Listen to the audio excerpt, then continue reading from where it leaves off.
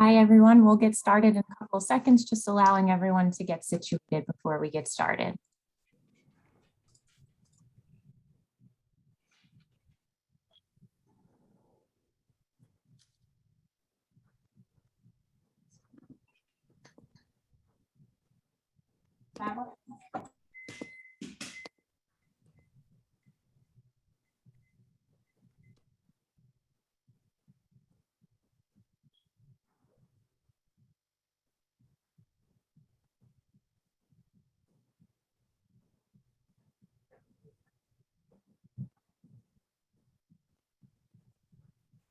Okay. Hi, everyone. Good morning. Happy Friday. Happy October as well.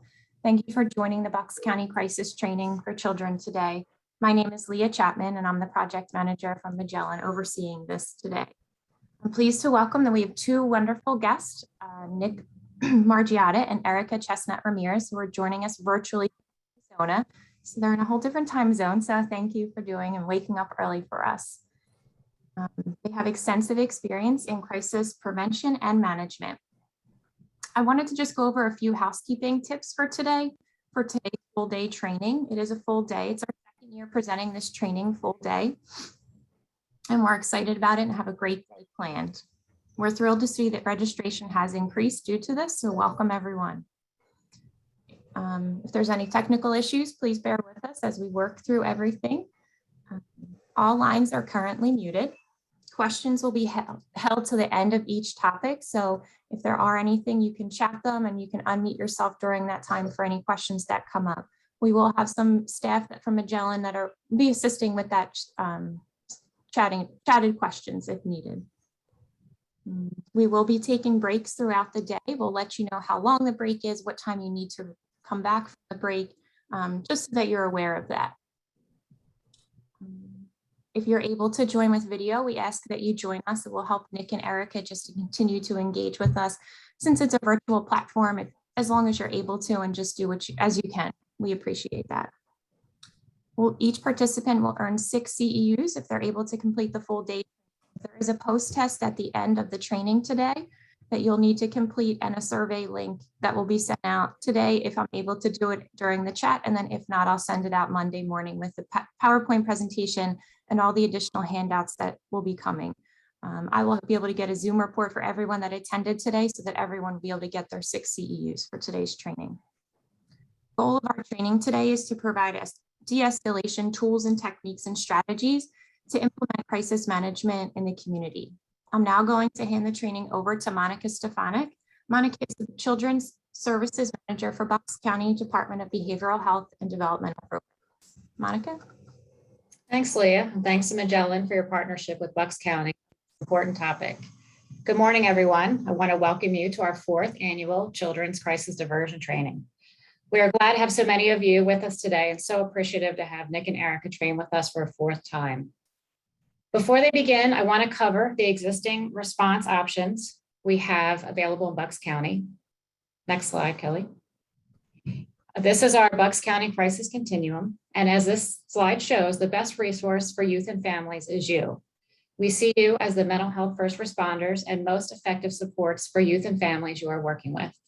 But of course, if additional support is needed, we have our Lenape Valley Mobile Crisis Program that can work with both adults and children.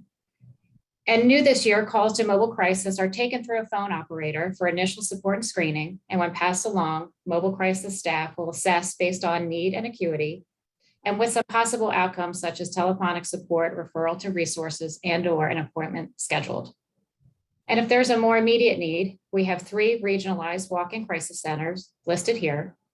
And there are also state and national resources to share with families. But you'll see here are 3 walk-in crisis centers. I wanted to point out the Upper Bucks location is transitioning to St. Luke's. I wanted to point that out as that is a change than previous years. On the next slide is additional resources, national and state. And those can be used with families in your crisis planning. Next slide. So we present to you today an opportunity to make systems change through crisis planning. So what does this mean? While this is our fourth training, we know this is a critical time, now more than ever, to reflect on the needs of youth and families in stressful situations and how to best respond to them. The work being stress management support, helping families get to a calmer and stronger place. Today, we hope to give you the opportunity to build skills, tools, and confidence to do this hard work without having to refer out to outside agencies and resources. We are here today to empower you to be able to help families in crisis through the objectives listed on the next slide. I'm sorry, Kelly. This one, yeah, thanks. Understanding the benefits of crisis prevention in the community, the difference between mental health crisis and emergency, using proactive crisis planning and strategies for de-escalation, using risk assessment tools, identifying and utilizing support systems, discussing lethality and risk factors for violence. So thanks again for being here today, and I'll pass it over to Nick and Erica to get us started.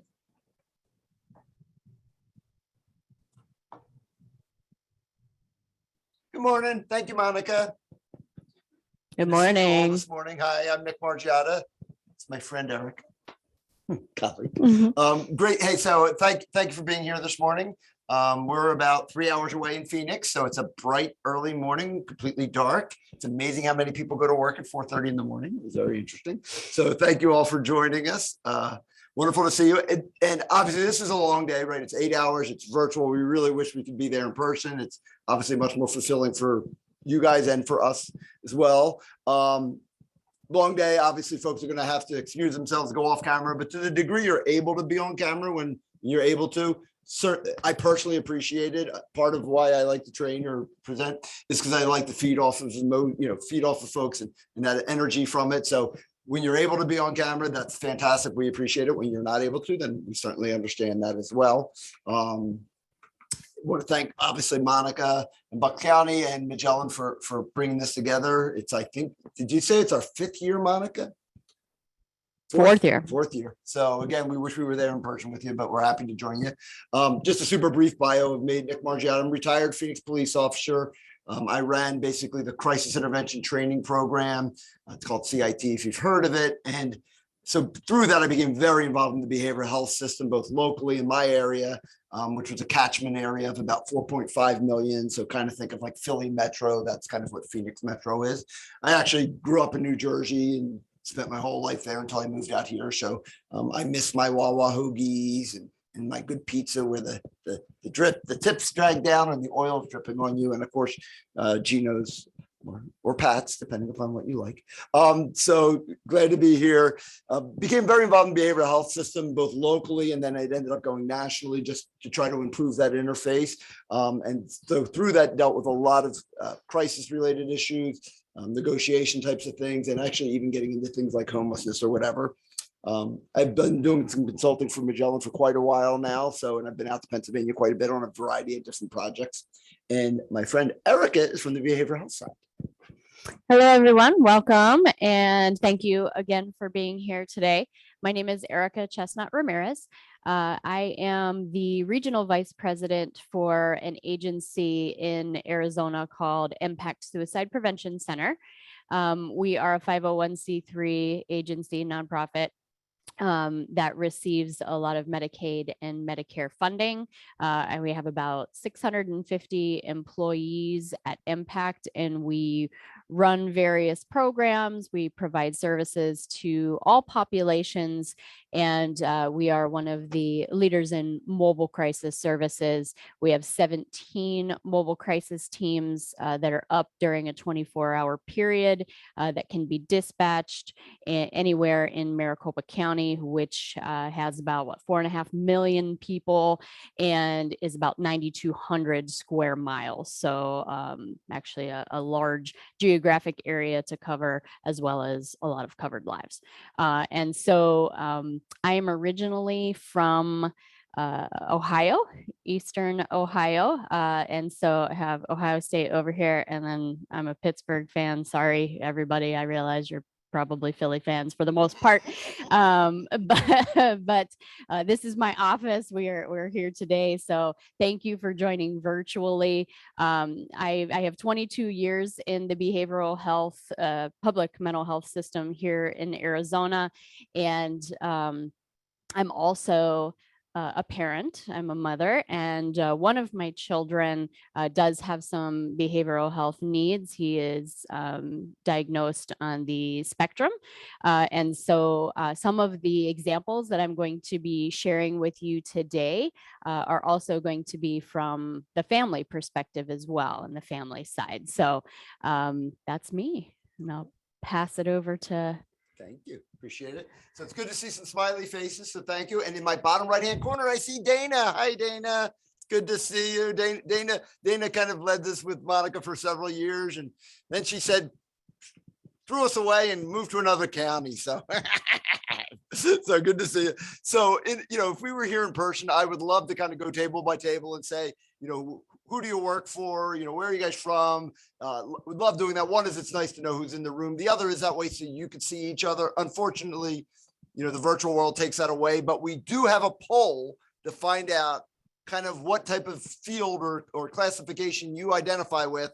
And then at the bottom, we just decided this morning. So when you're done doing the first part of the poll, if you scroll down to the second part of the poll, there'll be a question asking if you've attended this training before. And I just want to know whether I can use all of my old jokes or if I have to use new jokes now.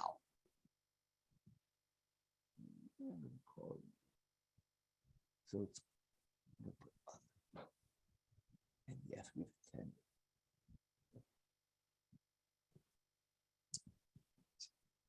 So we'll give you a couple seconds to do that. You'll find that through the day, we tried to do a bunch of polls, a bunch of different activities, some breakouts, some whiteboards, which are actually really cool if you haven't played with whiteboards. I know the Magellan folks are all panicking because the whiteboards are complicated, but so we've got a lot of interactive, but the polls are always fun because it gives you guys something to do. And then we get excited to see the outcomes. It's always like Jeopardy or the Jerry Lewis telethons where the numbers like Tiffany and you see the outcomes. So, and I'm dating myself with that. Okay. We're about 80% completed, Nick. Nice. I'll give it another couple seconds. There are some coming in the chat. So we might some director of educational training, some other counselors, so we outpatient therapists. So cool. Oh, cool. Student assistant program. Very cool. Eric actually has one of those. This is very cool. Yeah. We actually are up to 95 people participating. All right, get ready for the results. I'm getting excited. See who we got. Wonderful. So we've got wow, what a great smattering all across the board. So looks like other encompasses the most. That would be a lot of different staff. Obviously, we saw a bunch of those pop up. A lot of case management, a lot of IBHS staff, got some family-based staff, early childhood, child welfare, few supervisors. Good to see the supervisors. Always love having the funders on board as well. Welcome to our school partners. Oh, and we've got actually a decent chunk of folks, about 30%, although I suspect a bunch of them are the Magellan folks, so they don't count. But so mostly new folks, so that's good. My jokes will be really funny then because it's the first time you've heard them. They won't be funny the second time. Erica doesn't ever think they were funny, but oh well, I'll try to intersperse it a little bit. So thank you for doing the poll. Welcome. Like I said, it would have been nice to be able to introduce you to each other that way, but at least we've got a good sense of who's in the room. You can clearly see there's a whole continuum from licensed folks to community folks to supervisors. Yesterday we even had a psychologist. I don't know if there's one today, right? So we've got a great breadth of folks. Always good to have a lot. Keep in mind, like we're teaching then to everyone, right? So some folks it'll be like, well, yeah, this is basic 101. And then other folks will be, I'd never heard that before. And then other folks are, oh, I've done this quite a bit, but I never thought of it that way, right? So hopefully we'll have a little bit of something for everyone. But obviously it's a very diverse crowd, so it's a little bit for everyone. So let's go to our next slide. So we get into my favorite topic, crisis. It's just where I live and breathe. Not everybody does, but I like being in crisis. And if you don't mind clicking, Kelly, there it is. You did. Thank you. I'm sorry. There's just a little delay. I apologize. So what is a crisis? So, back when I first started back in this kind of area back in the early 2000s, the kind of definition that people used was always around this risk mitigation. It was always around risk and higher levels of care. That just always seemed to be what the dialogue was about. And clearly risk and levels of care are part of what crisis is about, but it always seemed to be very small thinking at that level, right? And over the last 20 years, I've actually seen the definition of crisis evolve quite a bit. So I just put a few different crisis definitions down here from different places. I'm not going to read them all, but I start with the Google one, right? The time of intense difficulty, trouble, or danger, right? So that's a pretty decent definition, right? Notice that it doesn't say diagnosis, mental illness, substance, or behavioral health in there. Reality is anybody can be in crisis, right? That can happen to anyone. Obviously, folks with a behavioral health need sometimes tend to experience crisis more, or it's exacerbated because of their other things, but we all can get into crisis, right? Another definition that I kind of like is when the stress occurs, when you perceive the demands placed on you exceed your ability to cope. I like that because that's what we're getting at, right? What's a crisis for me may not be a crisis for Erica, or vice versa. It doesn't mean one of us is stronger or weaker than the other. It just means our ability to cope with things are different. And it's why I personally like going down to crises are individual defined. They're person defined. If a person feels they're in crisis, they are, right? Now, whether or not you or I or Erica thinks they're in crisis isn't really relevant, right? Or that wouldn't be a crisis for me. If the person feels like they've exceeded their ability to cope, then they are in crisis. And so it's I always like that term of it's member defined, or it's client defined, or it's consumer defined. So one thing you'll find as we go through this, and I've seen it a lot as I do a lot more national stuff, is every community, things are the same everywhere and things are different everywhere. So every community has their own nomenclature. In our community, the term generally used is member. There's still a fair amount of the term of consumer. Some places will use client. Some folks will use patient, some folks will use other words, right? So I'll probably use them a little bit interchangeable. Just realize that whenever I say that, translate that to whatever word you use in your community or your organization. But that's kind of what we're talking about. This NAMI one is actually very long, so I'm not going to read it all because I'm very, so if you didn't know, this is as slow as I can talk. I'm an Italian, New Jersey street cop. This is decaf. I'm not allowed to have caffeine anymore. So this is kind of my baseline. I'm a little tangential. It's why I have a lot of words on PowerPoints. It's who I am. So there's no way I can read all that aloud. I just don't have the ability to read all that aloud. But this one's very much getting into functional levels, which I think is another very fair and decent definition. It just feels more level based than some of the other definitions of crisis that I like. Truly, I really feel like crises are about, remember that we're going to have one real life example. Sorry, I forgot to warn you about that. Sorry about that. That they're individual divine. The other thing that I like to say is a crisis is an opportunity for change and growth. Right? We don't usually think of crisis that way. We usually think of it from the worst case. And obviously we don't want folks to be in crisis, but when we get through that crisis, however that gets done, I kind of flippantly say, don't let a good crisis go to waste, right? And I don't mean we want somebody to be in crisis, but if they are in crisis and we're going to handle that crisis, this is an opportunity as we move through it for change and growth. So let's not just view it as solely a negative. Clearly, we don't want somebody to be in crisis, but when we're working through that and coming out on the other end, how can we use that to improve life as we go forward? So with that, we're going to just throw one quick real life example just to get your juices thinking about what that might look like. And we might just periodically refer back to it from slide to slide. So, okay. Yeah. So thank you. I forgot I was doing this part. So thanks for the reminder. So the example that I typically use in this training is a personal example. So as I mentioned, when I introduced myself, my son at probably around in between 4 and 5 was diagnosed with autism spectrum disorder. And we had started ABA therapy in the home. And we started to see, as you typically do, someone new that's placed into the environment, you start to see maybe some behaviors increase, right? And so for my son, there were starting to be demands that were placed on him that he was not used to. And so our point of crisis basically for me was when the ABA therapist was trying to get my son to do something. His name is Lorenzo, just for your information. So when Lorenzo was trying to get Lorenzo to do something, and Lorenzo started kicking at him and was trying to bite me, did not want to follow through with the demand. Now, with any child that you're trying to place a demand on, if you just allow them to not follow through with the demand, you know that the behavior is going to continue, right? Because they're reinforced for not actually having to comply with the behavior, and they're going to continue to act out. And so we needed to stop the initial acting out behaviors. And so what happened was, I have well, now she's 19, but she was probably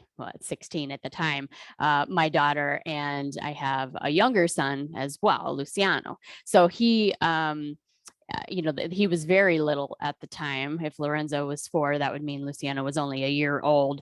And so we did not want any of those. First, we didn't want him necessarily witnessing those behaviors, but also we didn't want him to be in the way of those behaviors either and become the target. And so for me, the crisis point became, Isabella, take your younger son, your younger brother away out of the situation, remove the audience so that it was just myself and the ABA therapist. And at that point, he started, my son became so aggressive that I had to actually do a therapeutic hold with him so that until he could calm down. And so, I held him up against my chest so that I could practice some breathing with him, and just kind of continued to talk to him in a calm voice and say, just practice your breathing, follow mommy's breathing, and to try and really get him to calm down to a point where we could, at that point, then tap into his rational thought, because we know that in a crisis, when somebody is in the throes of a crisis, their thinking is not necessarily rational, and you're not going to be able to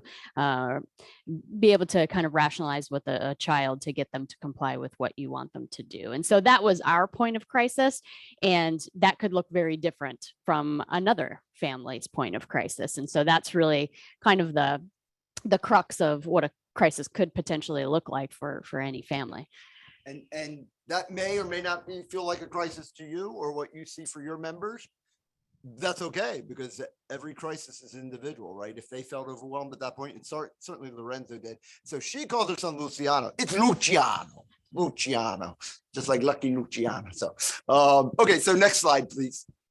So that kind of leads us to kind of this difference between crisis and emergency. And we're going to talk a little bit about why we really are hoping and trying to support you guys becoming more involved in the crisis world. But there's a lot of confusion around what's crisis and emergency. I saw it a lot in my career. Folks get a little bit confused, and there really is a difference. So like, what is a mental health emergency? And again, I'm not going to read every word here, but the idea being it's a life-threatening situation in which an individual is imminently threatening harm to self or others, severely disoriented, and a severe inability to function. So what does that mean? That means acting on a suicide threat, not suicide ideation, but acting on a suicide threat, right? Homicidal behavior, right? Self-injury that needs medical. Right. There's a lot of non-suicidal, NSSI. I keep always forgetting the initials, right? But so there can be non-suicidal self-injury, right? That's not, unless it's severe injury, that's not a medical emergency, right? Unless they happen to overcut or whatever. But there are opportunities for self-injury, severely impaired by drug or alcohol, where really we need a medical intervention, we need hospitalization, right? So those are the types of things that are truly emergency. And when they're emergency, the reality is it's probably out of the purview of where you guys live. That's probably where more of our first responder community is, and our hospitals live, right? If it's not a medical emergency, then it probably fits fairly well into what a mental health crisis is. And this is more of a non-life-threatening situation in which they're exhibiting extreme emotional disturbances, behavioral, have considering harm to self or others, maybe disoriented, maybe out of touch with reality, right? Maybe agitated, and maybe very difficult to calm. So this is where they're talking about suicidal threats. They're talking about threatening behaviors. They're doing self-injury, but it doesn't require immediate medical assistance. It can be very highly erratic or unusual, right? Can have a lot of voices going on, can be a lot of delusions, can be very animated and yelling and upset.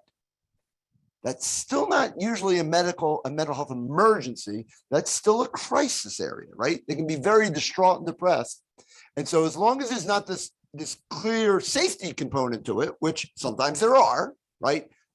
If there's that clear safety component, they've cut themselves significantly, they've taken 100 pills, they're swinging a bat, they're so medically compromised that they can't, well, that's clearly an emergency. But then the rest are really crises, and kind of that's where behavioral health should live, right? That's kind of the field that you guys are in, dealing with folks that are in somewhat of an altered state, that may be highly distraught, emotional, difficult to calm down. Frequently, that can be tied towards their diagnosis, or it could just be tied towards the incident. That is kind of in our bailiwick of where behavioral health, community behavioral health should be able to play. So we'll refer back to this concept a little bit, but I can remember many years ago, Eric actually remembers this conversation many years ago, but I was out as the cap. I got a call to support a mobile team. I get there and they're like, hey, we need you to go knock on the door and do this and that. I'm like, okay, well, what's going on? Tell me what's happening. They're like, well, this guy's got schizophrenia, blah, blah, blah. And I'm like, okay, what's going on? They're like, well, that's a serious illness. I'm like, I know. What's going on? They're like, he could be hearing voices and having delusions. I'm like, I know, you're describing all the signs and symptoms of somebody with a behavioral health disorder. So what's he doing? Where's the knife, or where's the gun, or what's he? He's like, oh, no, he's just, he's just a little disoriented. And so I can't go talk to him. And I was kind of like, huh? You described the signs and symptoms of somebody with a mental health disorder, but yet we can't talk to them. So it's important to remember that that's part of kind of where we live. Now, clearly safety is a component, and we're going to talk through some of that as we go through, but recognizing that just because somebody's in this altered state doesn't mean that's an emergency. Probably in the crisis, unless there's one of these factors that push it over into an emergency. So next slide. So just to demystify this, I forget how I end up framing this, but the reality is a lot of folks think there's some magical ball that if you work in crisis, you got these super duper skill sets and you're all psychologists. And I know Nicole's on there somewhere, so I'm looking at her face. She's like, I don't have that many psychologists on my staff. We don't have that many, right?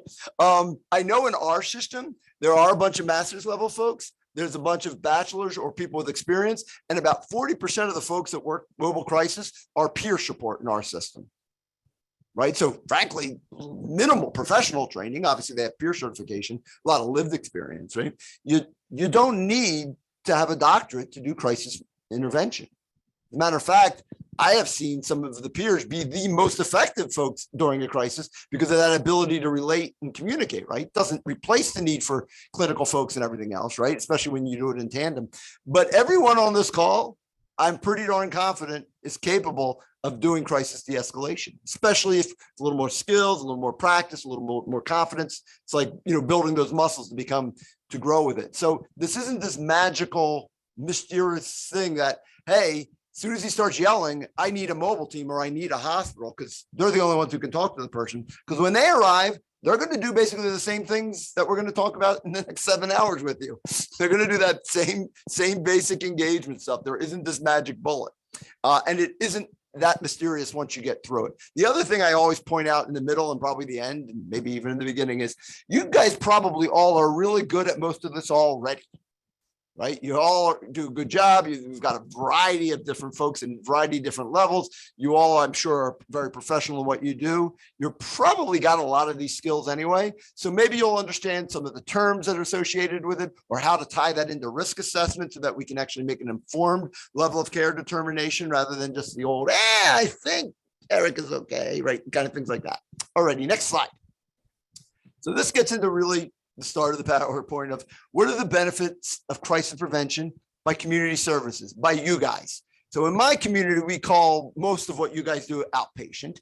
You may or may not call it that. It may have a very different definition there, but it's folks that are out in the community more for the longer term, right?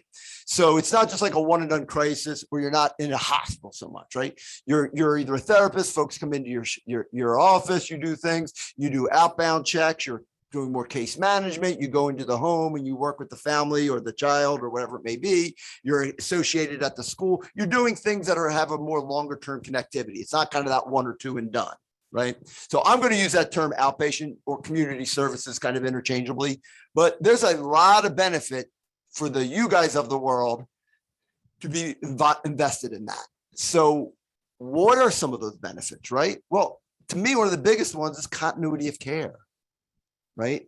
There is a time for hospitalizations, and hospitalizations are appropriate certain times. The reality, though, is hospitalizations very often interrupt your course of treatment and the things you've got going on. And so if they're needed, they're needed. But if they're avoidable, they actually can create some damage and actually backsliding in what you were already working on. Another thing is, and again, I like Nicole, I love mobile team. I love working with mobile teams. I'm never going to say anything negative about a mobile team, but the reality is they don't know your member. They don't know your client. They're coming in usually kind of one and done, no prior history and no tomorrow history, right? For the most part, right? They're useful, they're needed, but who knows your member, your client, your consumer better than you? Right? You've got that history with the person. You've got this long-term relationship with them, right? And so not out of malice, but they may not be on the same page of what you're trying to work through, right? They may come up with a solution doing a great job on the spot, but it isn't tied down with what you've been working on 8 months with Lorenzo on, right? Because they just didn't know X, Y, and Z about what Lorenzo does. So you do have that. The other thing is, if you're involved in that crisis and helping them work through it, now you can help with that continuity in the post-crisis period, right? And obviously it's useful to avoid those disruptions in treatment. There's also a factor of cost too, right? Hospitalization costs a lot of money. When it's needed, it's appropriate. But it is an expensive level of care that draws a lot of money away from the community service part of the system into the inpatient system. And so it does have macro levels. This therapeutic alliance to me is probably the single most important thing as we're talking about, right? Bonding with, you've got a connection with the family probably and with the youth that you're working with. Very powerful. The other thing that's very powerful is if you can help somebody work through a crisis, if you're there along with them, helping them get through there, there's an amazing bonding effect that happens between you and that youth or you and that family. Because you got through this tough situation together. We got out on the other end. We worked towards getting through this bad day. And it's a very palpable experience, right? When you help somebody get through that. Why would you want to give that away to a third party that's not part of it? Right? I mean, you're wanting to have that further long-term bonding and relationships because you're going to continue to work with that person. Next slide, please. So I don't have to spend a lot of time here, but obviously it's good to avoid the police when appropriate. When you need the police because there's a clear safety issue, that's great, right? When it's an emergency, that's great. Otherwise, we really shouldn't try to involve the police when we don't need to into a behavioral health need. Again, safety is one of those reasons, but safety isn't just, hey, I'm upset and I'm loud, right? That's more the crisis. Safety is, yeah, I'm upset and I'm loud and I'm threatening to shoot you, or I'm swinging a bat, or I'm doing whatever it would be, right? Something that's articulable as to why this is more now needing that. All too often throughout the country, we see a lot of systems just default to 911. We're going to talk a little bit later about crisis plans. And, what we used to see is call 911 was the crisis plan solution. I'm like, well, okay, we get it. I'm not even sure you need to include it because we all get it, but maybe that's the last thing you put, right? That shouldn't be where we start calling 911 unless truly we're at that high level. There should be a lot of other things going on. The other thing to remember too is, the police by definition are bringing in a police response. They're coming in their uniform, which in my world is a level of force, and they're designed to be intimidating, especially the state troopers with all the leather and the high boots and all that, right? I mean, it's designed to make you scared. That's what it's for. It's our first level of force. So we're infusing this trauma-inducing experience every time we invite police into the scene. There's certainly a time we need to invite police into the scene, but usually it's overutilized, right? And it should be utilized when it's an emergency. Okay, I think we can go to the next slide. So here's just another real important benefit of community services, outpatient being much more involved in the crisis cycle, right? Helping to reduce unnecessary hospitalizations. I'll say it, I've said it before, don't ever try to misunderstand me. Hospitalizations are necessary sometimes. Nobody's saying they're not. But the reality is much of our nation has come to defaulting to using hospitalization because of the perception of liability. And it flies in the face of everything that we believe in community behavioral health, which is meeting the member where they are, person-centered care, and least restrictive. Yet as soon as somebody starts yelling, now they got to go to the highest level of care. And maybe they need to be there, or maybe they just need to be helped to work through that crisis cycle. And then we can start planning, how can we look to community stabilization? There are expensive factors that go into it, not just financial, but on the family, on the individual, right? You'd be surprised, and we'll talk about it later, but hospitals are what the hospitals are. They're not this magical, what was it that you said? Rainbows and unicorns kind of thing, right? I mean, they keep somebody safe, but there's not a ton of services that are being delivered while somebody's there. And it's the most restrictive. It intervenes with our care that we were already giving. It can create trauma. And we sometimes start teaching folks that, hey, you're not capable of managing yourself. You just need to go to the hospital every time you're acting out, which kind of reinforces that you're not capable of ever managing yourself, which isn't true. There will be times you may not be able to, but a lot of times we can, with the right supports, get folks through there. The reality is Erica runs many levels of care, but on some of the most acute levels of care that they go out on, they're still stabilizing 75 to 80% of those folks in the community, not at a higher level of care. And they do that based upon the techniques and some of the risk assessments that we're going to describe later. So if you can do that when you're just accepting crisis calls, right? High level acuity things, it should certainly be translatable to your world as well. Plus you guys have that rapport, that therapeutic alliance with your member to really make it easier to do your job. Okay, next slide. I think we talked a bit about this, but the reality is folks always, right? They almost always recover better in their natural settings, right? It's why we try to keep people at home. We try to keep families intact when we can, right? Being in your natural setting is clearly one of the better places to do that, and helping families leverage their support networks, whoever they have, whether it's friends, family, church groups, whatever it may be, that helps to improve that long-term quality of life. And again, I'm not saying hospitalizations aren't necessary. They really can be traumatic and often are counterproductive. They kept the person safe. That is true. And when we need to keep somebody safe, they do that. But you'd be surprised that with the right amount of effort, energy, and bringing together some community support, how many folks can also be kept safe out in our community. Next slide. So now we're going to pivot to crisis plans. I'm a big fan of crisis plans. I could do 3 hours on crisis plans. I'm going to do 13 minutes on crisis plans. So, but I do feel these are very valuable. So, crisis planning is important. You should hopefully have written crisis plans that are made in tandem with your member, and for youth, potentially very much with their family or their natural supports. And it should be written early in your interactions, on good days, at baseline, so that we can get engaged of how folks look, feel, act, on a good day. How would you like to be interacted with? What are the things that work for you? What are the things that don't? Erica had talked about her son a little bit. Some of the things that work for her son, they may or may not work for the person you're working with. That's the point. We want to get these individualized ideas, and we want them to be tangible. So whether that's in your electronic health record, whether that's written, type, in a Word document, or frankly, whether it's written in hand, having these are critical and they're super useful. My guess is that some of you use them, some of you maybe not so much. Some of you use them because you're made to. It's just another darn demand that funder puts on me, and it's just another deliverable that doesn't do anything, and blah, blah, blah. And if you don't see the value and see how to leverage them, I can see why you would think that. But hopefully by the time we're done today, you're going to see where these can be super valuable and why they are worth that investment of energy. And they help incorporate the member and the family into that solution. And that family can include school, can include faith-based, it can include sports members, right? It can include a lot of things, whoever's part of somebody's network. Okay.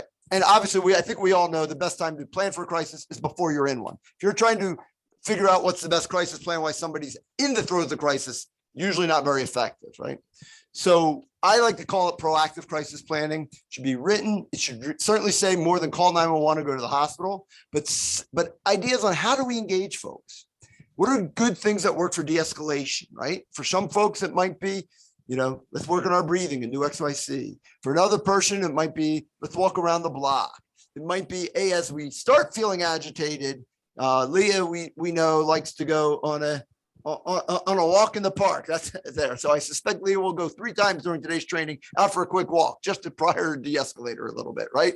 What are those things that work? Ideally, it's not worded in super sophisticated language that even we don't understand, right?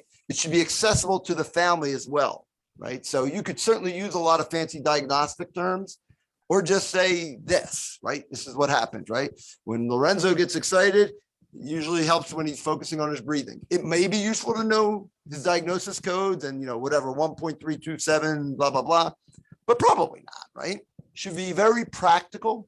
And frankly, these can and should be used in day-to-day interactions, not only during a crisis. This helps you plan what you're going to do for the day. Obviously, if we're going to a crisis, if we get a call from the school, if we get a call from mom, if they're in our office and something's happening and they're in a crisis, we should clearly review it.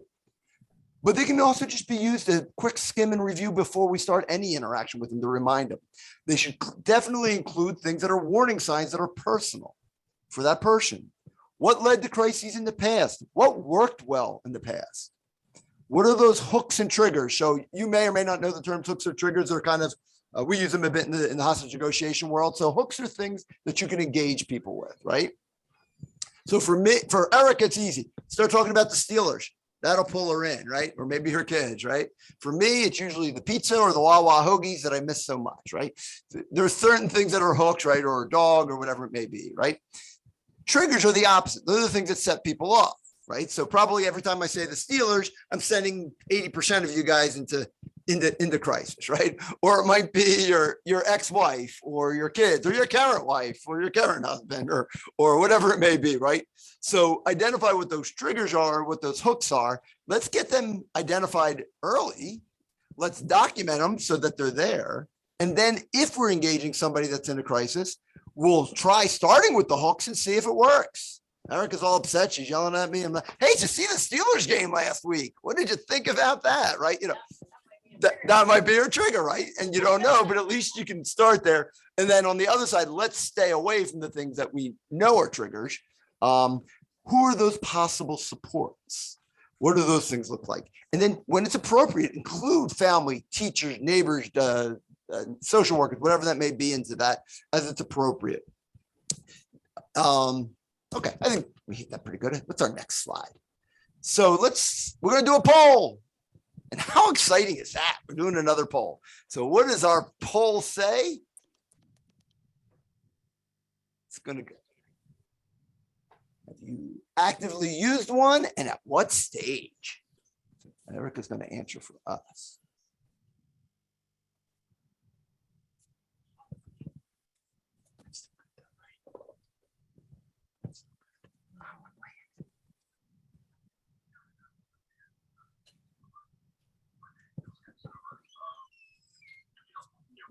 We submitted ours. My purse up here.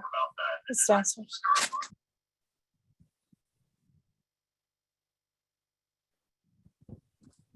Give it a couple more seconds. We have about 60% complete. I'm getting excited. I want to see the outcomes.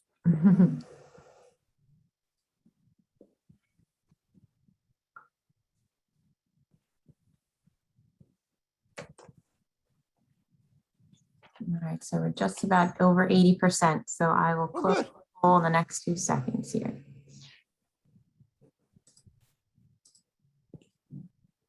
Wow. Okay. So most of you have used one, about 3/4. That's exciting. There's about a quarter of you who haven't. So hopefully by the time we're done today, you'll find it. A lot of you have used it before a crisis. That's great. Some during the beginning, a decent amount in progress, and then even post. Okay, great. Great. So we've got some experience in using it at all 4 different levels. And it is very useful in all 4 different levels. So I think we can close that now. Here we go. So let's go to our next slide here and talk about like what might a crisis plan look like. So I think we either pre-sent or we're dropping in the chat kind of the example that you guys tend to like locally. So you might be able to see that yourselves. You might not be. Hang on a second. Yeah. Hang on a second. Sorry. But let's talk as that's getting out to. So there's 4 stages where you can use a crisis plan, right? So one is before, right? So clearly we want to formulate that crisis plan, not in the throes of a crisis, so we can try to identify all that information, right? And the useful time that not only helps work, it helps ingrain it in somebody's mind. Hopefully folks remember it as we get into a crisis, but it also discusses those interventions along the way so that if somebody is, just starting to feel a little bit agitated, we can intervene with ideas out of that right away before we're even into the throes of crisis, right? Kind of preventing the crisis.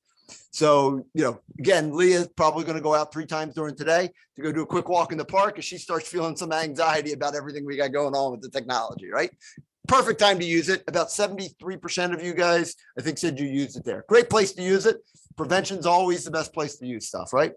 Then we can use it as things are beginning to escalate, as an interrupter. So as we're going up that scale where folks start to escalate, great time to use it. Get in there and try to stop it before it starts to really get to that high level where rational thought just isn't there, right? That's kind of like Erica described with her son, right? If we could have gotten in a little bit earlier before he was just in that panic mode, maybe she wouldn't have to do the therapeutic hold or whatever it may be, right? So how do we get to there before that? And what are those strategies, right? That interrupter, we clearly want to try to use it then. If we either weren't available during those 2 stages, or we just didn't do it, right?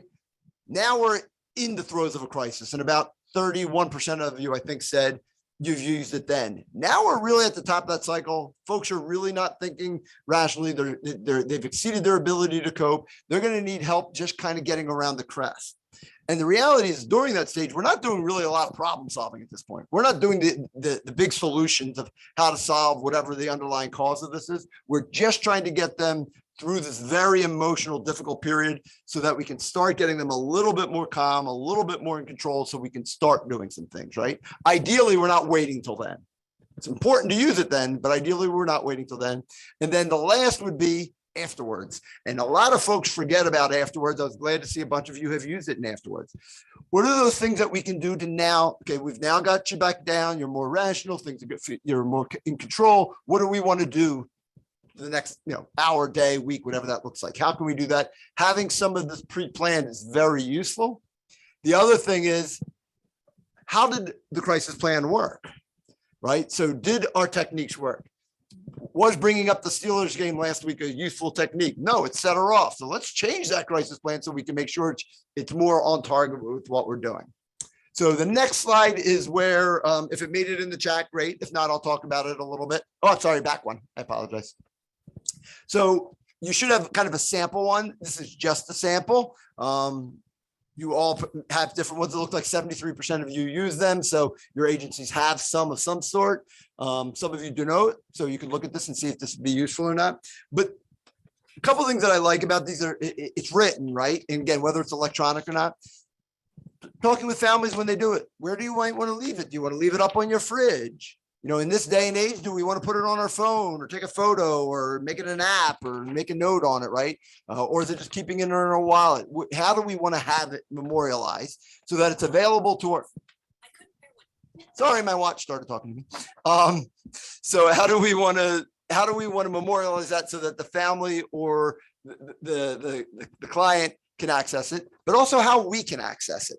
And most of you have probably pretty good relationships with your member, but I don't think any of you have a caseload of 3, right? You probably have a caseload of 30 or 60 or even higher, right? And so it gets easy to forget the nuance of those that we work with. So having it written is a great reminder for you so that as you're going to deal with it, you remember the specifics that are individualized to Erica, Nick, Lorenzo, whatever, right? The other thing is why I know you guys all work hard. I'm hoping at least every once in a while you take a day off. Right? Every once in a while you're on vacation or you're going to the shore or you're just having a staycation in bed. And so you're not going to be there that day. And if your client, consumer member has a bad day that day, it's going to be your coworker that's going to have to deal with it. And they don't know the person like you do. So they can pull this down, look at it and get your insights to hopefully have a more effective intervention and continue with the treatment plan that you already got in place. So a lot of reasons why this should just not be sitting in our head. The other thing too is that there's just a lot of stuff going on and at what stage. So this one is designed, it's not the way I design the ones that I like to use, but every community has different ideas. This one's geared a little bit more to youth and family, but like, what do you do during level 1 at Christ, right? They're starting to do that kind of that prevention stuff, right, that we were talking about. So in this one, it says, the child does deep breathing. The parent reminds them about a snack and transitions, things of that nature, right? What I'll caution you is, as you're doing this, don't write these things if they don't apply to the person you're working with. Like, what are the things that are specific to that person? Have it be part of a conversation with your member, so that it's completely personalized to them. Then, as they're starting to demonstrate a higher level, what are the things that we do different? What are those examples so that we can recognize it? Right? Starts to breathe faster, he starts to cry, starts to clench his fist, whatever it may be. What are those things that might be triggers that help do it? And then what are those things that work or tend to work? And obviously we want to hear from them what tends to work. They may or may not work, right? It's all great to say, hey, when I'm in a crisis, I want you to talk about the pizza. But then in reality, when you try that, that's no longer effective. But at least it's a place to start and try it. And then if not, we can move to other techniques to get there. One of my favorite ones that we use, and I actually, it's a real life story, I use it, had a person that I used to deal with quite a bit, and I had her crisis plan. She would not sit down on the couch. She was a bit like me. She moved around a lot. She would not sit down on the couch, but she would sit on the floor. And she was a Pepper. She loved Dr. Pepper. She wasn't a Coke girl. She wasn't a Pepsi girl. Don't be giving her that 7-Up. She was a Pepper. And so it was actually written into her crisis plan.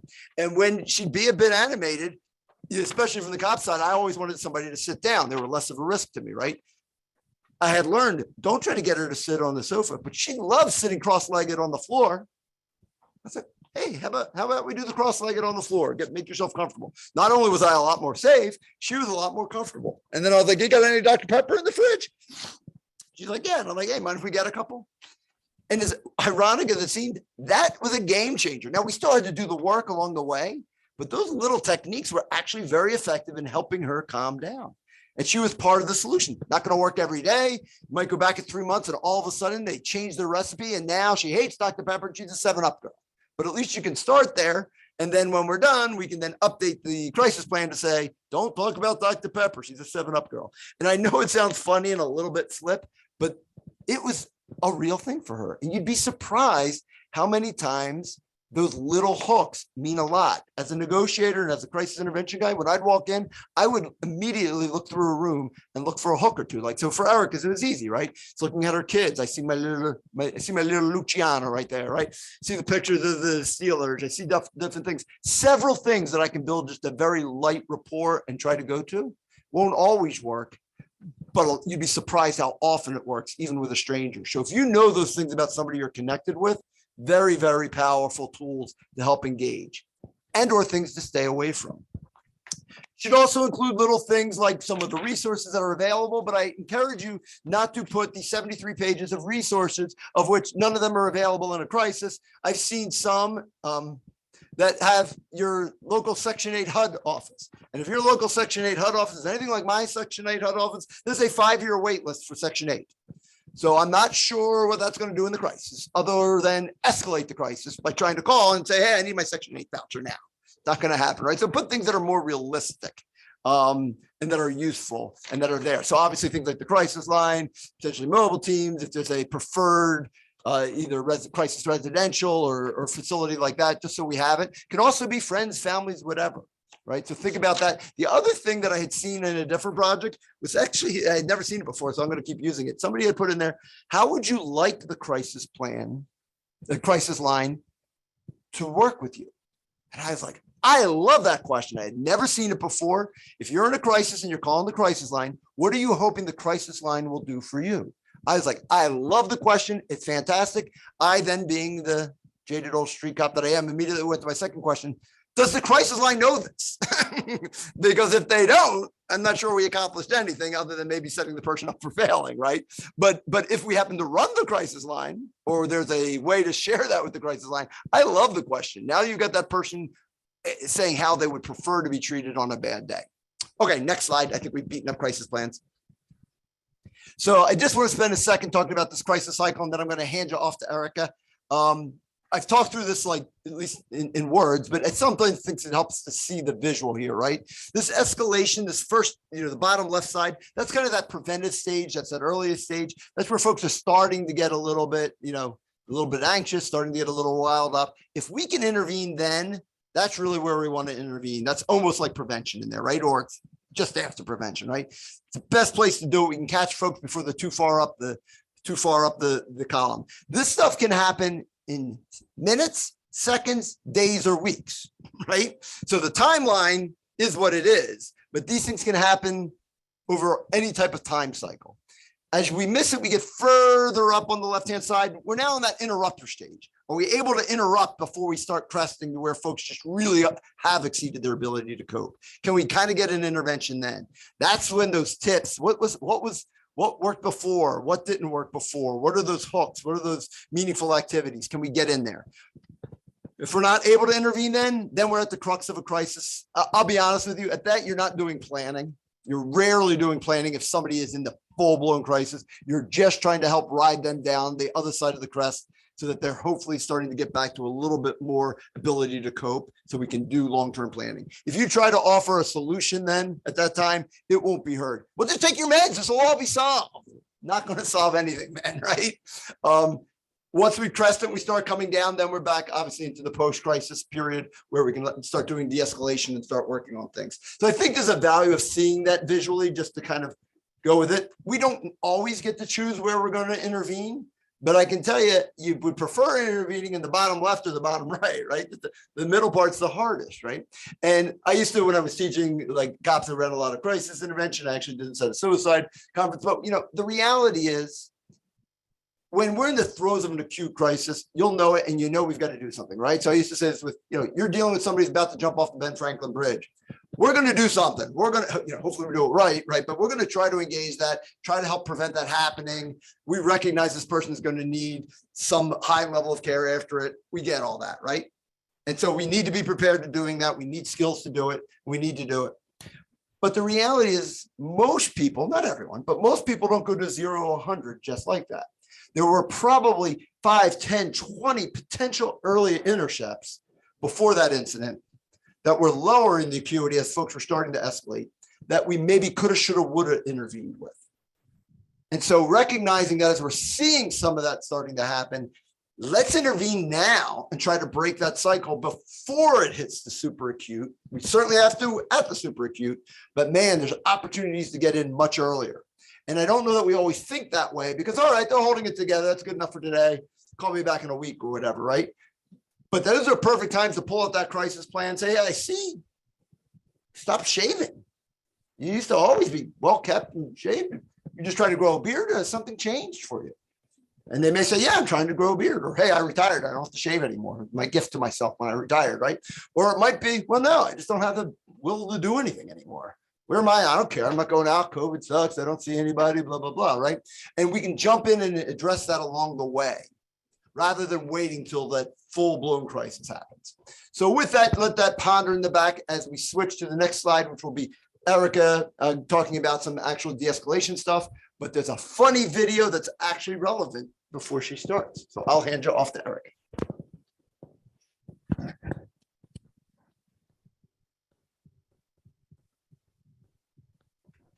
Do you want me to go ahead and play it, Erica? Yes, please. Sorry.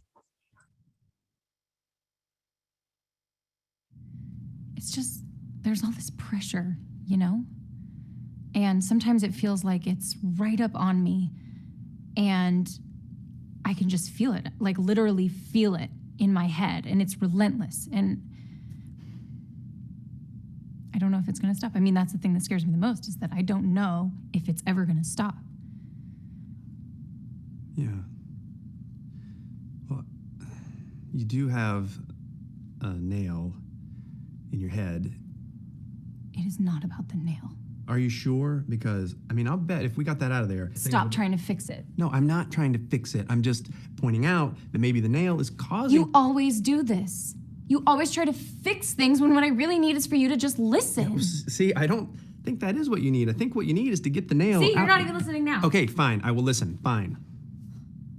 It's just, sometimes it's like There's this achy, I don't know what it is. And I'm not sleeping very well at all. And all my sweaters are snagged. I mean, all of them. Yeah, that sounds really hard. It is. Thank you. Ow! Oh, come on. If you would just Don't. Try to see things my way. Do I have to keep on talking till I... Okay, so that is a funny little example, obviously, as we move into some active listening skills as a de-escalation technique. We'll talk more about that, but obviously for her, she wasn't feeling heard by him, right? Even though she had this obvious thing stuck out of her head, and he could see that that was the problem. It wasn't about what he thought. She wasn't feeling validated. And so we'll talk more about what that looks like later on when we talk about active listening skills, but so we'll reference that. Okay, so community based settings. For some reason, this is not working. Why is that not working? So what is a community-based setting? So for my agency, we do a lot of community-based services. And what we basically refer to that is anything that is outside of the office, right? So that could be a person's home, that could be the school, that could be at the, we call them Circle Ks, you guys call them Wawas, you know, it could be behind a dumpster at the Wawa.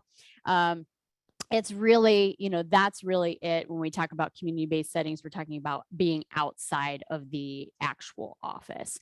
So when we're meeting with people and meeting with families, we just want to be aware that when you're walking into a crisis situation or there's a crisis situation going on, you want to be aware of any potential substance use issues, as well as just being aware of any trauma that is in the family, because we know that there's functions for behavior. Every behavior has a function behind it. And sometimes substance use and trauma history can complicate that a bit more, and we just need to be aware of them. So that's just some disclaimers of things to be aware of. Next slide.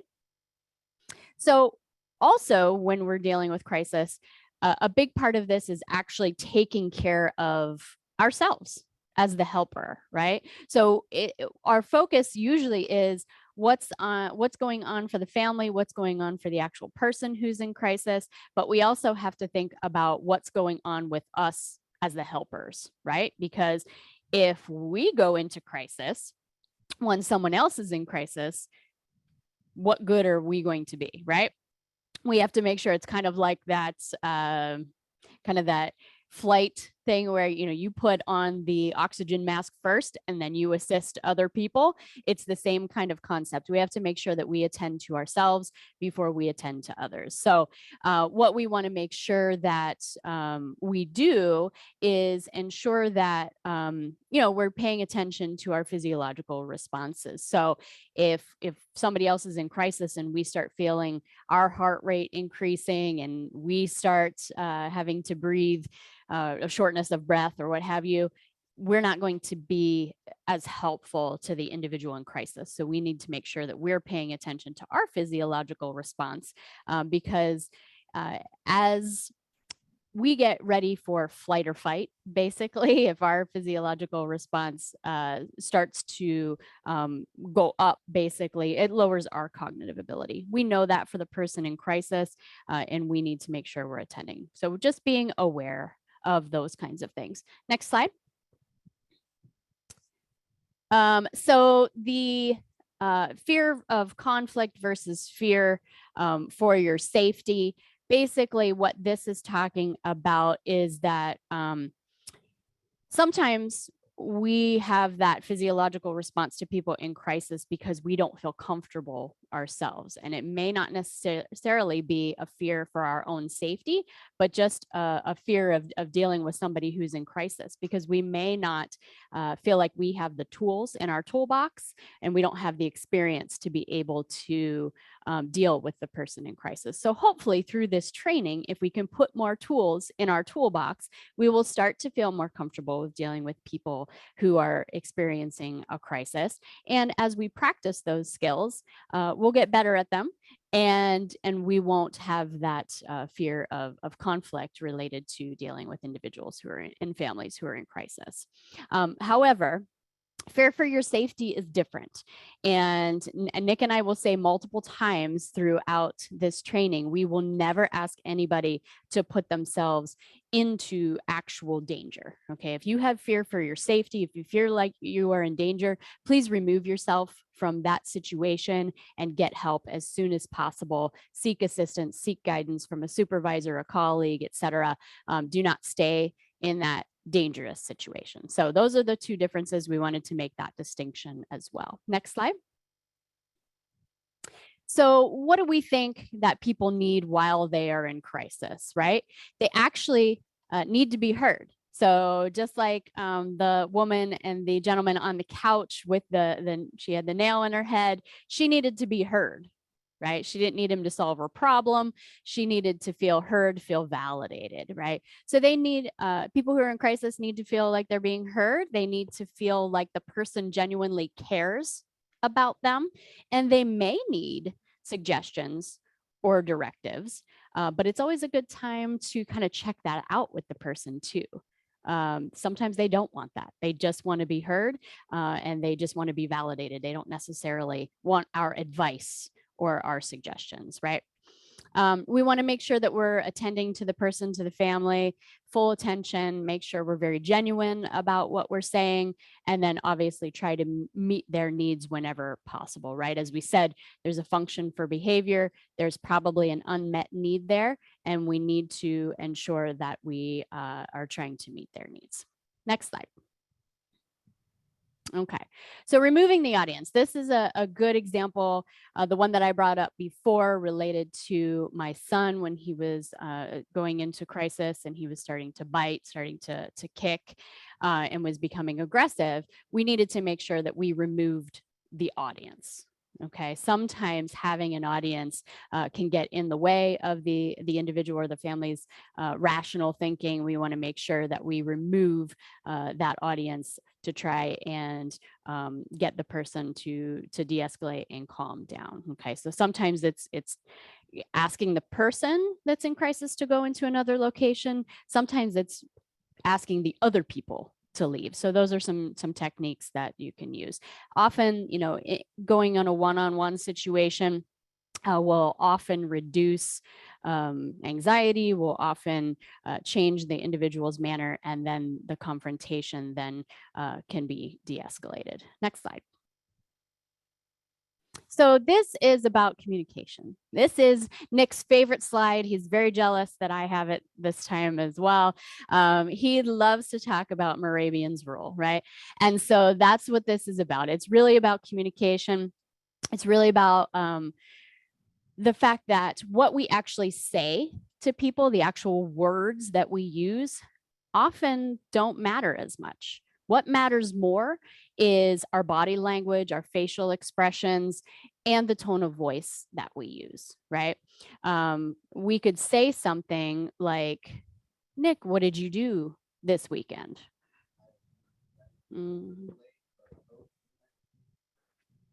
Right? I'm not looking at Nick. I'm not showing him that I care, that I really genuinely wanted to know what he's doing this weekend. I was looking at my watch. I was moving away from him. I wasn't really genuine in the question and wasn't really, I may have heard him, but he doesn't know that and he doesn't feel heard, right? So the important piece of this Moravian's rule is really that it's not as much what you say, but how you say it, how you come across, how your demeanor is. You could have your arms crossed and have a closed expression. That it's not inviting.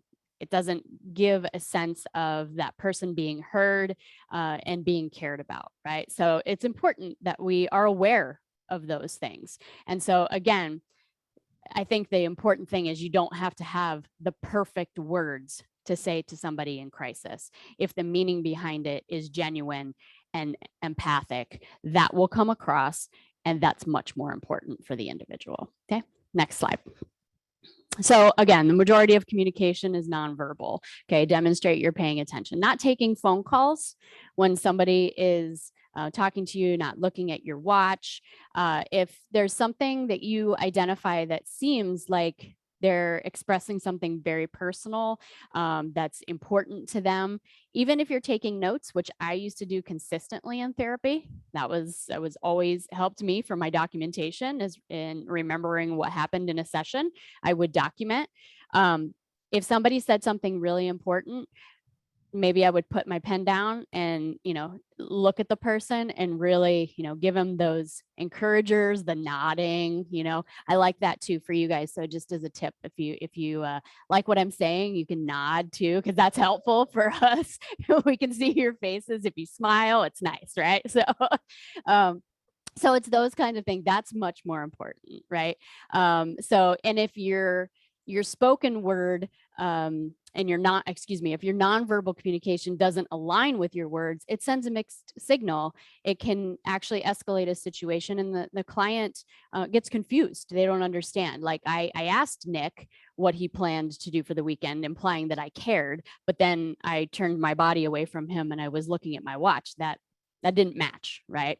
So it's those kinds of things, those head nods, the facial expressions, all of those are extremely important when we're working with clients. So don't underestimate the power of that.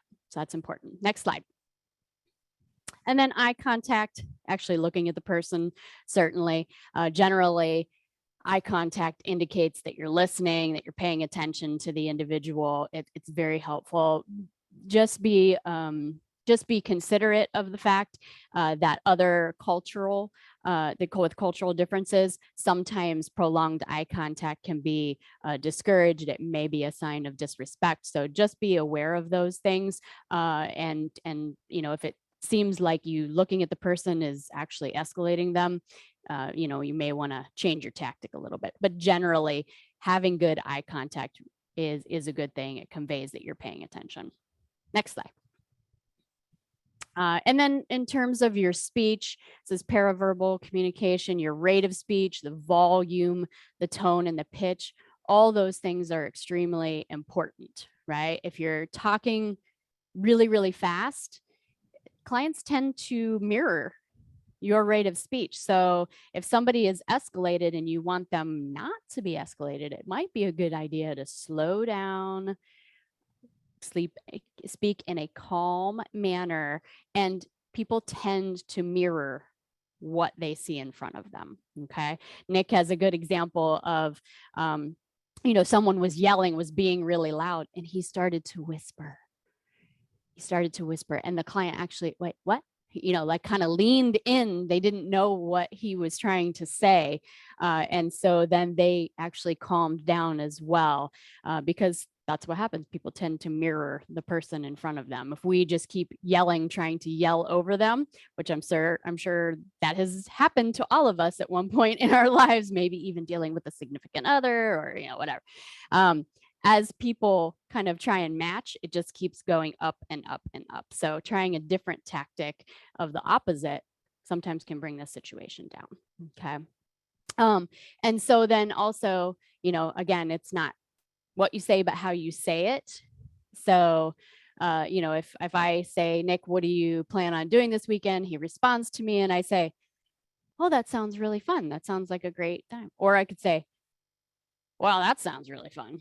Okay. So there's two different ways of saying. I said exactly the same thing in terms of my words, right? But it was the tone of my voice. There was obviously the second thing I said was laced with sarcasm. Okay. So that's the difference. Just be aware of those things, how your tone comes across to people, the rate of your speech, and the volume. Next slide. So active listening. Okay, we talked a little bit about this. Obviously, we saw the nail in the head video. This can often be the most effective thing in dealing with a crisis situation and trying to diffuse some type of hostility that you might be experiencing from the other person. You can often diffuse somebody if they just know that they were heard. Okay, so if somebody, I've done this many times on the phone, if I get a client complaint or something, I've never met that person from Adam, and they're yelling on the phone. And if I, say, oh, wow, that must be really difficult, right? That's all that lady with the nail in the head needed to hear, and her demeanor changed. Yeah, it really is, and so that is really important. If sometimes it's just about hearing somebody, you can paraphrase that back to somebody, oh, you're going through this, and just kind of condensing what they said, or validating the feeling that you think is behind that of, wow, that must be really difficult to handle. Yeah, it is. And you can get a different response. So that's important. It reduces their defensiveness. And it helps when people are able to talk things out rather than acting things out. So that's what active listening is, what it's not. Throwing up roadblocks, arguing, blaming the person for whatever is going on, giving advice. So that was what the gentleman in the video was doing. He was trying to give advice. Let's just get that nail out of your head, right? That was not helping. That wasn't helping the situation. And you may be right, and you may know that you're right, but that's not what the person needs. There's an unmet need behind the behavior, and that's the need we have to try and meet. It's not about us, and it's not about us being right. It's about the individual in crisis and how can we meet their need and how can we help them. Okay. And you'll find that doing these things is not necessarily a time-consuming thing. We might think that it is because we have to listen to their long story about all the things that are going on for them. But if we respond in a way that's advice giving and that's not what they wanted, it actually, the opposite can happen. It can take a lot longer to get through that crisis situation if we just take a step back, listen, validate, and then we can move on. Okay, next slide. And establishing clear boundaries is really important. I gave the example of talking to somebody on the phone, they're yelling. People call you names, sometimes that happens. And it's okay to impose a boundary. I'm not okay with you swearing at me. I'm really trying to help you. Can you please lower your voice so I can understand what you're asking me for? Okay, that could be an example of that. Another, sir, I'm here to be helpful and I think we can figure this out, but I need you to take a moment to calm down so we can work on this together. It's okay to impose a boundary. If you don't feel comfortable because it's a safety issue imposing a boundary, then you need to ask for help for sure. Okay, next slide. Hot buttons. Now, this is kind of the same thing I was talking about related to, being called names, those kind of things. That can be a hot button for a lot of people, right? And we, again, needing to be aware of our own physiological response. This is going to be a time where we need to kind of draw on that strength again. We need to not take things personally. We deal with people who are angry all the time, and they can be very degrading, right? Don't try to allow yourself to be drawn into that conflict. There's usually they're deflecting, right? And they're trying to make it about you when it's about them. And so it's important not to take those things personally, and to be aware of your hot buttons. What ticks you off, right? There might be certain words, certain phrases that just trigger your own trauma or your own history of experiences. And we need to be aware of that, right? If we're not in a good place, we're not going to be able to help other people get into a good place. So hot buttons are important to be aware of and to know, and be aware of your biases. Next slide. Yeah, so this is the same thing. Don't take it personally. Like their anger is displaced to you. You might be the only person that they could vent to. And so if you become, offended and you are no longer their support person, causes an issue then. Okay, so it's important, again, not taking it personally. Next. Safety. So again, we'll say it again. We said it earlier. Nick said it. I'll say it again. Ensuring everybody's safety, the most important part of the job. That's your safety, your colleagues' safety, the safety of the clients and families that you're working with. Okay. The property, like walls and items, those are secondary. Those can be replaced. People are the most important thing. Okay. And so that's important. Never put yourself in a situation where, you end up being hurt. Okay. So that's important. So giving people personal space, everybody has a bubble, right? We all have a bubble of what we feel comfortable in terms of other people invading our space. Now, our bubble might be different based on who we're dealing with, right? My bubble is different with my kids and my husband versus Nick. Okay. And he's a very, very close friend. Okay. But my kids are all up in my face, especially when they're sick, snotting all over me and all kinds of stuff. Right. So that for those who are parents, we're used to that. Close friends, there's a bubble, and then people that we've never met or clients. Certainly there's going to be an even bigger bubble, right? There's a bigger distance there. Generally 6 to 8 feet is optimal for safety. In terms of dealing with somebody who is in crisis, we always want to make sure we position ourselves appropriately. We want to make sure there's an escape route for us, okay, as well as an escape route for the person we're working with who's in crisis. If I'm standing here in front of the door dealing with the person in crisis, say Nick's in crisis, he's across from me, and I've blocked the only exit, I just put myself in danger. Okay, because if Nick wants to escape and get by me, he's got to push me out of the way or knock into me or hit me or whatever to get me out of his way so that he can escape. And so we have to be aware of our surroundings. Being on mobile crisis teams, going into people's homes, I was always very aware of my surroundings, what was around, what could be a potential weapon around me. Obviously, Nick is even uber in terms of safety and what can be used as a weapon, basically as a police officer. But for anybody going into the community, going into people's homes, you want to be aware of those things for your general safety, and trust your gut. Trust your gut. Something doesn't feel safe, don't continue on with it. Okay. Trust your gut. Get assistance, ask a colleague to help. We have ACT teams, assertive community treatment teams, and we actually had, I don't know, it was probably last year. I think it was last year. We actually had a staff member who was dealing with a client, and in this client's safety plan and their at-risk crisis plan, it clearly said, do not go into this individual's home alone. They have a history of violence. You never want to go into their home alone, right? They went in a team of 2. The individual that decided to go rogue and not pay attention to the at-risk crisis plan, their partner said, no, we're not going into this gentleman's home. And the other team member said, whatever. He went in and was barricaded in this client's home for a period of hours.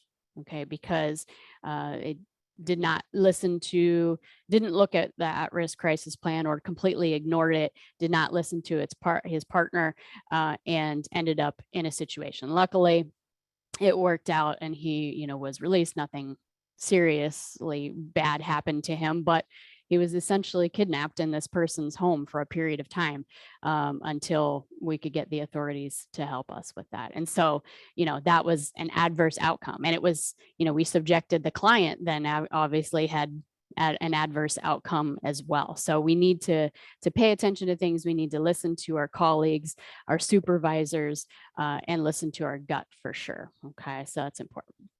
Next slide. So getting assistance, can't say it enough.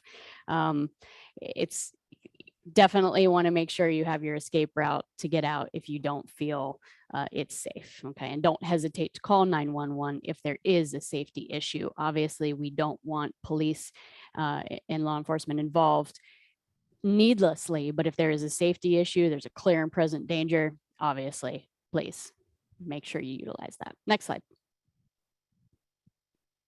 Okay, so we talked about the need behind the behavior, right? I mentioned this before. All behavior has a meaning, and it usually reflects some type of unmet need, right? And usually we look at this as, you know, kind of bad behavior in children. And so we want to make sure that we are aware that what they're showing is just the tip of the iceberg. Underneath the water, there's lots of feelings, there's lots of unmet needs that we can't initially see. It's not clear to the naked eye, right? We're going to have to get to know the families to identify what this actually unmet need is. Trauma affects how children and adults behave, right? If there's some type of traumatic history, it's going to affect the way that we interact with the world. It's going to interact it's going to show up in multiple places in our lives. It affects familiar trauma, also affects children. Ghosts in the Nursery is a good resource in terms of trauma that the family and the parent has experienced often translates into how they actually parent and how they interact with their own children, and how that continues to affect the family going forward. So those are important things to mention. Next slide. So what is trauma? Obviously, it's an experience, violence, victimization, including sexual abuse, physical abuse, neglect, loss, domestic violence, and or witnessing violence, terrorism, or disasters, right?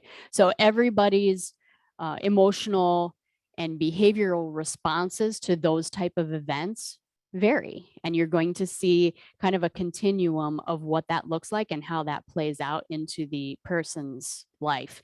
And so we want to make sure that we are aware of any trauma and how that could potentially play out into a person's behavior.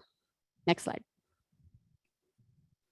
So these are some behavior support techniques, but the important thing to ask ourselves before we talk about these specific techniques is, one, do we know what strategies to suggest for families to use? If we do, how competent are our families in being able to utilize those techniques? Right?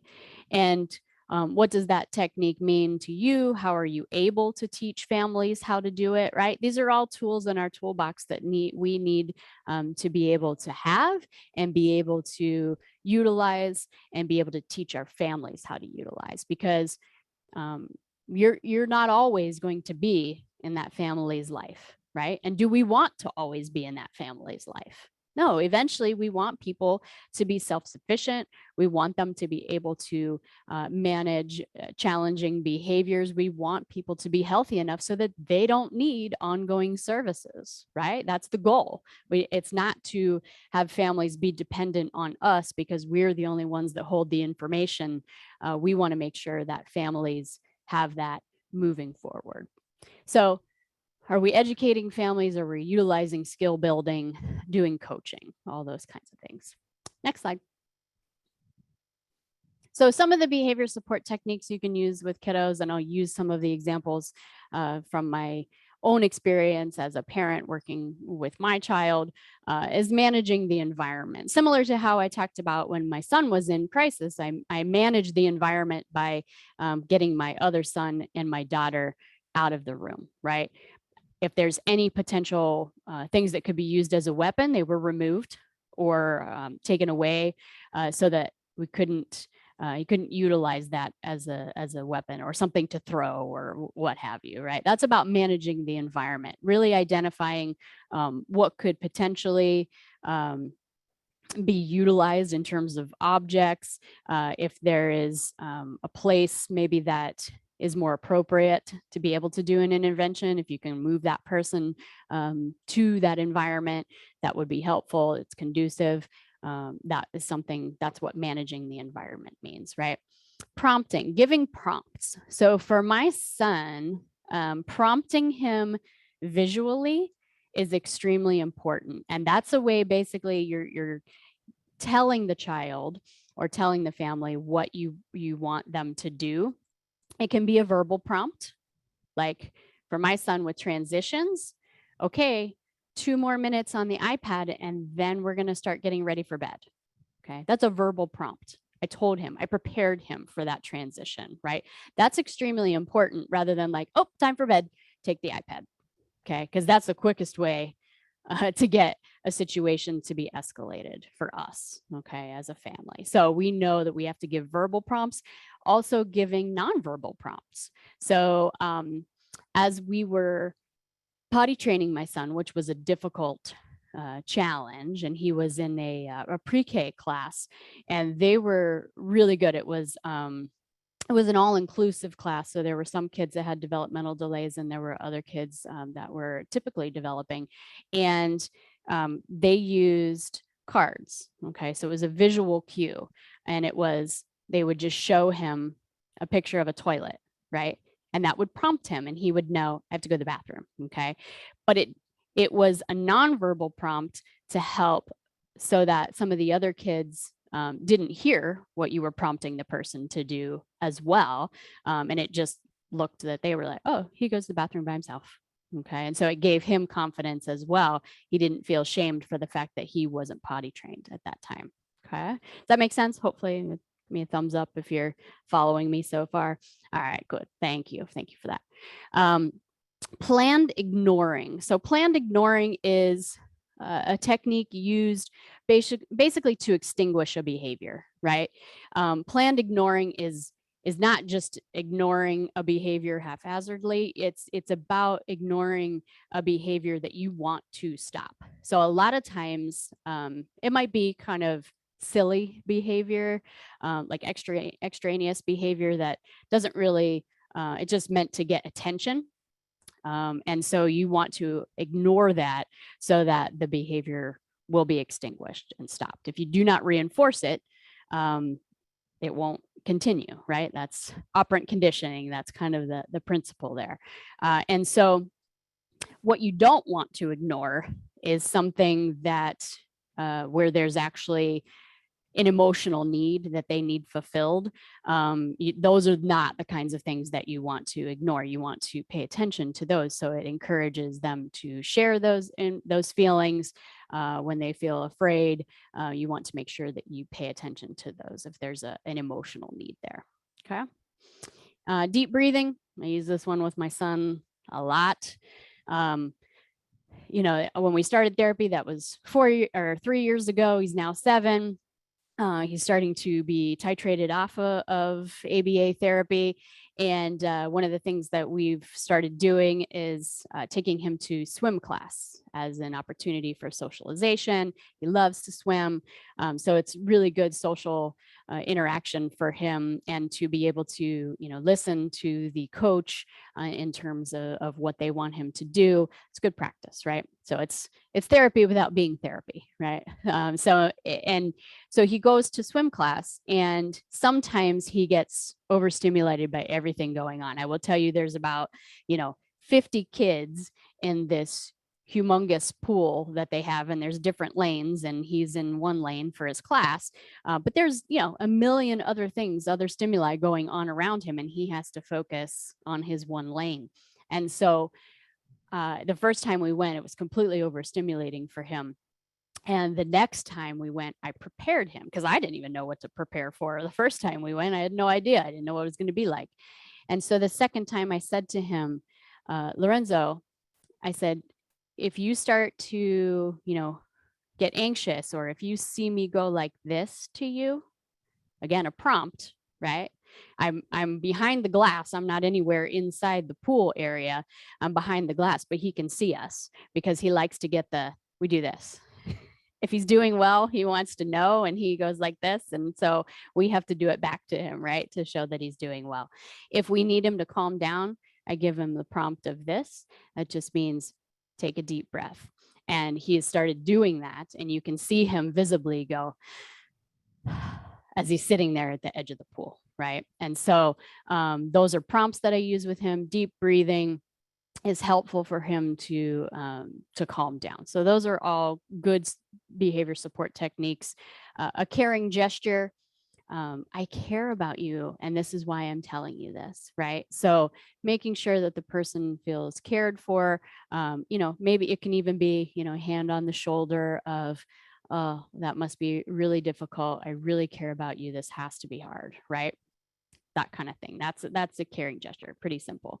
And hurdle help. So hurdle help is a little bit different in that it's not as commonly known as what that means. Basically, we're anticipating something that could be difficult for the person, right? We know that there's a task that's difficult. And so we give them a little bit to be able to get over the hurdle, right? To be able to do it. I know that certain things are difficult for my son to focus on, right? And so if he's having difficulty sitting still with his learning in terms of, because he has a lot of attentive issues, and we're trying to work on spelling words or something like that. I know that's difficult for him. And so sometimes if I need him to follow through with the task, I'll help him with that. So it's not doing the task for the individual, but it might be giving a little bit of assistance to help them kind of get over that initial hurdle to have the success and then to be able to carry through. And then, and we know that when we feel good about what we've done, we have a sense of accomplishment. We get reinforced for that. It's much more likely we're going to do it again. So you can see how hurdle help might actually decrease over time because the person gets more confident with whatever the task might be. So hopefully that makes sense. Next slide. Thank you. Redirection and distractions. Redirecting the person from what you don't want them to do. Okay. Not saying, no, don't do that. Okay. I don't want you focusing on whatever it was you were focusing here. Hey, what do you think? Can we go color for a little bit?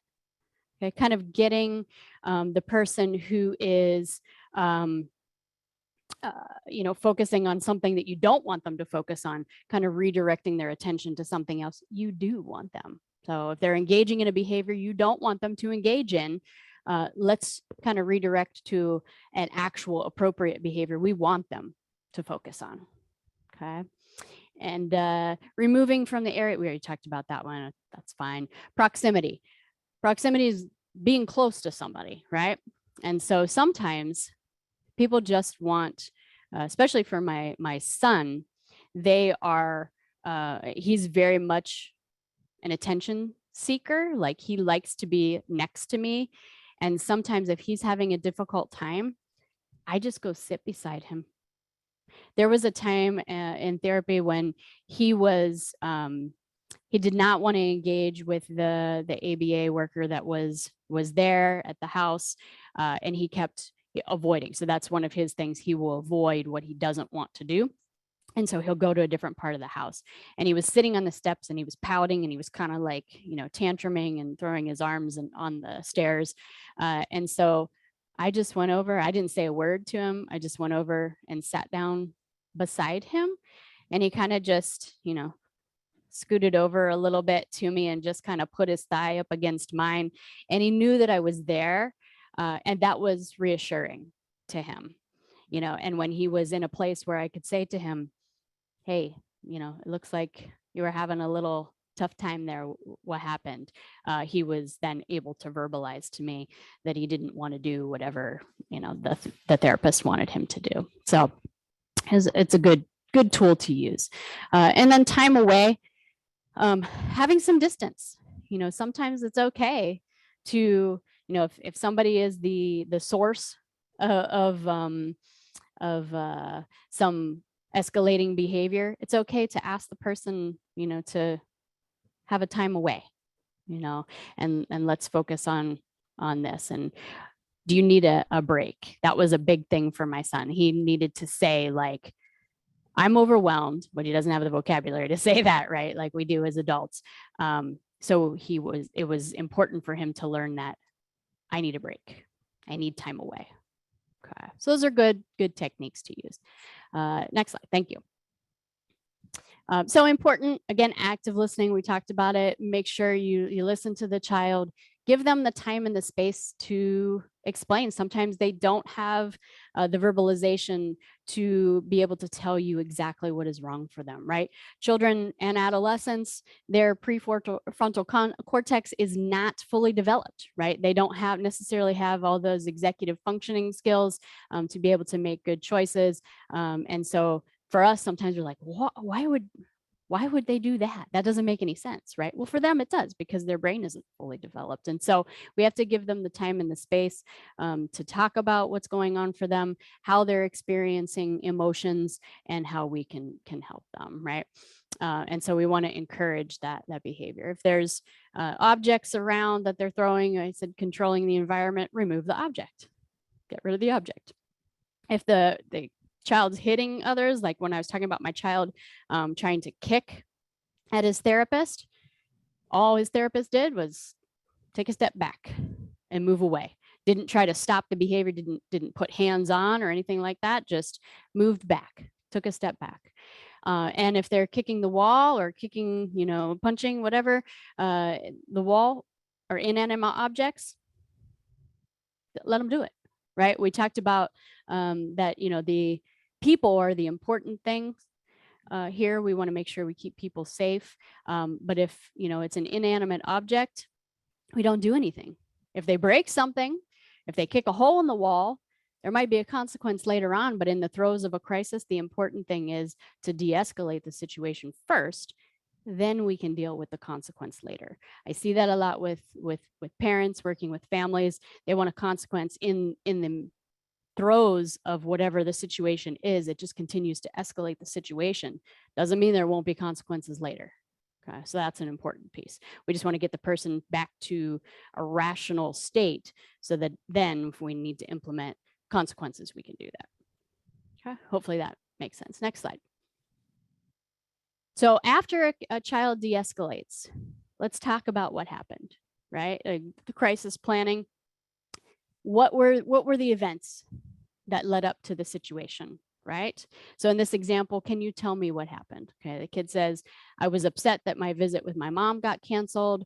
My friend Jimmy called me a baby at school. I didn't want to come here today, so I kicked the wall, right? So that was the actual event, right? That was the antecedent, so to speak. We talk about ABCs, right? So that's the event, okay? Next slide. So talk about the feelings. What feelings came up for the child?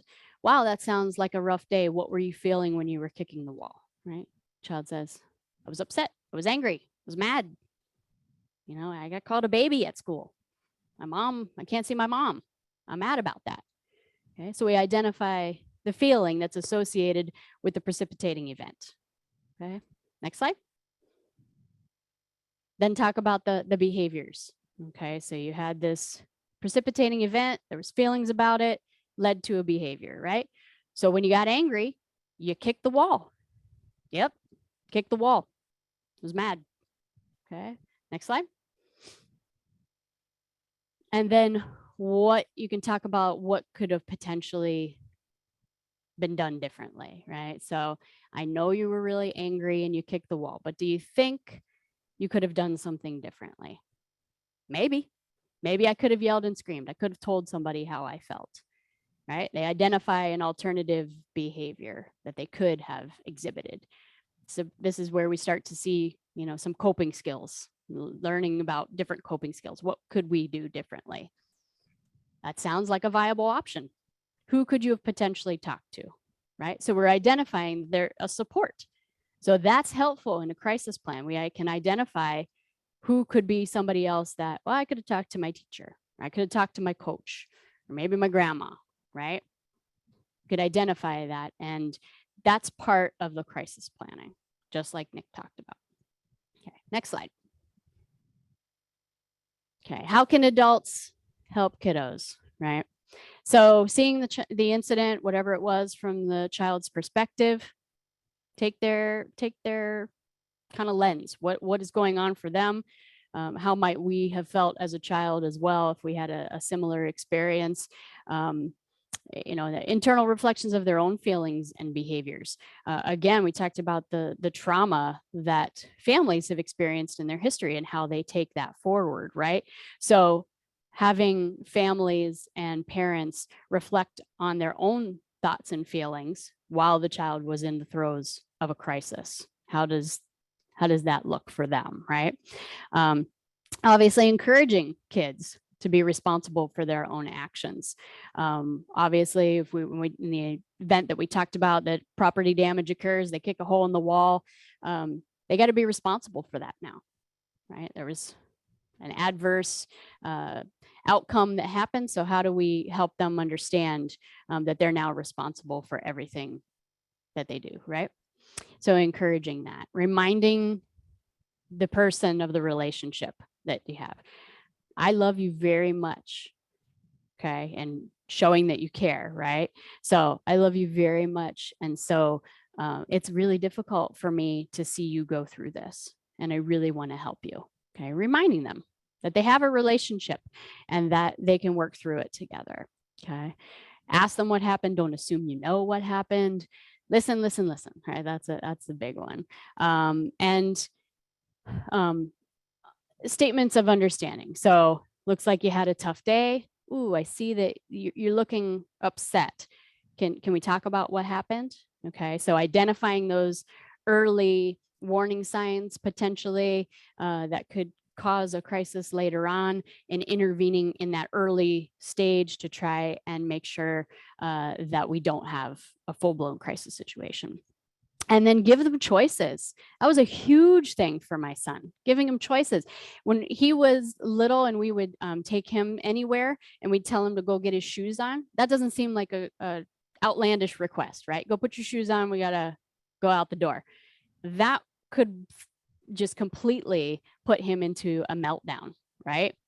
So what we started doing was, I knew 9.5 times out of 10, he was going to pick the Thomas shoes that he had, the Thomas the Train shoes.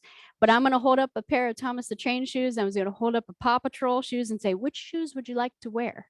Okay. It gave him a sense of control. And he would most of the time, like I said, he would point to the Thomas ones, right? And so that was helpful. But he felt like he had some control over the situation. He had a choice. And surprisingly, that helped so much, right? It's little things, but sometimes they're big. So that's important. And I think that's kind of it. So next slide. Oh, we got a poll. Yay. Okay. So active. Yeah, we're almost done, guys. You're going to get a break right now. So I know it's been a long haul. So we're going to give you a break here shortly. But first we have a poll. And this is about active listening skills. So what is your preferred de-escalation technique? And you can choose more than one, right? Mirroring, I statements. So I then. I feel this way when you do this. Paraphrasing, again, just kind of giving a shortened version of what they told you. Minimal encouragers, the head nodding, the yeah, those kinds of things. I like those because I can at least see those when we're doing a training. And then others. So go ahead and choose, mark what you like. I'm going to choose the minimal encouragers because I like that one.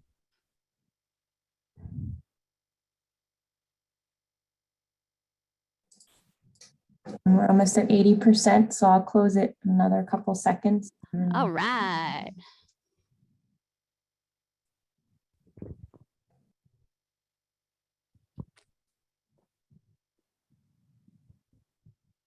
Ooh, paraphrasing. Yeah, 58% of you like paraphrasing. 53 minimal encouragers. About the same for I statements and mirroring, and then others. It is hard to choose, Lori. I see your statement. Yes, it is sometimes hard to choose. And hopefully we're well-rounded and maybe we use, a myriad of those things and we use a little bit of all of them. So awesome. Perfect. Thank you guys for participating in that. And two quick, one more, actually 2 more slides real quick. Okay, so de-escalation. If de-escalation is successful, we use those experiences as a success in treatment. We celebrate those, right?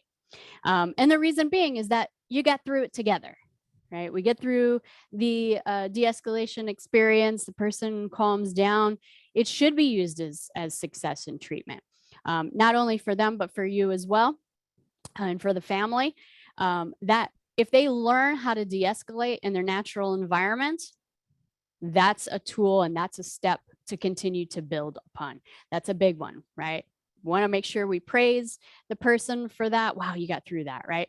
I remember something very, very small, but at the end of the session where my son was kicking and biting and all those things, and we got through it, at the end of the 3 hours, which they were 3-hour appointments, or still are, as the therapist was walking out the door, he turned to me, he looked to me, and he said, "Good job today, Mom. That was rough."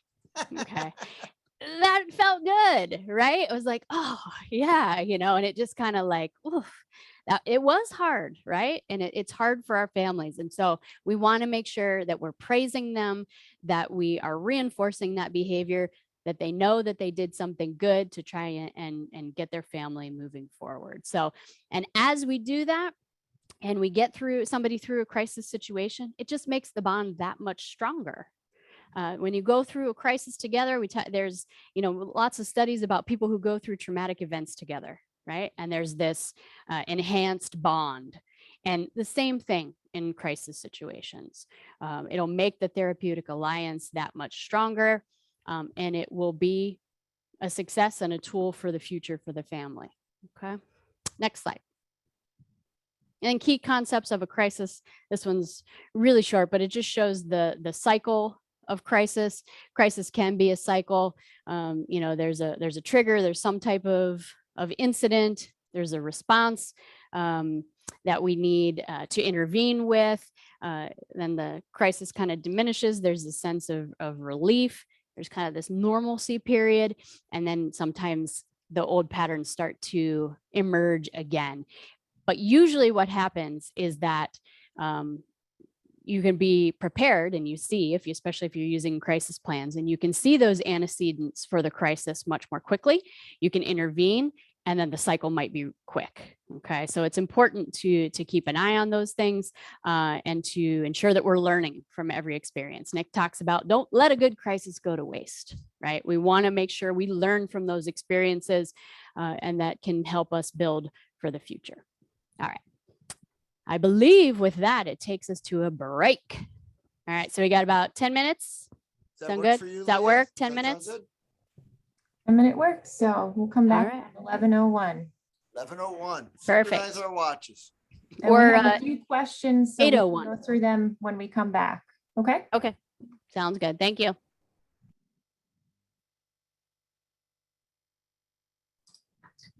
Nick and Erica, I can start with the questions and read them to you while we wait for everyone to kind of get back connected and get back in the swing of things. If that works. Okay. Yeah. So there's one question, a few questions related to the crisis plan.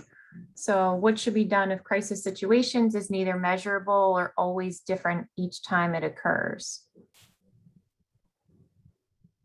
So the measurable, I'm not exactly sure where we're going with that. I'm guessing that's probably going to be what we're talking about in the crisis risk assessment that we'll do later. So probably, I'm thinking Erica will cover that part. Yeah, folks do change. Folks evolve, right? So, it's asking somebody what they would like to see happen, what they think based upon our observations. And then it may or may not translate to the real worlds. And we do the best that we can, basically using the techniques that Erica said as we engage in the next crisis. And then based upon what we did the next time, we try to update our crisis plan based upon what we did do. And then the next new crisis that may or may not work. It might always change. I'd say, that can happen. I don't think that it always changes, right? I mean, usually past effective interventions do tend to at least have elements that carry forward, but maybe they don't in some unique ones, and then they don't. And we just, then you just got to kind of fly by the seat of your pants. You know, I kind of always joked like in the police world with doing crisis, dealing with negotiation, as we started to talk, like, and I would bring some of this behavioral health stuff to them. I was like, can you imagine as negotiators, if we had this at-risk crisis plan, how much easier our job would be? Right? We might be dealing with somebody who's just having a psychiatric crisis, or a bank robber who's got eight folks, you know, held hostage inside a bank, and we don't really have anything. We don't know any hooks, any triggers, any insight, and yet usually you can still get through it using these active listening techniques and those things. But certainly it's easier and gives you a great jump on it if you do have insight. And that's the idea of that crisis plan, is trying to give you some insights up front. They may or may not always work, but it's a great place to start from. And if not, you just fall back to the basic crisis engagement, active listening, the different techniques, and just your natural skills that you have, right, from what you've learned and do, and go with the best of that. And then I think you said you had one other for me, or with the next one for Erica? It might be a joint one. You guys can decide. And your experience is explaining and prompting sometimes set up a negative behavioral situation. Okay, so potentially, I mean, if you're kind of explaining what is going to happen, so, you know, in 10 minutes, we're going to put the iPad away and we're going to go to bed. Okay, that could set a person off immediately, right? It may not wait for the 10 minutes, right? But that understand that, oh, okay, well, you know, if somebody's working for something, and we always, in my world, we call it working for, right? So what are you working for? There's going to be a consequence for the behavior if there's no follow through, right? So for me, what works with my son is, you know, if there starts to be the or the whining, or the immediate like, I'm gonna have to put my iPad away in 10 minutes, right? I would say, oh, I'm sorry, I thought you wanted to work for your iPad tomorrow too. Okay, and it was just very calm, just a statement like we're working for something, right? There's always a goal there, and so usually, especially for my son, he's like, oh, better stop that behavior immediately, right? But that's taken a period of time and learning. It's also, you know, constantly evaluating. We were talking about the learning from behavior. Every individual is different. Every child, every family is different. And so individual planning is really the key piece of that. So certainly, yeah, I mean, prompting could specifically bring up some negative behaviors, but if we've planned for that and we know techniques to utilize, try those, okay? Or try something different if it doesn't work. Okay, does that make sense? Hopefully that somewhat answered the question. Yeah, I think so. Thank you. And thank you for those putting questions in the chat. You continue to do that throughout, and we'll just keep checking in on the questions. So, okay, you guys can take it away. All right, thank you. So the next section, and this is, I promise, will be about 40 minutes, and then we will get you off to lunch. Okay, so I know you're probably getting hungry, you're ready. So this is the last section before lunch. Okay, and then you get a nice long break. You can enjoy your lunch. So this is going to be talking about diagnostic risks and family systems theory. Next slide. There we go. Working with families in crisis. Okay, so impact operates from a family systems theory. It's really about looking at the family as a whole and as a unit. Okay, the entire family works as a unit, right? There are, everybody has a role to play, so to speak. There are hierarchies in the family. There are roles that each person plays, if you will. Okay, and when one behavior of one role changes, sometimes there's a reaction, right? And the family works as a unit, and you have to address the entire unit if you want to have some behavioral change. Okay, so that's important. We need to understand the role that all the individuals play in the family unit, and we have to also understand that there's context behind that too. So we see the identified client. So in this example, we have Billy. Okay, Billy is the identified client. Billy's depressed. He's failing his classes. He's isolating. His behavior is consistently argumentative, right? So there's context behind that. And if we didn't know that context, and if we didn't understand that context and understand that there are things behind that, then the behavior wouldn't make sense at all, right? And it would just be very frustrating. But as you start to understand that there's context behind that, you can understand that there is a function for the behavior, right? So in this example, the contextual factor, so his parents are going through a divorce. Okay, so Billy's parents are getting divorced. He's sad about that, obviously, maybe angry about that. And, maybe there's domestic abuse, domestic violence in the family as well. Okay, so there's some trauma there as well. Yeah. And so it's important to have that information so that we can understand what's going on for Billy and what the function of the behavior is. Maybe there's drug use. Maybe, he's 13 or 12, whatever. He's starting to go through puberty, right? He's starting to have some of those biological changes with his body that are confusing for him and he doesn't understand them. Maybe, the family, they're going through a divorce. Maybe he doesn't have as much contact with his dad, and his dad could be a useful tool in terms of going through puberty and understanding the hormonal changes and those kinds of things, right? Maybe he has a girlfriend at school and he just broke up with his girlfriend, right? So all of these things can play a role, and it's important to know the experiences with the family, understand what that context, kind of how that behavior makes sense. Okay, next slide. So working with families in crisis, again, understanding those patterns of interaction in the family. If we're going to make behavioral change, we need the entire family to be involved. That's the important key piece. I think that especially some families don't understand either. They don't understand that everybody plays a role. And so a lot of times, I know that for me, when I was doing direct service and doing therapy, I would be brought, a child, so to speak, who was the identified client or the identified patient.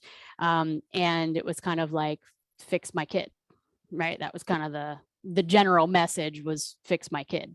And so teaching throughout the process and teaching throughout therapy that everybody is going to play a role in this, right? If nobody else changes their behavior, that behavior is going to be really difficult to change. I realized that when we were going through this with my son, understanding that I needed to change the way that I interacted. I needed my husband to change the way he interacted, and I need my adult daughter now to change the way that she interacts. And one thing was transitions. Getting my son to transition to a new activity was difficult and very challenging. And so at one point I said to my husband and my daughter, and I said, can we please give this kid a countdown? Can you please prepare this kid for what the next step is, instead of, come sit down at the table right now and eat your food? How about we say, oh, dinner's almost ready. In 5 minutes, we're going to get off the couch, stop watching TV, and come and sit down and eat. Okay. Just that preparation was a big deal for him, right? I knew that individually. I knew that. I saw, and so I had to teach other people in the house to do the same thing. Okay, so everybody has to change in order to change the entire dynamic. Otherwise, it's going to be super difficult to change whatever behavior is problematic. Okay, and the overall goal, and I think that's the message to families, is that we want to improve those relationships. Wouldn't you like to have a relationship when you weren't screaming at your kid all the time? Okay, wouldn't that be nice, right?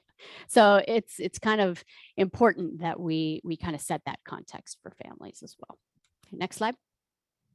So in Bucks County, your top 3 diagnoses associated with the use of mobile crisis services and or hospitalization.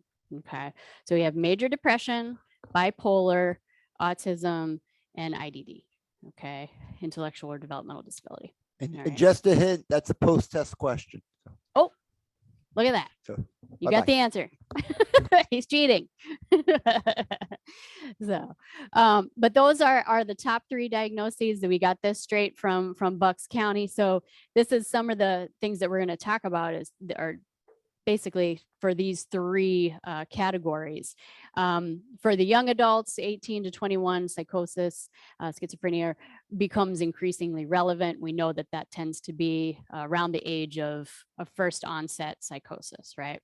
But for these purposes, most of what we're going to focus on are the top three. So next slide.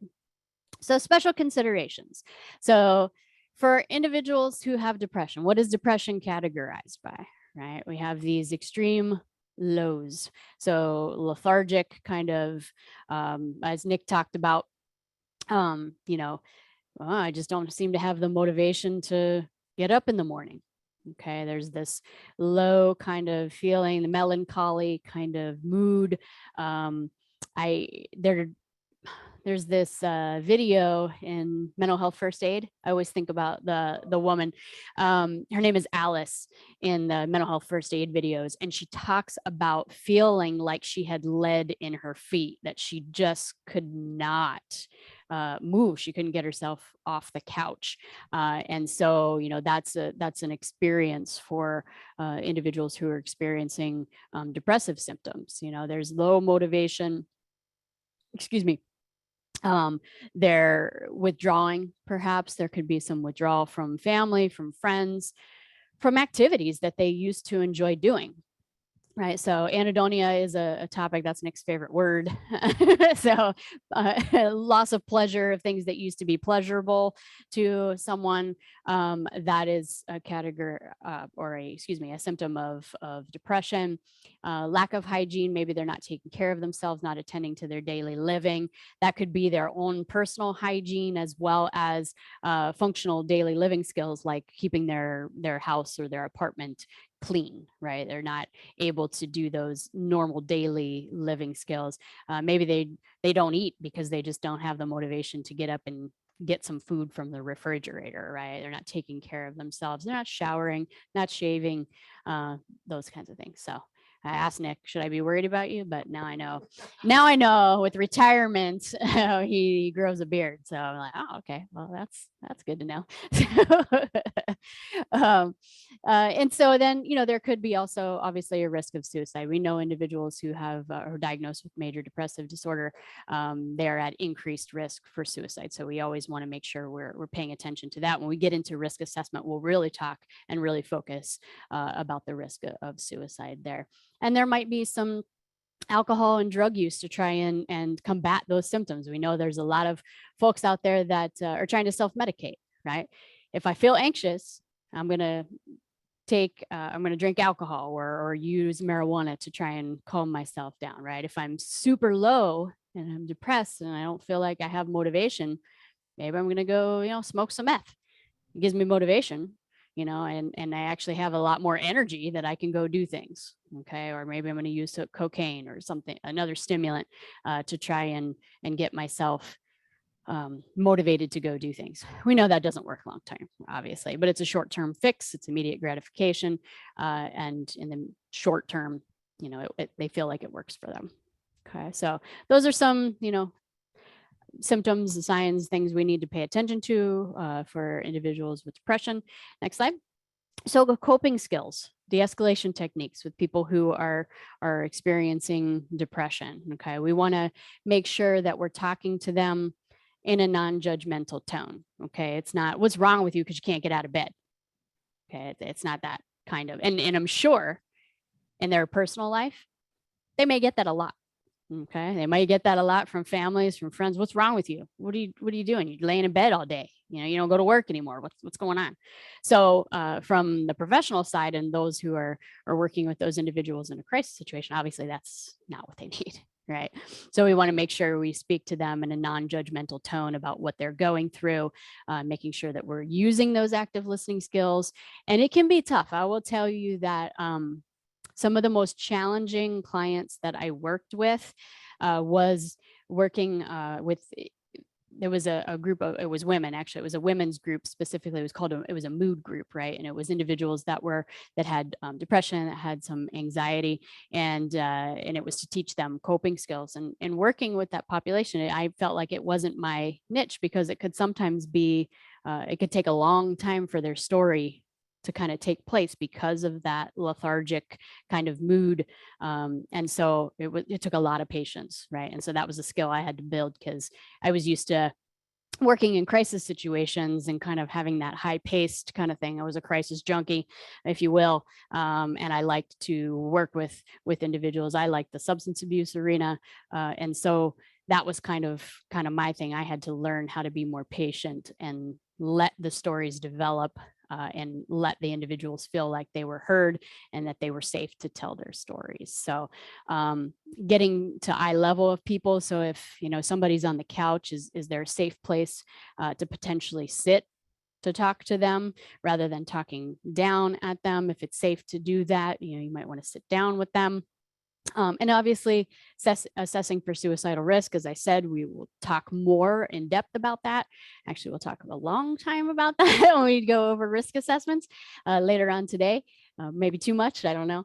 And that's an important thing too, because we know that they're at higher risk. And celebrating small successes, right?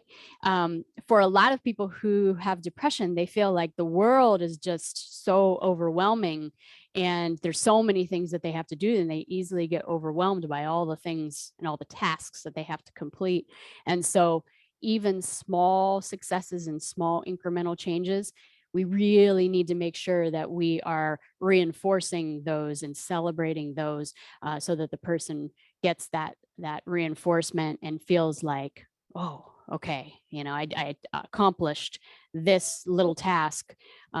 Now I can move on to the next one or the next step. Okay, so those are important tools. And then find those motivating factors. What are those hooks that Nick talked about? Find what they care about and focus on that, and really try, you know, maybe they have a pet that they care a lot about, and so you use the pet and you focus on the pet to try and get them. You don't want your cat to die, do you? Okay, so we need you to feed your cat. And so those kinds of things, we want to make sure that we find those motivating factors to try and get the person moving towards success. And then planting those seeds of hope. There's kind of a phrase that I used to use working with clients, and I would say, you know, my job as a therapist is to hold the hope in my hand until you can take it for yourself. Okay, that's kind of my job. I know, I see that you can make changes in your life and you can meet these goals that you have for yourself. And I know right now it's difficult to see that change and it feels overwhelming, but I'm gonna hold that hope right here until you're willing to take it. Okay, and so planting that seed, letting them know that they can make changes, and I'll be along with them to support them. So those kinds of things go a long way when we're talking about working with individuals who have a depression. Okay. All right. Next slide. Okay. So the next thing is next one we're going to cover is bipolar disorder. Right. So this one is categorized not only by the lows, but by the highs as well. Right.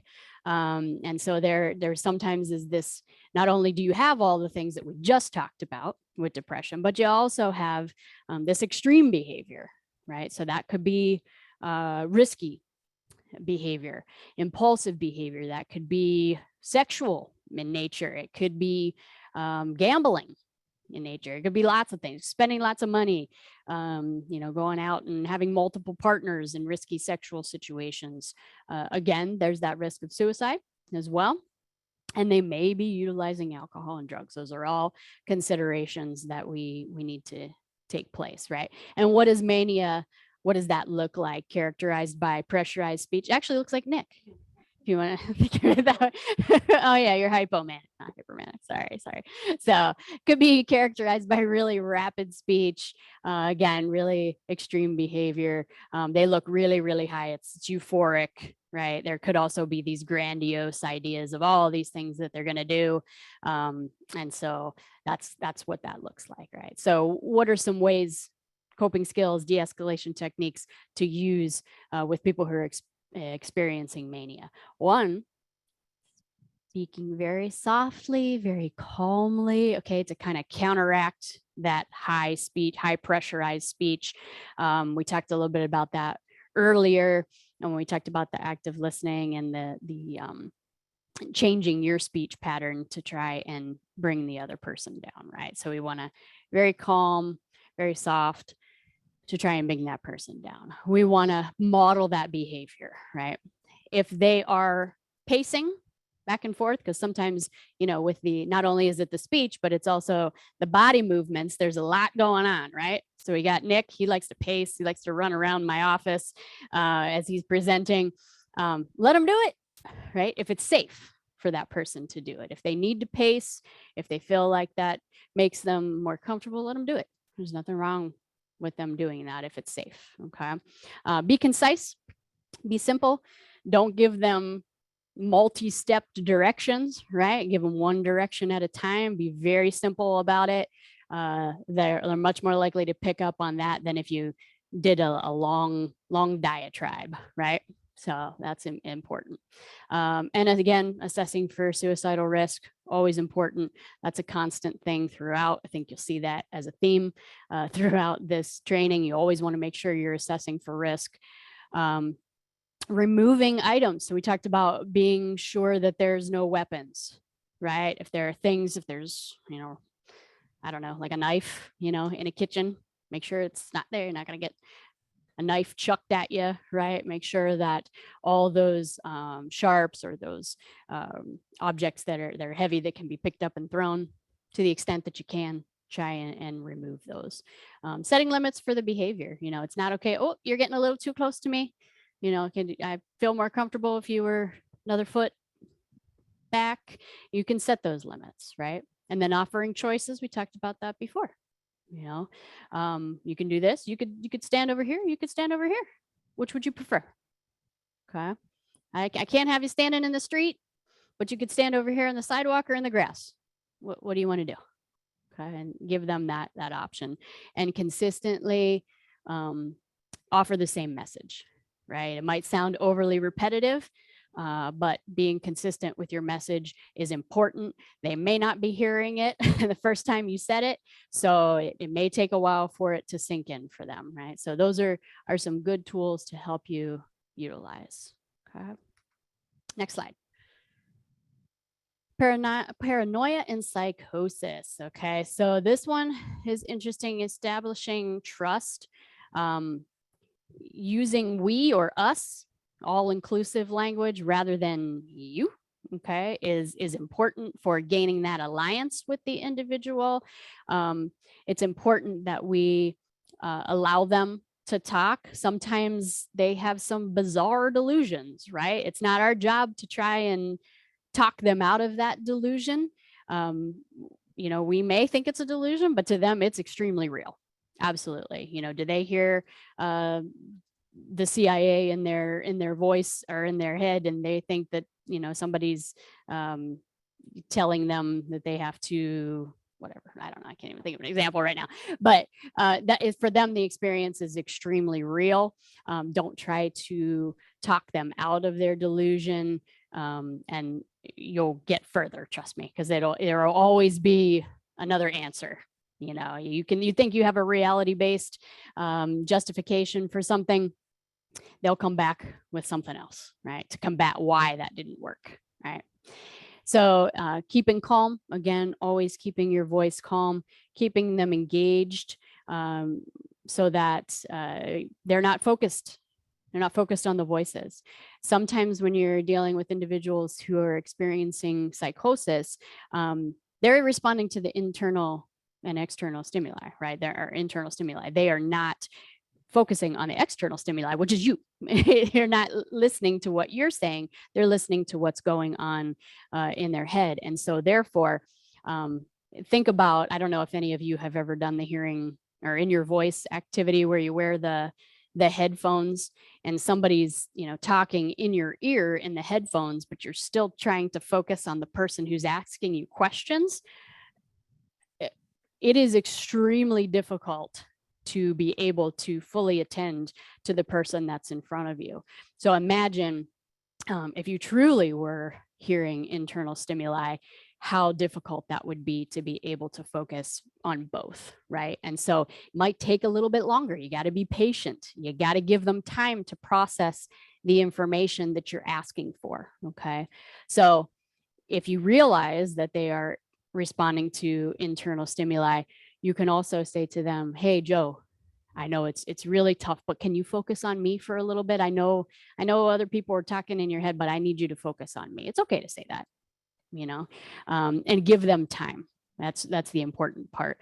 I know Nick talked about before being in law enforcement, and sometimes, with law enforcement, they want an answer right then, right? I asked you a question, I asked you your name. Okay.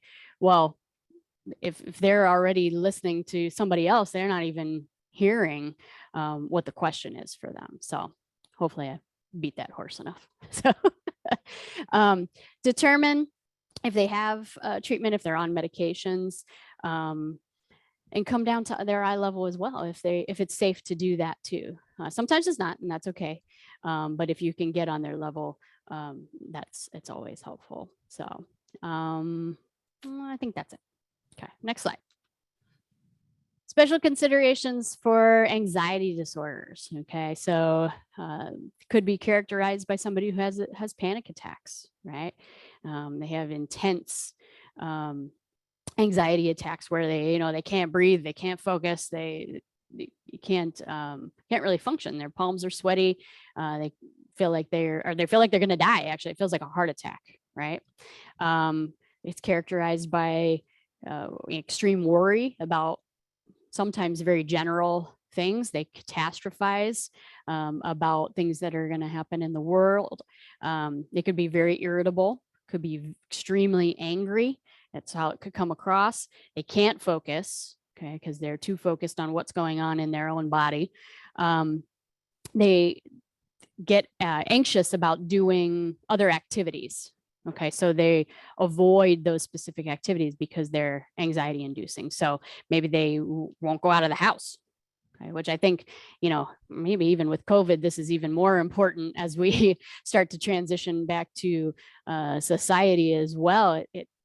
I know that first time I went to somewhere that had a lot of people at once, I was like, oh, I don't know that I'm ready for this, right? I'm used to sitting in my house working and not interacting with anybody other than what we're doing right now in terms of Zoom and not having in-person meetings, and then going into a crowded place. I kind of felt like, oh, you're a little too close to me. I don't think I like that, right? So that could be even more important now.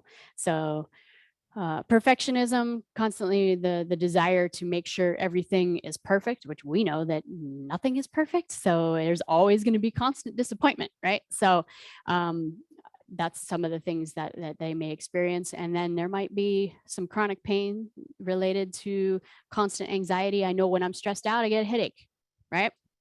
And when you have a headache, do you focus as well? No.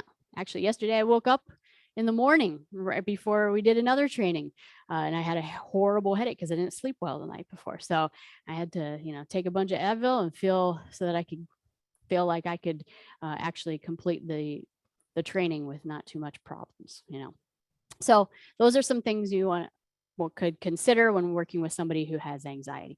So de-escalation techniques of working with people who have severe anxiety, again, that calm voice. Can't say enough about that, right?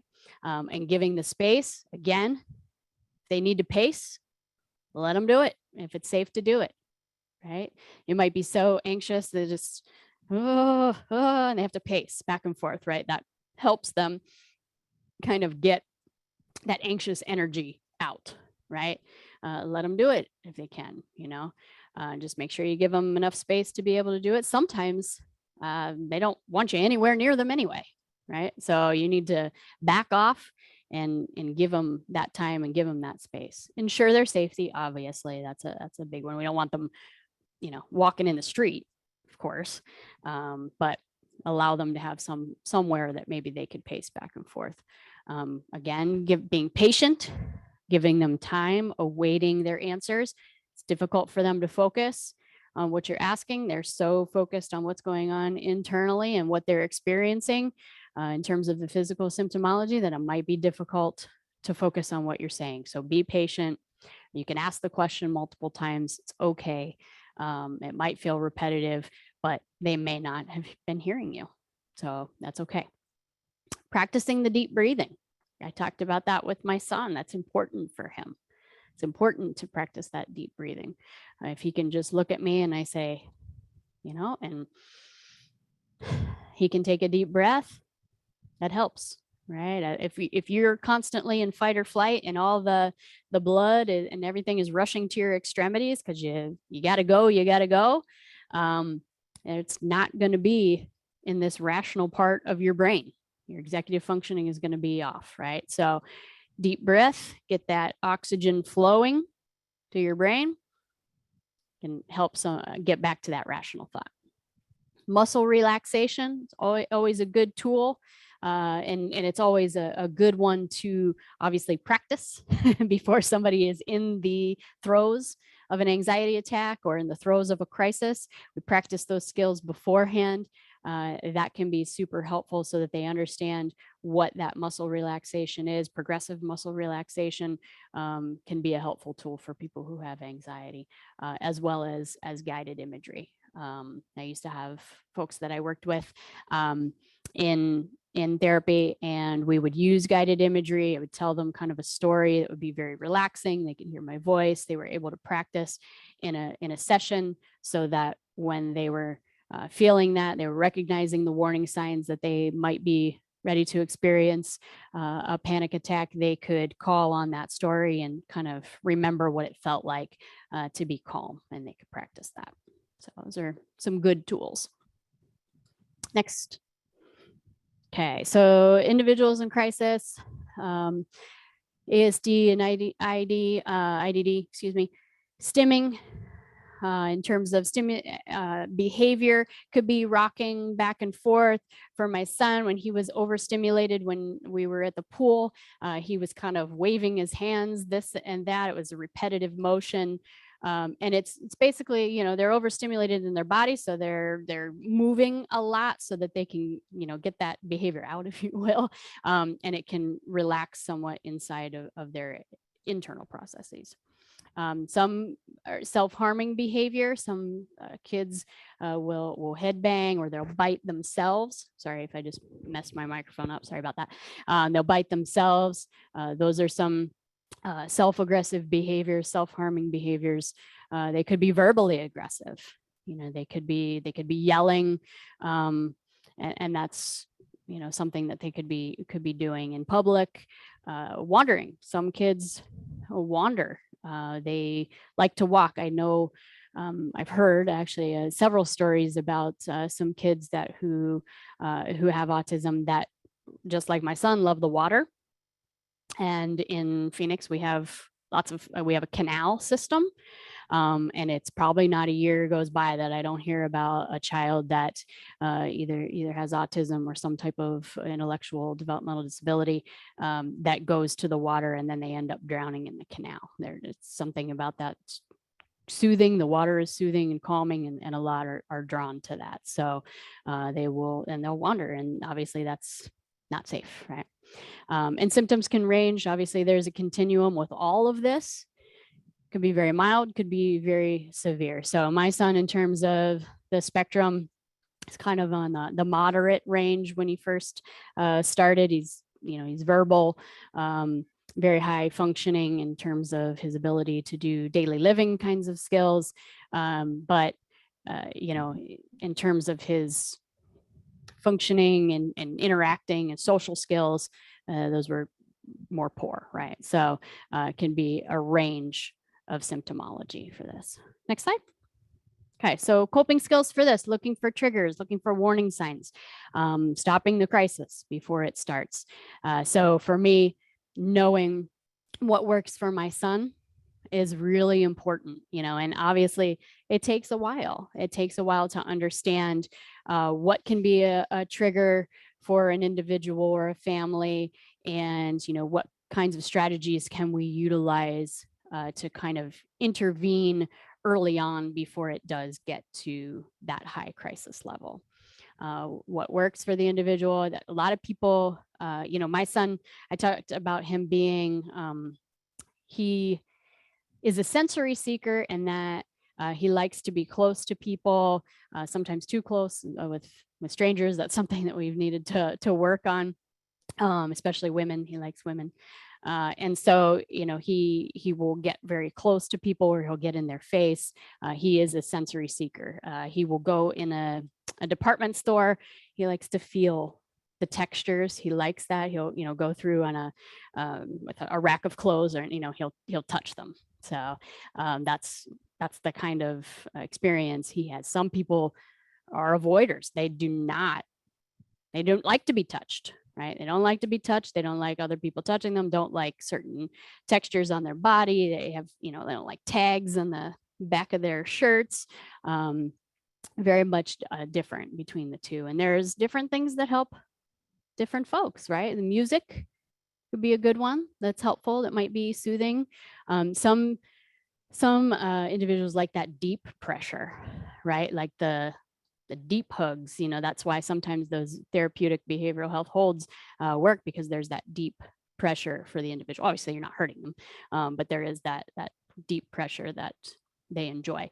My son has a weighted vest, or the weighted blankets. There's a lot of kids in I know in school as well. He has one for his IEP. If he's having a little bit of difficulty, they'll be like, hey, do you want your, and I think it's a mouse or something like that. And it's like this toy, and it's a weighted toy, and he just holds it in his lap, right? It's weighted and it feels good.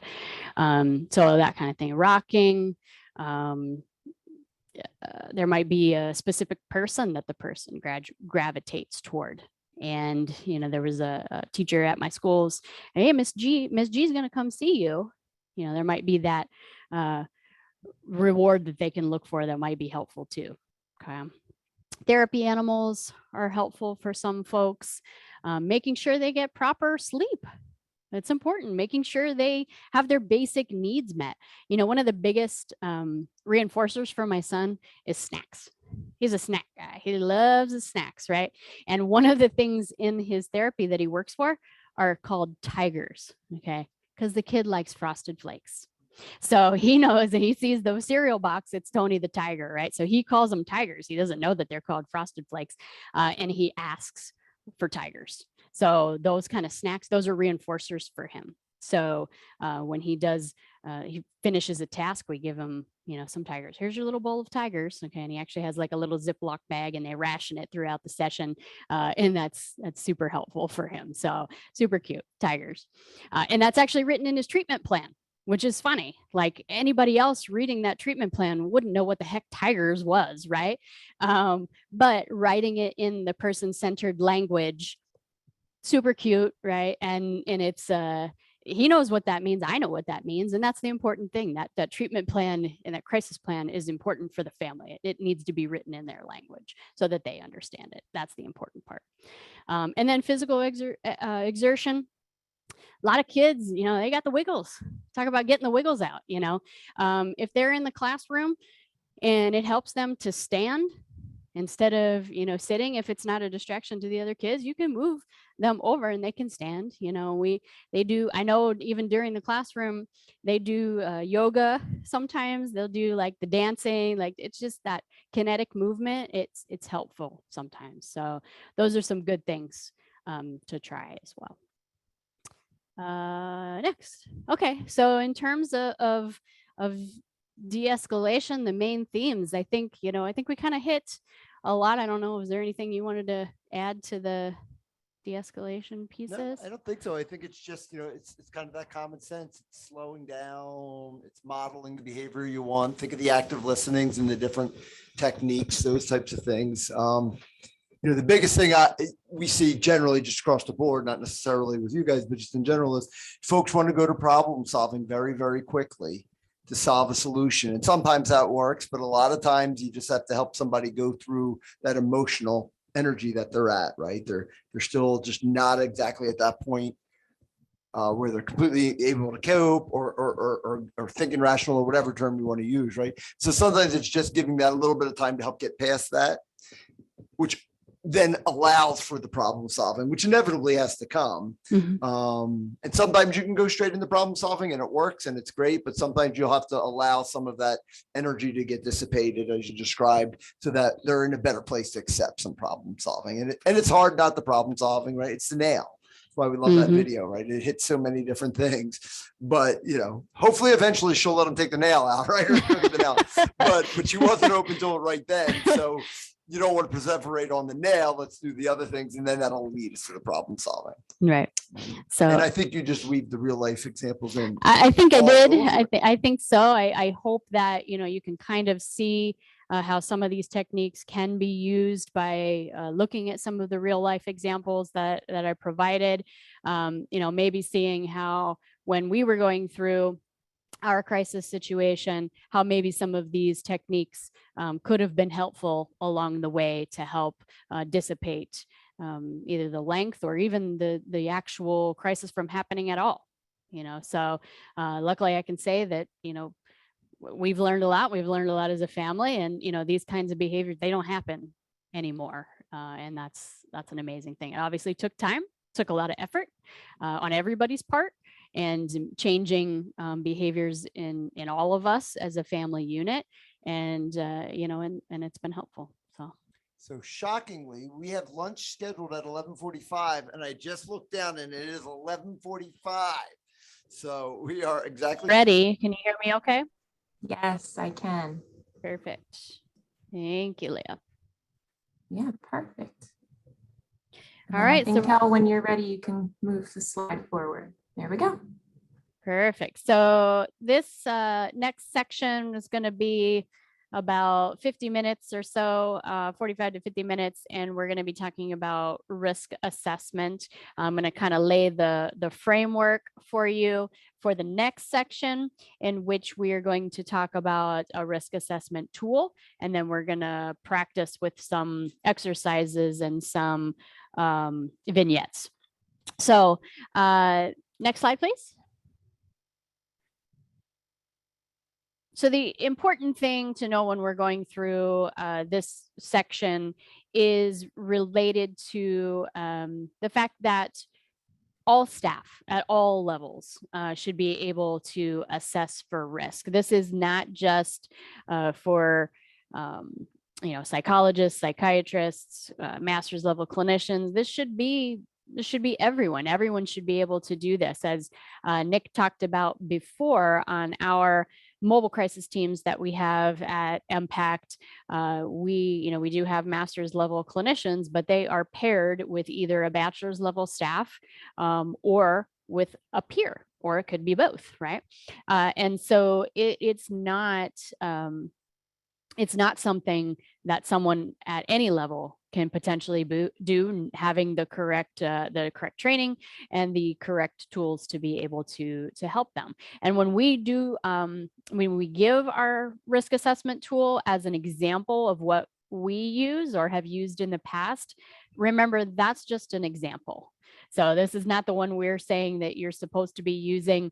This is just one that has worked for us in the past. It is the one that we're going to, that you're going to utilize when we go through the vignettes later on. But keep in mind, it's just an example of a risk assessment tool, and there are plenty others that can be utilized. So we just want to put that out there. And then when we're talking about risk level, then we are going to also talk about level of care and what that translates to. So a lot of the vignettes, we're going to be asking you to rate the individual's risk level. So what risk level do they fall at? Is it low, medium, or high? And then what level of care are you going to recommend from there based on that? So that's kind of to set the framework. That's what this session is going to look like. So next slide. So risk assessment, these are areas we're going to cover. We're going to talk about danger to self, danger to others. I know you guys don't use these acronyms, DTS, DTO. This is something I think that's that Arizona uses, but I don't think you use it in PA. But just know if I kind of slip into that acronym, that's what I mean. So danger to self, danger to others. Okay. Trauma, we're going to talk a little bit about trauma and how that's an area that is something to consider when you're rating someone's risk level.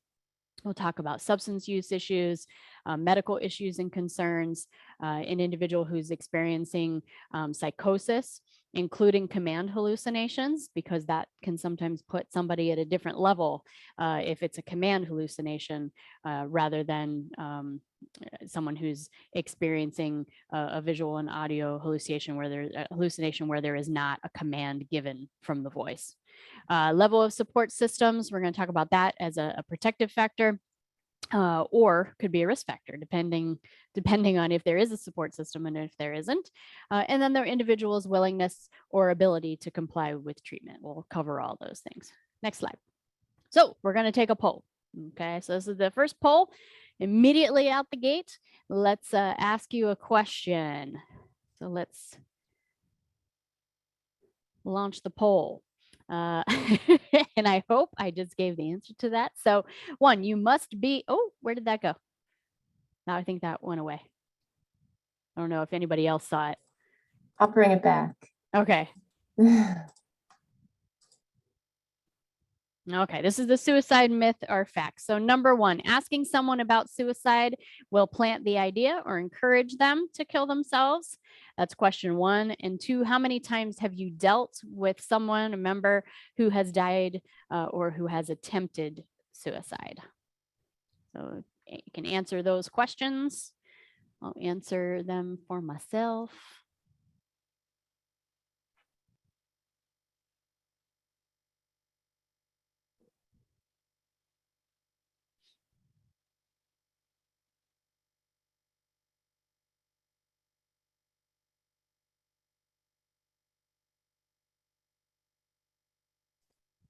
We're about 80%. So I'll give another couple seconds and then I'll close it out.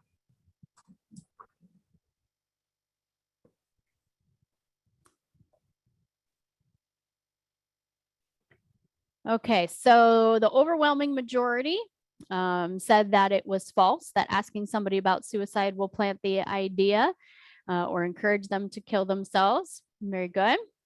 And how many times have you dealt with members? So 30% of you said none. That was actually the majority. You've never actually dealt with a member who has attempted suicide or who has died by suicide. So maybe this next section will be really helpful in case you ever do.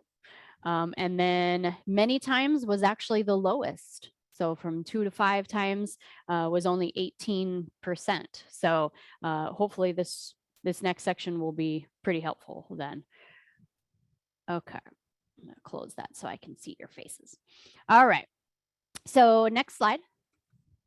So the first question obviously was related to myth or fact about suicide. So does asking about suicide actually plant the idea in the person's head? And that is actually a myth. It is not a fact that if you ask somebody about suicide, it'll plant the idea in their head.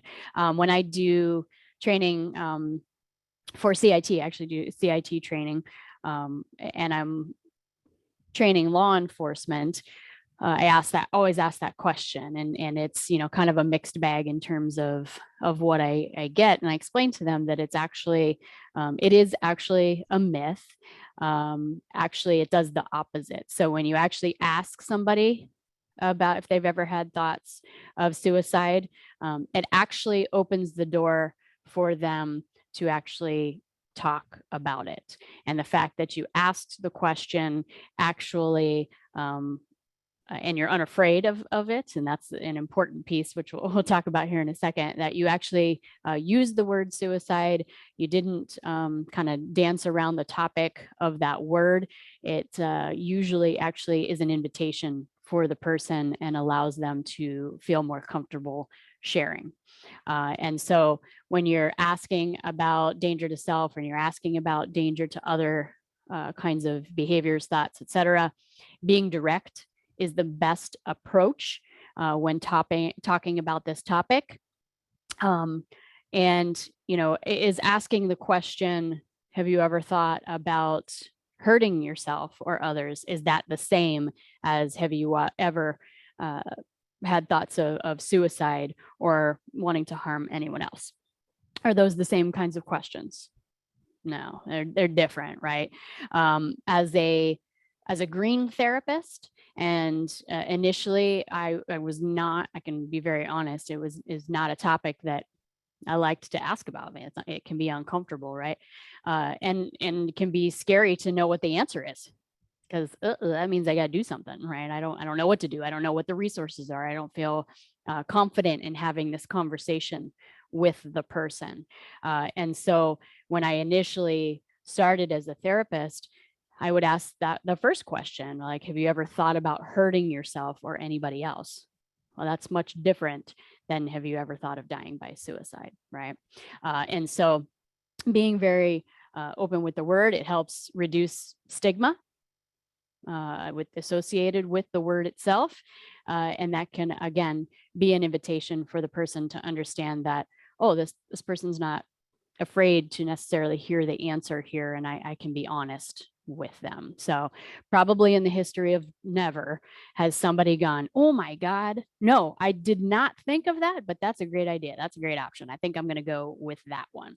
That, and again, I'm being flipped, but that doesn't happen. Okay. If somebody has had the thoughts of suicide in their past, hopefully they're going to be honest about that with you so that you can have an honest conversation about what that looks like and ask follow-up questions. When we're asking about that, sometimes you may not want to accept the first no. Okay, you may want to ask it in a different way, or later on, notice their body language when they're responding to you. Was there hesitancy in their answer? And you can even ask them about that. Like, I noticed you were a little hesitant to answer that question. You know, can you tell me a little bit about that? Appear very comfortable and unhurried as you ask that question. I literally, and this is horrible, I remember shadowing a mobile team and watching a therapist who had their clipboard in front of them like this.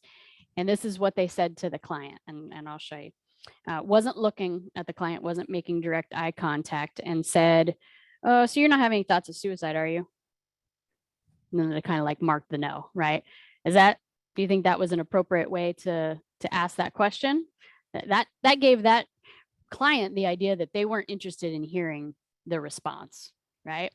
And so we had to provide some supervision and appropriate training to that staff member about the way to answer that question or ask that question, right? So appearing unhurried, being willing to listen. Next slide. So 2 helpful strategies when addressing the topic of suicide. One is normalization. So this is a way, and sometimes how I use this is, you know, sometimes people who are struggling with symptoms of depression have thoughts of suicide.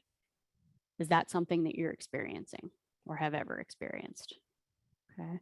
I kind of put that out there as a way of like, you know, certainly somebody who has depression, it's a risk factor. And so other people who are like you, so to speak, that are having symptoms of depression also have had thoughts of suicide. So that puts some normalization behind that. So it doesn't feel so stigmatizing. The next piece of shame attenuation takes it just a bit further. So by saying, you know, people, I can understand how someone who has had been struggling with some of the things that you have struggled with, I could see how you might have some suicidal thoughts. Is that something that you've ever experienced? Okay, so it takes it a step further. So it kind of gets rid of the guilt and the shame that's associated. Like, I could understand how you would be feeling that way. So tell me about that, you know? So it takes it a step further in terms of the normalization and takes that shame away. Next slide. So when you're assessing for danger to self and danger to others, there's some various things we have to talk about, right? So obviously we want to know if the ideation is there. Are the thoughts there, right? Is there a plan? Do they know how they might do it? Do they have access to the means that they have identified in the plan? If they say, you know, they have the thoughts, they would do it with a firearm, do they have access to a firearm? Okay, we want to see how accessible that means is for them. And what's the lethality of the plant? Okay, we know that firearms are much more lethal than an overdose of prescription medications. Okay, for the most part. And then the acuity and the intent. The acuity is related to how imminent is this? Is this something that's going to happen right now? Or is this something that potentially would happen later on? So for instance, I'm going to do it right now versus, well, I've had a lot of medical tests done, and if it ends up I have cancer, I'm going to off myself. Okay, that's different, right? We have some time to work with. The acuity is not as immediate. So that's what that means. And then their intent, how serious is their intent behind it? Okay, and we can ask them questions to get at that. It's not an assumption. Okay, and then what's their history? We know that for a lot of people, the best predictor of future behavior is past behavior. Right? That's not always the case, but we know that if somebody has a history of suicide attempts, that it puts them at a higher risk for another one. Okay, so that's important. And then substance use disorder, we always want to take that into consideration when we're doing danger to self and danger to other assessments. If they're actually experiencing symptoms of psychosis, I talked a little bit about the command hallucinations. So if somebody is hearing a voice that's telling them to hurt themselves or to hurt other people, that puts someone at a higher risk level. And we need to find that information out. We got to ask them, what are the voices saying to you? Okay. And if it's a command hallucination, it does put them in a different, potentially different risk level. How many acute life stressors are they experiencing? Are they going through, the loss of a spouse? They lost their job. They are about to lose their house. What's the level of acute life stressors that somebody is going through? And then what behavioral cues are they giving you? What coping skills do they have? That's an offsetting thing. If they have great coping skills, that they can deal with difficult emotions and they have good problem solving, they may not be as high risk level as somebody who has poor coping skills. Okay, so we'll talk a little bit more about that. And then medical factors, if they have chronic pain, if they have chronic medical condition, it might put them in a different risk category as well. Criminal behavior, again, depression, anxiety, hopelessness. We'll get through more of these, but and then what's their overall rating, which we'll practice later on. So next slide.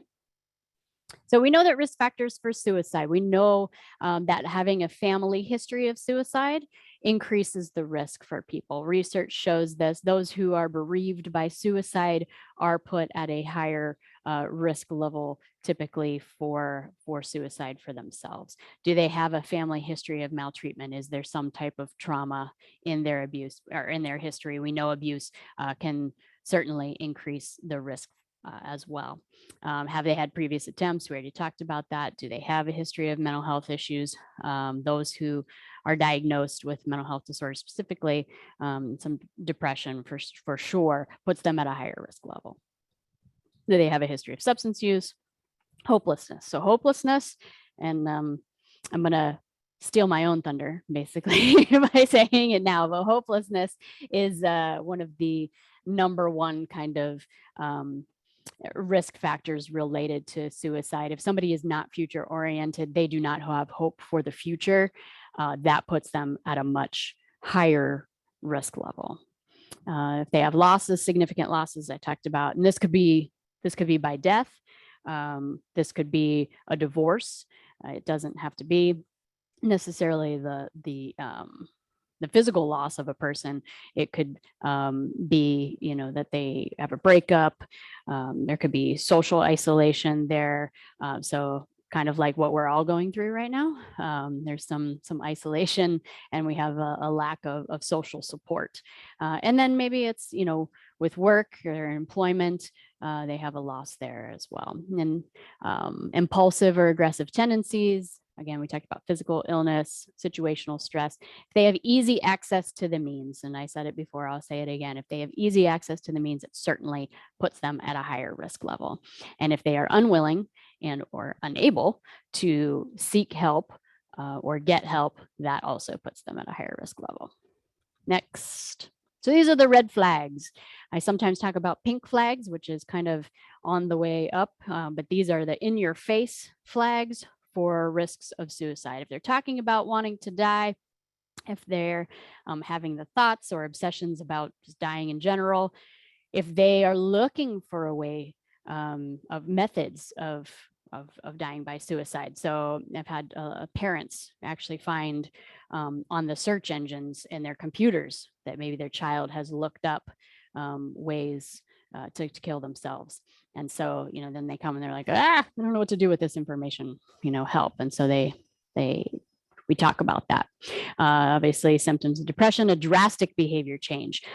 So any drastic behavior change can be a risk factor as well, a red flag, because it could be somebody who is relatively stable in their mood and suddenly is extremely low, exhibiting symptoms of depression. And it could also be on the other side as well. So the story of a gentleman that I know and that I'm friends with, and he has talked about his experience of suicide in his own family. And he talked about his brother, and his brother lived in another state. He always talked about his brother, like his brother always called and complained about his life, would talk about, everything that was going wrong in his life, and was constantly, feeling down.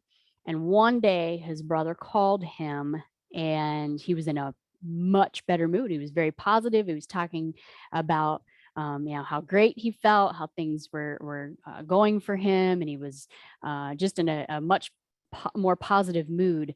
And the next day, his brother died by suicide. And looking back now, they think about, we missed the red flag. There was a drastic change in behavior. And what really happened was the brother had finally made the decision that he wanted to die by suicide, and he was at peace with it. And he was calling all the family members to say goodbye. And so, any drastic change we need to be aware of, even if it seems like a positive change. Okay, so just check it out. It's always important. Okay. And then if they're talking about, being in unbearable pain, that could be physical or emotional, feeling trapped, and then, withdrawing from friends and family, activities that they like to and are used to enjoy. Those can all be red flags. If they're giving away possessions, that's also a red flag. I don't think it's on here, but no, that's another one too. So you want to be aware of those. Okay. Next slide. So these are the acute risk factors. I'm not going to read through all these. You guys can read. But these are for adolescents and children. Some of the kind of highlights on here. So access to firearms, access to lethal means. We talked about it already.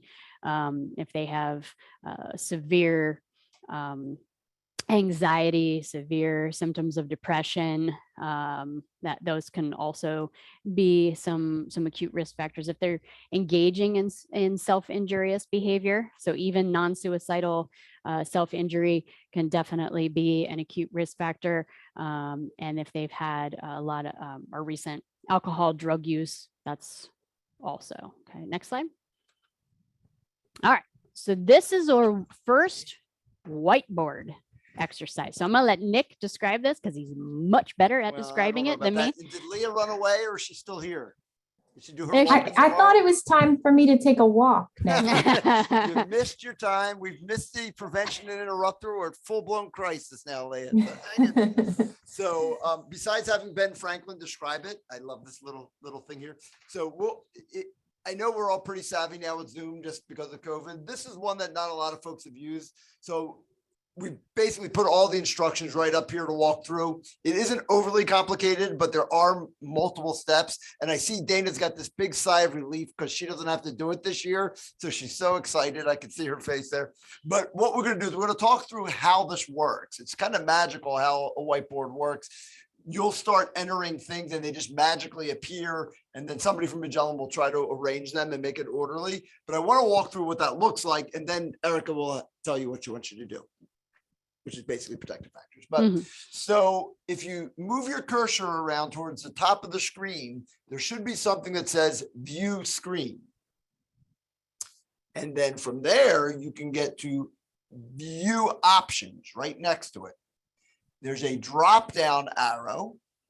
And when you click on that, you'll see something that says annotate. So if you would click on annotate, you're almost there, but not yet. You'll then see a large T that stands for text. And you need to click on the T. Once you click on that T, then just go to the whiteboard and click, and you'll see, click anywhere, and a text box should appear. And you can just start typing, and that will work.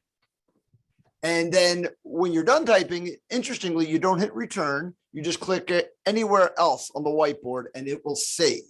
So I know that sounded a little complicated, but frankly, hopefully it's not.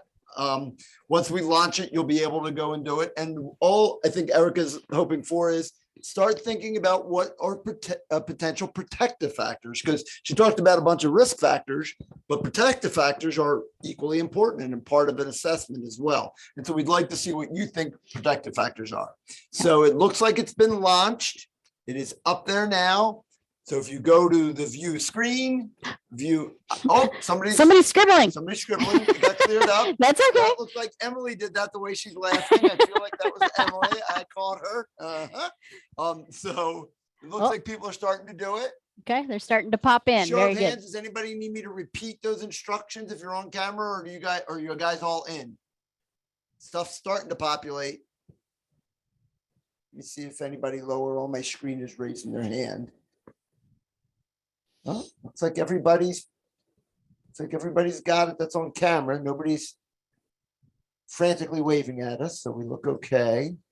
Yeah, I don't see anything in the chat. I think they're getting the hang of it. If you go to the T at the top, and that way you won't have to do the scribble line and try to write for us in cursive. There you go. Ooh, well, a lot of people are popping, and now that we've taken Emily out, it's actually being done appropriately, so that's good news. So much. Dana's just looking at her, saying it's like, ugh, flashbacks, drama. Don't worry, we'll do your risk assessment a little later. You're one of our scenarios, Dana. That's a lot going on. There's a lot going on there. Wow. You guys got a lot of ideas. Moving it around, Leah, or is this Kelly moving it around? Who's moving? Kelly, Kelly's on it. Kelly Kelly is looks busy. so, yeah. Can't talk. I have to focus. There's too many popping up here. Love it. Well, that might be enough because I'm not sure that we can even see it.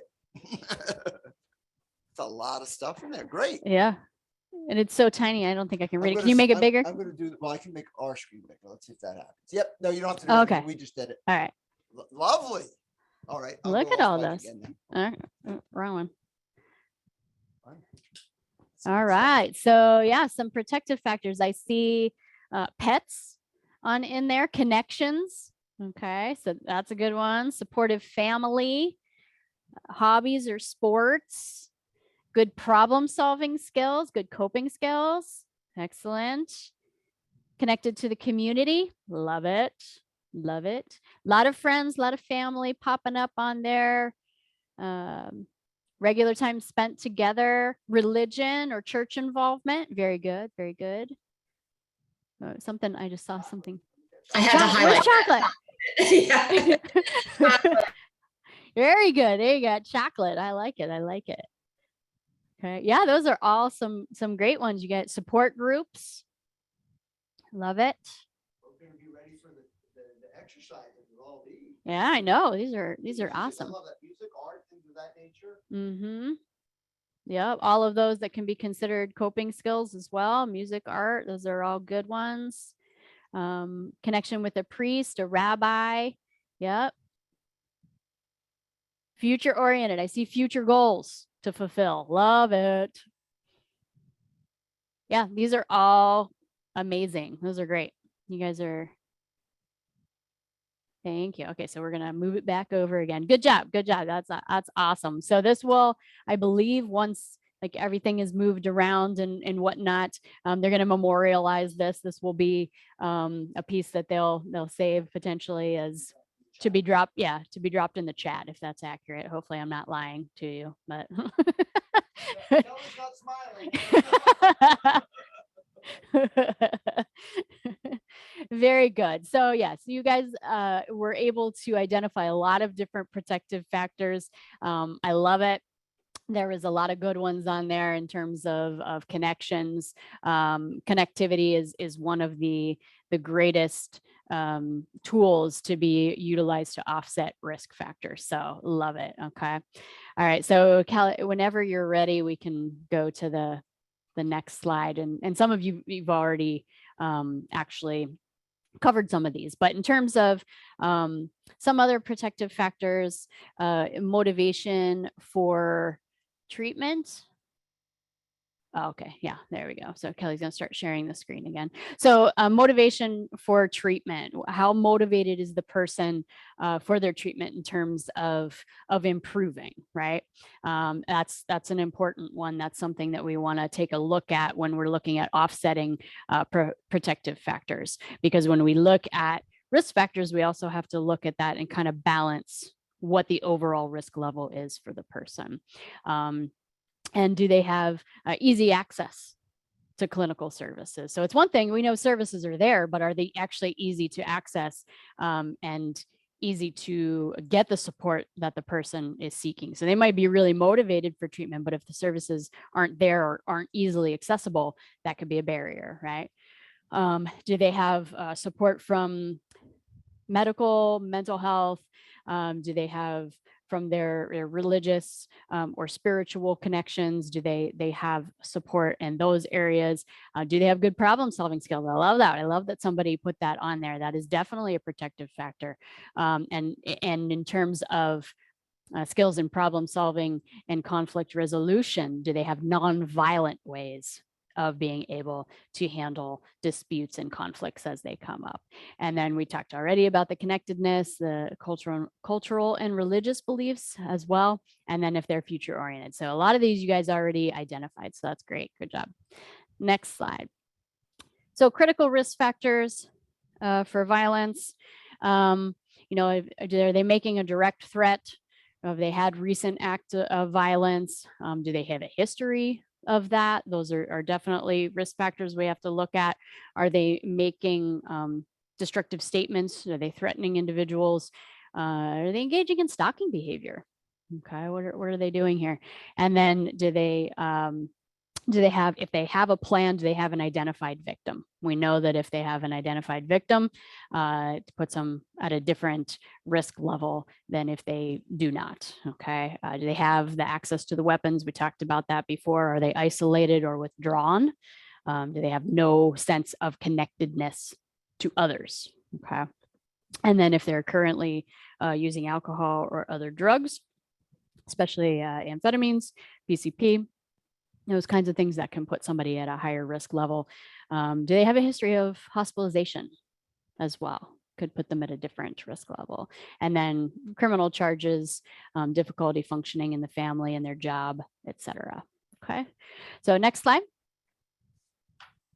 So what do you need to assess? We already talked a little bit about this as I went through the progression. So we need the ideation, right? Are they having the thoughts of suicide or homicide or other aggression? And we're not just going to ask them if they have the thoughts. We're going to ask more questions about that, right? We need to get more information. We need to know, when did this start? How long has the client actually, or the person actually been having the thought?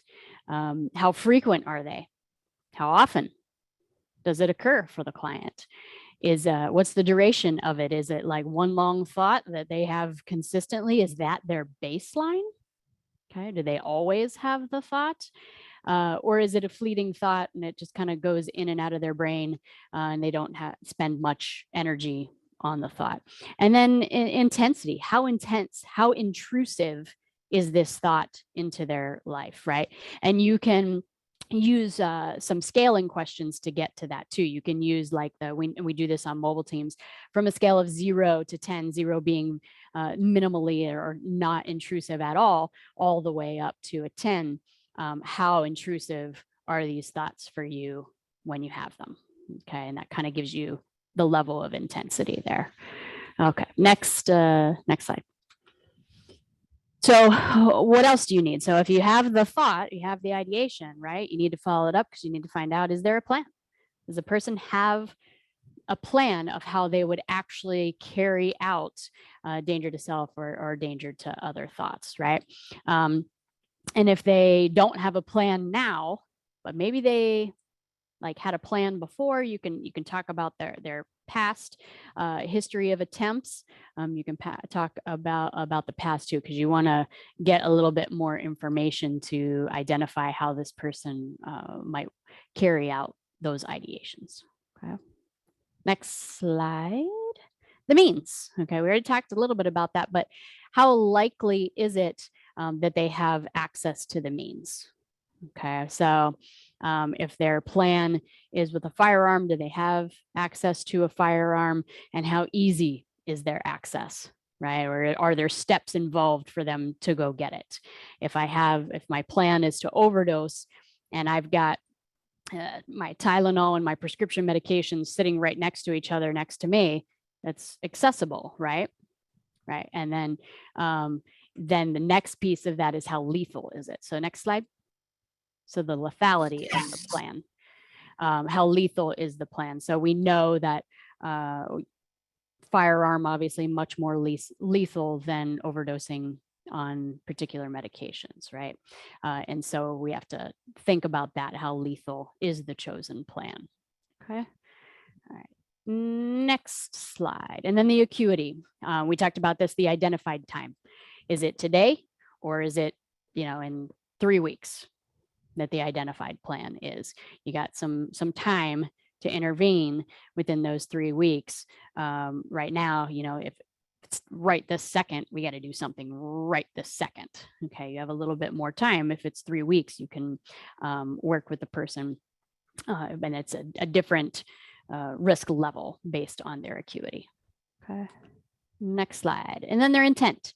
And this is a key piece. Just having the thought does not equate to the intent. Okay, that's the important piece. How intent is this person on following through with their plan and getting the access to the means? Is it they truly want to die? That's their intent. They want to die, or they don't see another choice and they just want things in their life to be different. Those are two different things. So we have to really look at that intent. We use the scaling question on this one as well. On a scale of 0 to 10, how intent are you on dying or killing this other person or harming other people?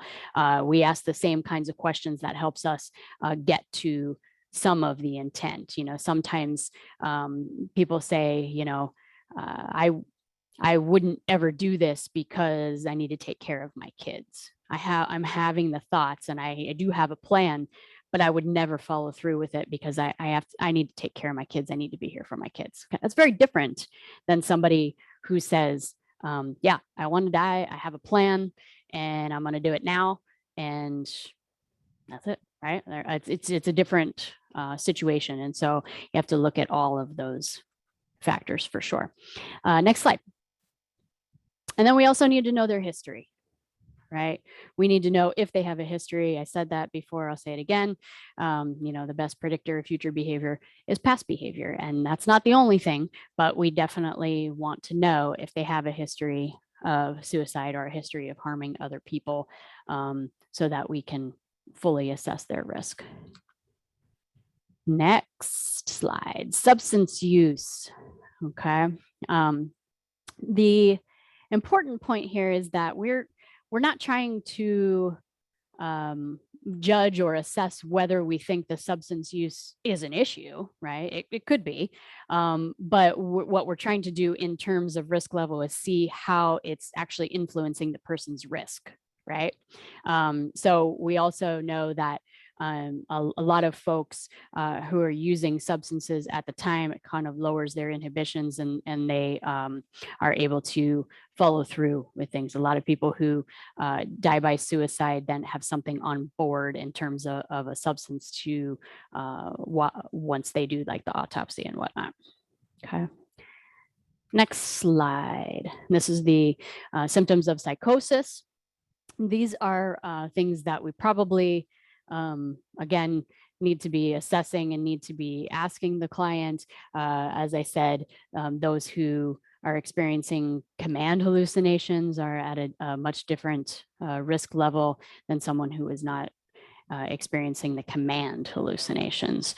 And so are they compliant with their medications? Are they also using substances on top of their psychiatric medications? Are they not taking their psychiatric medications at all? And so we need to make sure that we're fully assessing where they're at for that. So there's always follow-up questions. You might ask the one question, but there's about 10 other follow-up questions under each of the categories for sure. Next slide. And then acute life stressors, what's going on in the person's life, right? In this little box here, we talked about the breakups and losses for teenagers. The breakup of a significant relationship is suspected to be the #1 precipitating factor for teens to gesture or complete suicide. So as we talked about before, teenagers tend to be a bit more impulsive. And the reason for that is that prefrontal cortex not being completely formed, their executive functioning is not typically fully developed at this time. And so they tend to be a bit more impulsive. So you have to be aware of that. For a lot of us as adults, we think about, you're going to have, 10 more relationships in your life that are going to go bad before you ever, find one that works. That's how we think. We're jaded and whatnot. But that's not how that person feels at the time for sure. And this is definitely a time of a teenager's life that we need to make sure that we're providing the appropriate support and listening and hearing and asking the questions. Don't forget to ask the questions. So next slide. I think that's good. And these are just kind of the, all these different stressors can lead to a breaking point for someone. And so we need to be aware of this. Okay. Next slide. And then the medical. So I talked a little bit about the medical before in terms of chronic pain and significant chronic illness. Those are very important risk factors for suicide. And this particular data point, suicidal gestures and behaviors 2 to 3 times higher in those with chronic pain as compared to the general population. Illnesses associated with disability, neurodevelopmental impairment, and distress are also related to suicidal behaviors. So we need to keep that in mind when we're working with individuals who have chronic pain and who have chronic physical illness. So next slide. So what else do you need? You need to know the coping skills, right? I'm glad somebody put that on the whiteboard that, good coping skills can be an offsetting factor because it certainly is. However, the caveat to that is that not all coping skills are good. They're not all positive, right? Some people cope by doing what? Okay, maybe they're drinking or using other substances, right? That's a coping skill. Doesn't mean it's a positive one. Okay, maybe they're using non-suicidal self-injury as a coping skill. It's serving a function, right, for the behavior, but to help reduce the feelings that the negative feelings they're feeling, but it doesn't necessarily mean that it's a positive coping skill. So that's the distinction. And we need to make sure that we have positive coping skills that can be used as offsetting factors. And then, how do they use those? But it's a great point that good positive coping skills can help reduce the risk. So next slide. And the support system. So this was all over the whiteboard when we did this one. We have a positive support system. How are they utilized? How are the individuals supportive to the person? Do they have a sense of connectedness? Connectedness is an amazing protective factor, whether that be connectedness to family, to friends, to their job, to their spiritual beliefs and their religious and cultural communities. All those are amazing connections that are super important. Okay. And do they have good care, clinical, medical, mental health, substance use, all those kinds of things that they feel are effective and are easy to access. And, you know, the people that they're working with are supportive to them. If they have that, that's certainly a protective factor as well.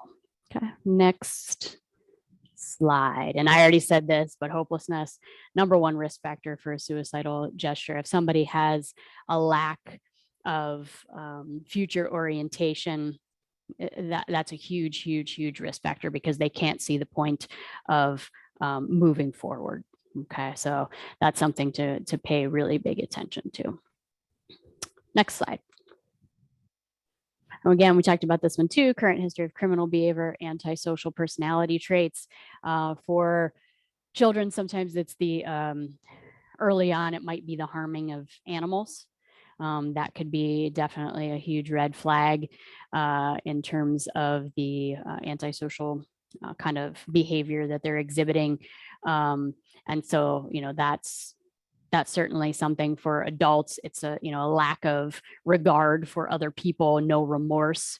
Those certainly put somebody at a higher risk level too. And that's it. That takes us to a short break. I know you guys all need it after lunch, or for us, you know, after 10 a.m. But for you guys after lunch, we always try to give you a break. Okay, so we are ready. Still hear me okay? All right. Okay, so for our the next piece, we're actually going to go over a sample risk factor scale. Leah, remind me, who is somebody gonna share this, drop it into the chat so they can see it, so we can explain it a bit. Otherwise, it can be a bit tricky. This Yes. is the sample. It's in the chat now. So they should Perfect. download it to view it. Okay, perfect. So I'll give you just a few seconds to look into the chat to see if you can open that document. So this is, like I said, is just a sample risk factor scale that we have used in the past. It can be helpful. It's meant to be a tool and a guide. It does not have to be the one that your entity or your agency is using by any stretch of the imagination. It's just the one that we're sharing, and it's can be helpful as we're going through the vignettes to be able to use it to kind of get what level of risk you think the individual should be at. So I'm going to describe this just a little bit. Is anybody able to access it? Give me a thumbs up if you're seeing it. I see a couple thumbs up. Let me scroll down. Okay, I got a couple more on the next page. Very good. Okay, so that's a pretty good group that can see it. So I explain this one because it can be a little bit tricky. You've never seen it before, obviously. And this one, just so that you know, is broken up into minimal, low, medium, high, and very high. That is not when we do it as our on our vignettes. I'm just going to have you do low, medium, and high to keep it simple, but just so that you can kind of see that. So on the risk factor scale, from going from left to right is where you start with the minimal all the way up to the very high, right? A lot of people don't seem to be able to access the file in the chat. Okay. Leah, do you think you want you to screen share it just real quick? Yep, And I'll that let way you they do can that. at least view that. Mhm.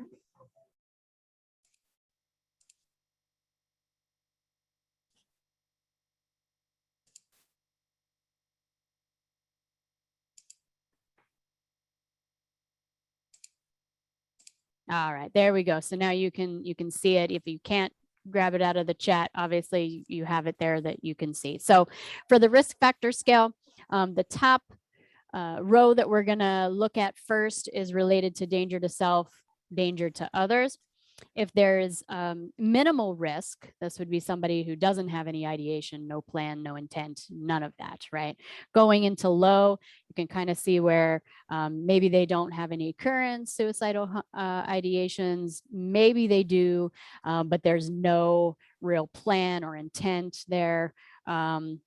Medium, they might have some suicidal or homicidal ideation or some history of self-harming behavior. Maybe their plan is vague.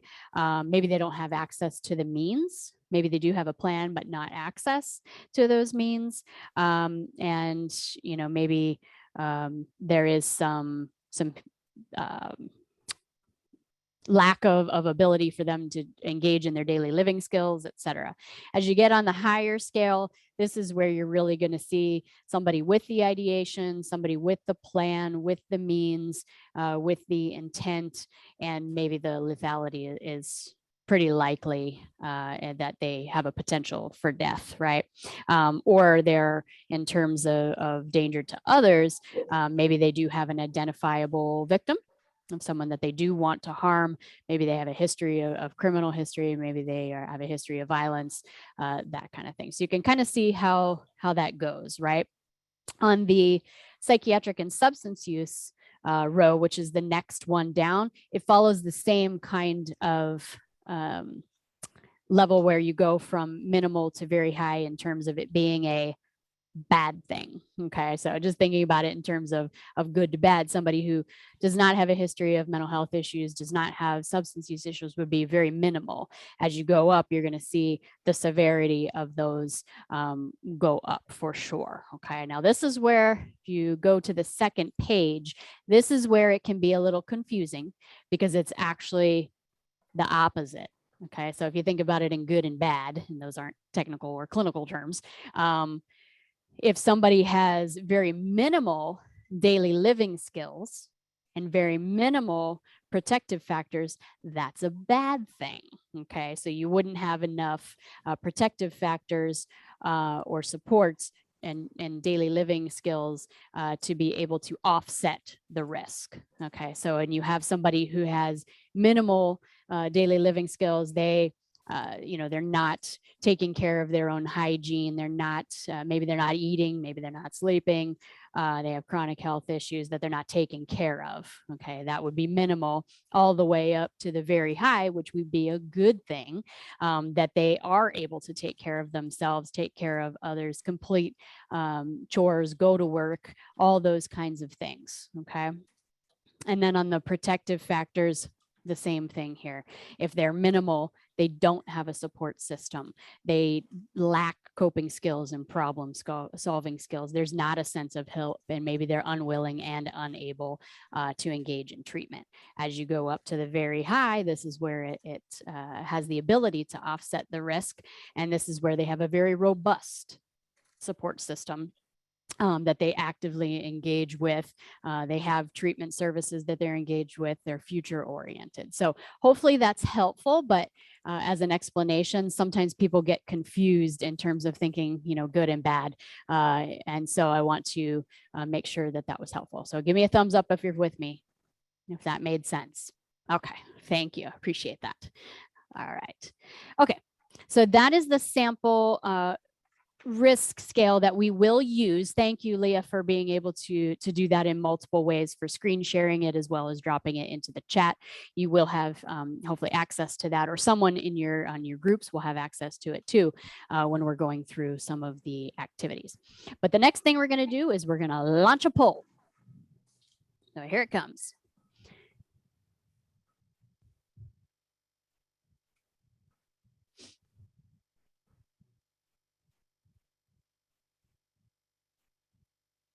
Okay, so risk assessment. You must be a psychologist or a psychiatrist to do a risk assessment. True or false?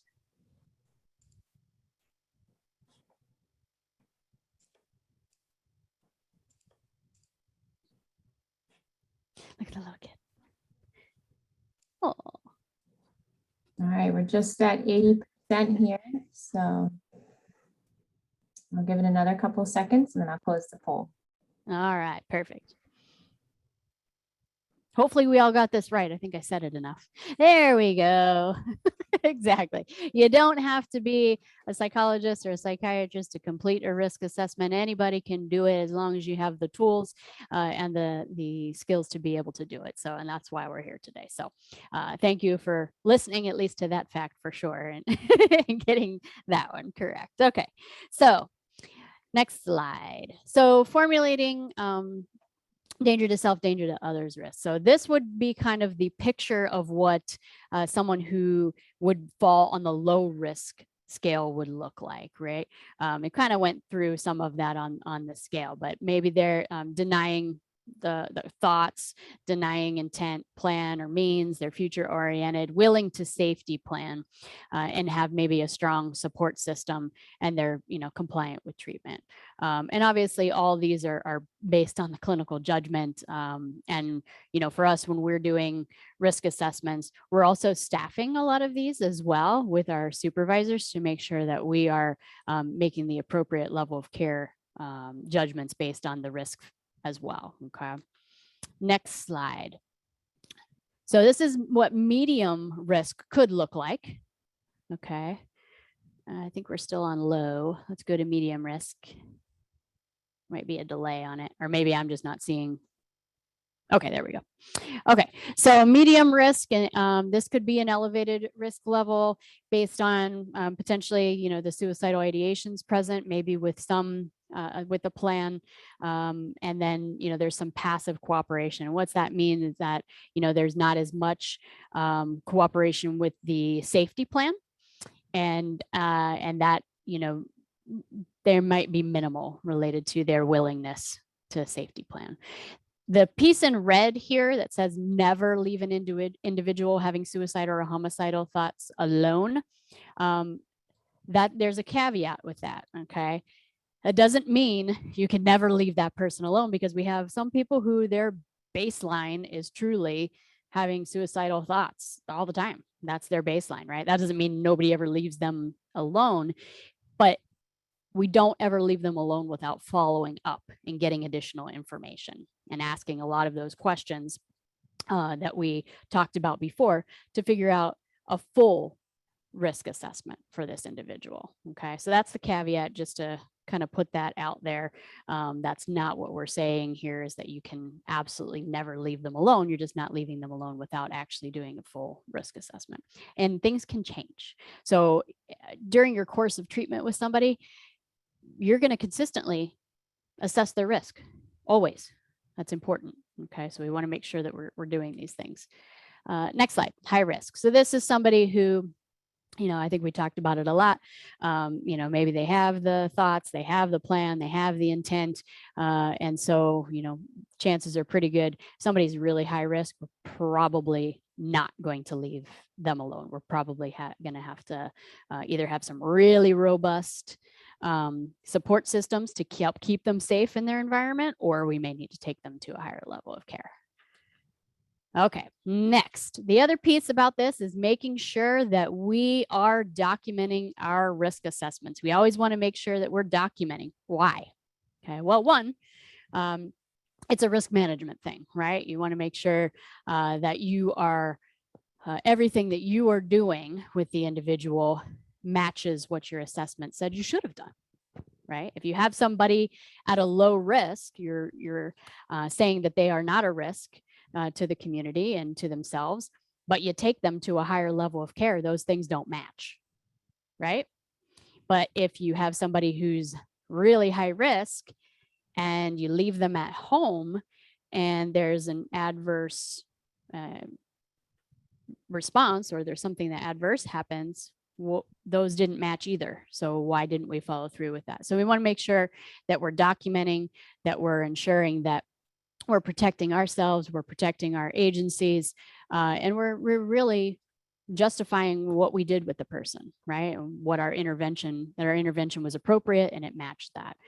If we don't document, we certainly can put ourselves at risk. For those who are licensed, that puts our license at risk, keeps us open to lawsuits, as well as your agency that you work for can open up your lawsuits, right? And if you didn't document it, it didn't happen, right? So if you don't document, even though you may have done this amazing risk assessment with somebody, It didn't happen because it's not in the chart or in the documentation in your EHR. Okay. Next slide. I'm going to pass this over to Nick. We're going to talk about level of care considerations and how risk assessments and risk levels help guide that. So you go through your risk assessment, you land on kind of like a low, medium, high. Obviously, there's nuances to that. And then we're starting to think what level do folks need to go, right? Some folks will need to go into hospitalization, into higher levels of care. Some folks won't. If they're high risk, does that need to happen immediately? Or are there enough supports that can help keep the person at home safely for today? We can reassess, reevaluate, or nope, got to go there. And that may be the person's completely unwilling. And so now you've got to be thinking about your 302 process, or just there aren't natural supports, or the person is just not able to redirect a safety plan, as we discussed, right? Medium, what might those things look like to help make it so that the person can stay safely in the community, right? I was really glad when we did that exercise with the whiteboard and I saw so many protective factors, right? There was just a lot. There was natural supports, there were hobbies, there were interests, there was faith, there's a lot of things. And we tend to usually forget that during the risk assessment stage, right? We look at what they're saying, how they're presenting, and then based upon just that snippet, everybody needs to go in the hospital, right? I mean, you might sit in there 7 hours during this training, right? I mean, but what are those things that can help protect you and keep you there, right? And so that's part of figuring that out. And then low, obviously, usually one would think community stabilization is probably pretty much built into that. But how do I help kind of connect that person to make sure that there's added supports? And I notice, I think you're still alive. So when we're talking about doing these things where we can come up with safety plans, reducing access to lethal means, things of that nature, people are agreeing, that is a lot different than those of us with gray hair that remember contracts for safety. So since it's more of a clinical thing, do you mind just saying? Sure. So there definitely is a difference in terms of safety planning versus contracting for safety. I remember when I was first starting out in the clinical realm, a contract for safety was basically a piece of paper. It was kind of like a letter that the client signed to say that they weren't going to harm themselves, right? What do you think that's worth, really? Nothing. Okay. It's not worth anything. It doesn't help protect you from liability. Nothing. It was just this piece of paper that the client was like, okay, I'll sign that. It doesn't mean I'm going to stick to it. I'm just putting my signature here, right there. It's really without a full risk assessment and actually coming up with a safety plan to identify how we're going to keep a person safe in the community. Without those things, that contract for safety meant absolutely nothing. And there is nothing legal that would protect you from the person actually signing a document of that nature. So hopefully that's helpful. So next slide. So let's talk a little bit. And obviously this is the crux of where we started this morning, right? Community stabilization versus higher level of care. You know, when it's appropriate and we're able to, I hope we all feel that community stabilization is the preferred answer, right? It's person-centered care, it's meeting people where they are, and it's least restrictive. Right? That is what our whole system is built on, those precepts, right? So we obviously want to keep people in their community when we can. There are times they need to go higher level of care, and obviously it's appropriate when we need to. But what's kind of that difference, right? You know, so in community stabilization, you remain connected to your natural supports, your friends, your families, your hobbies, your job, school, whatever those things are, you're able to do. Zooming with your friends, Facebooking with folks, right? You're able to do that. You're able to continue with your outpatient services, whatever stuff you guys are delivering day in, day out. And we had like 9 different jobs in there, but you're able to continue to access those services as we go. You can do your daily routine. You like to exercise, you like to shower, you don't like to shave, but you like to do something else, whatever it may be. What is it that you naturally do? You're able to stay with that. You retain your freedom, right? It's least restricted. What your 302 is by definition coercive, right? It's forced. It's taking that away so people are able to do it. And then you're actually able to help engage those coping mechanisms for self-management, which is what we want people ideally to get to. It's great that you can help somebody through a crisis, and hopefully you're feeling more confident with doing that. And we certainly need and want you to do that. But the end goal is so that, you know, Leah herself can start self-managing her crises independently too, and build that strength, right? So all those neat things happen in community levels of care. And when it's safe and we can build a structure to do it, it's wonderful. On the flip side, higher levels of care are necessary at times. They do provide safety. They're frequently locked. A lot of people think different things happen there than kind of what they do. You really kind of get limited access to your supports. You might get 1 hour or one visitation daily. In COVID, I'm not even sure if you're getting that anymore. Depends on how different hospitals are working, right? You typically get 5 to 10 minutes of doc or nurse practitioner a day.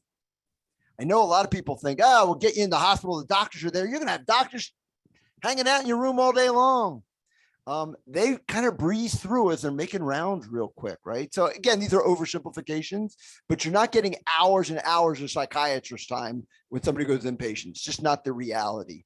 You get limited connection to outpatient services. Just think of all of your folks. How often are you directly engaged and involved when folks are inpatient for a while? And even if you are, is it more just kind of that figurative pat on the head? Hey, this is what's going on. Are you truly involved in their care? Are you continuing with the things you had already done? Or is the inpatient setting doing what they feel is best in the moment, right? And so we're disconnected. Hospitalizations can be traumatizing, right? It's certainly, it's certainly a limitation of your freedoms. You can see other folks that maybe are more acute, more psychotic, more whatever going on. That may not be the best thing. And you start potentially learning that I can't manage my own symptoms, right? Anytime I'm having a bad day, I gotta be impatient. And you truly are kind of limited what goes on. Now, hopefully there's a couple, at least some type of groups going on there, some skill groups, some art groups, some hobby groups, maybe some talking time. So I'm not saying nothing happens in there, but a lot of times people think you go in and you're getting 8 or 10 hours of programming, and it's high level staff doing that. And that's just not usually the case. So there are times hospitalization is needed. Clearly, nobody's saying it's not. It certainly makes sure that somebody's in a safe place. But a lot of the therapeutic stuff isn't always happening. Nowhere to the degree as effectively as it happens back in the community. And frequently it interrupts whatever you guys were involved with. So we want to make sure that we kind of just understand what happens in these levels of care. Because I know when I first started working into the behavioral health system and interfacing, I just figured the hospitalizations like this panacea, rainbows and unicorns, the whole world changes in there. And it's not always the case. So let's go to our next slide. Kind of this, I talked about most of it. Would have been better if I had read your slide beforehand. But yeah, so we've talked about a lot of these. These aren't the normal place problem solving areas, right? So if we can teach in the home environment, isn't that better? Look how happy they are. They're all high-fiving because they're in a nice home environment. That's a very good slide. They're all vaccinated too, yes, apparently. But we can mobilize the resources and supports and the support networks around folks to help them maintain being into the community stabilization. And you are a big part of that, right? And so it's part of why, if we go back to like slide 3 or whatever, it's why there's such a big push from Bucks County, from Magellan, and frankly, nationally. This isn't just a local initiative to have outpatient community services, however, that phrase applies to you, directly involved in intervening when folks are experiencing a crisis, because you know the person the best, you have the best insights, hopefully you've helped develop that crisis plan, you have a lot of built-in connectivity anyway, and then you're going to be helping them support with the ongoing care after it. And what better way to have that be entirely coordination of care rather than these discrete third parties that need to plug in and out. Again, there's times we need the discrete third parties, but ideally it's a lot more continuity of care if you can be involved through that whole cycle. So let's go next slide. So I think we've talked a bit about this, but I think it's useful just to kind of remind you, and I used to see this quite a bit in the system. So Erica mentioned you guys don't use the abbreviations, but clearly use the concept. You have DTO, danger to others, DTS, danger to self, right? Those are pretty self-explanatory. We get them. But you also have this thing called STO. Sorry for my list, but S as in Sam, TO. And if we were in person, I would ask you to say, does anybody know what STO is? Blah, blah, blah. But I'll just tell you. So STO is scary to others. Not necessarily dangerous to others, but they're scary to others.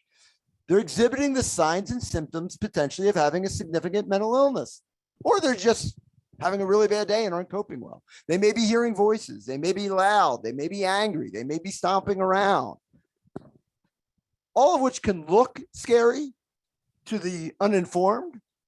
But for those of us that play in the behavioral health, community behavioral health world, hopefully we recognize those for the signs and symptoms of somebody either experiencing a crisis that's kind of overcome their ability to cope, or the signs and symptoms of their illness.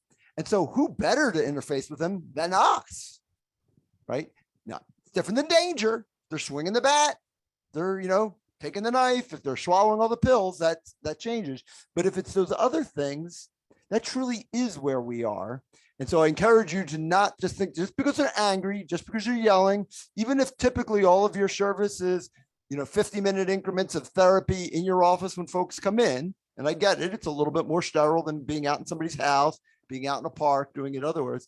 Just because they're angry doesn't mean that they're dangerous. So you got to do that basic assessment, and doesn't mean that we can't help ride them through that. Right? We still have the skill sets. There's no magical skill sets with it. And that's why we want to try to keep them as connected as they can to their primary care providers, which is you guys. So let's go. I'm sorry. Oh, yeah. Next slide. Feel like I already, there's one I really didn't. So making sure that families and loved ones, support networks also understand, especially with new families, but frankly, a lot of families, just get my kid to the hospital. Just get my son to the hospital. Just take my spouse to whatever it is, right? If they feel like it's this magical thing. And so helping others understand what really happens is important too. So they have reasonable expectations. Again, it's not saying not to use it, but having reasonable expectations of what those other levels can look like. Just like understanding what your crisis centers can look like, what those look like, and differences between different levels of care. That way we understand the different levels of care that are available to folks. So I think we can go on to our next one, which is, this one's definitely for Erica. She likes this one. I don't know that I like it, but I think it's important. So we talk about 3 levels of crisis intervention. Okay, you have your first level, level 1, assess and refer. So we have kind of a program here in Maricopa County that when somebody shows up in the ED, they do a brief assessment, they determine what resources the person would benefit from, they make the referral, and they're done. It's kind of like the intake and assessment version. You're doing an initial assessment, finding out what the person could benefit from, you're making a referral, and that's it, right? Level 2 is kind of what I would describe as our mobile crisis. This is helping with the current situation. So they're coming into maybe a crisis situation, providing a temporary resolution to the current issue or stressor, and then they're out. It's kind of like putting a Band-Aid on something, and then maybe making some referrals and giving some resources, and then they're out. Level 3, however, provides the long-term solution, right? And this is where we do all those other things, making sure that we're addressing, doing a full assessment, making sure that we're addressing any current crisis situations and making, ideas of what could be beneficial for the individual going forward. But we're there to really provide and help those families and clients build those skills so that they don't continually experience that cycle of crisis that we showed earlier, and continually be in that cycle of crisis over and over again, that they learn things from the crisis situations, take that forward, learn skills that could be helpful to prevent crisis. We want to strive for number 3. That's what we're trying to do. That's what we're trying to impart today in the training. We want to be at level 3. Okay. Which incorporates all the levels. That's right. That's right. So I'll start, but you're going to have to read because I can't read that much. Oh, okay. But you can do it from sitting over there. Okay. So we're going to do some interactive restaurants. So Restaurants? I haven't had breakfast or lunch. I was going to say, I'm he's thinking about hungry. my reward today. Sorry. I'm waiting for Dana to FedEx me a Wawa hoagie, so it arrives just as I'm done.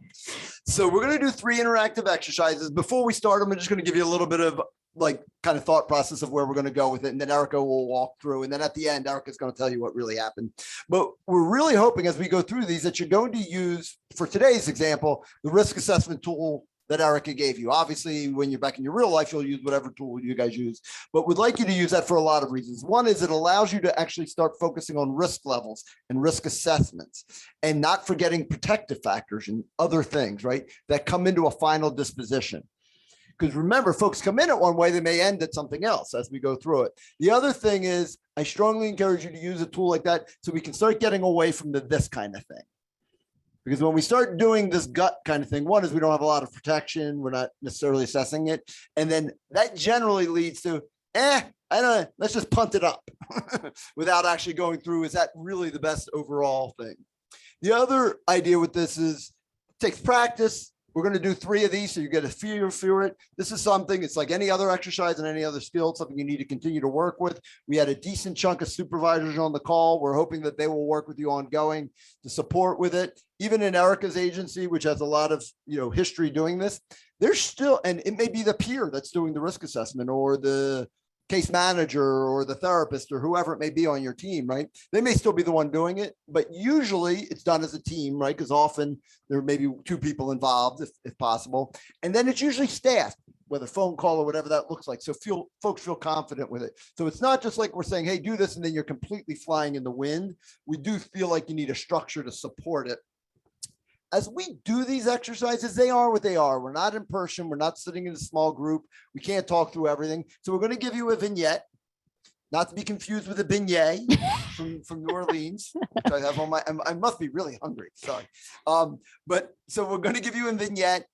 It is what it is. There will clearly have to be, in your mind at least, follow-up questions. So what would you ask? What would you do? Right. So that's part of it. And then you're going to have to make some assumptions as to how that person might respond to some of that, because we obviously can't, with 97 people through teletraining, we can't just make that happen. But that's obviously part and parcel of what it's going to be. Just try to put like, how would this really look like in real life? So with that, we're going to, she's going to share a scenario with you, and then we're going to tell you what we want you to do. So do you mind? Do you mind?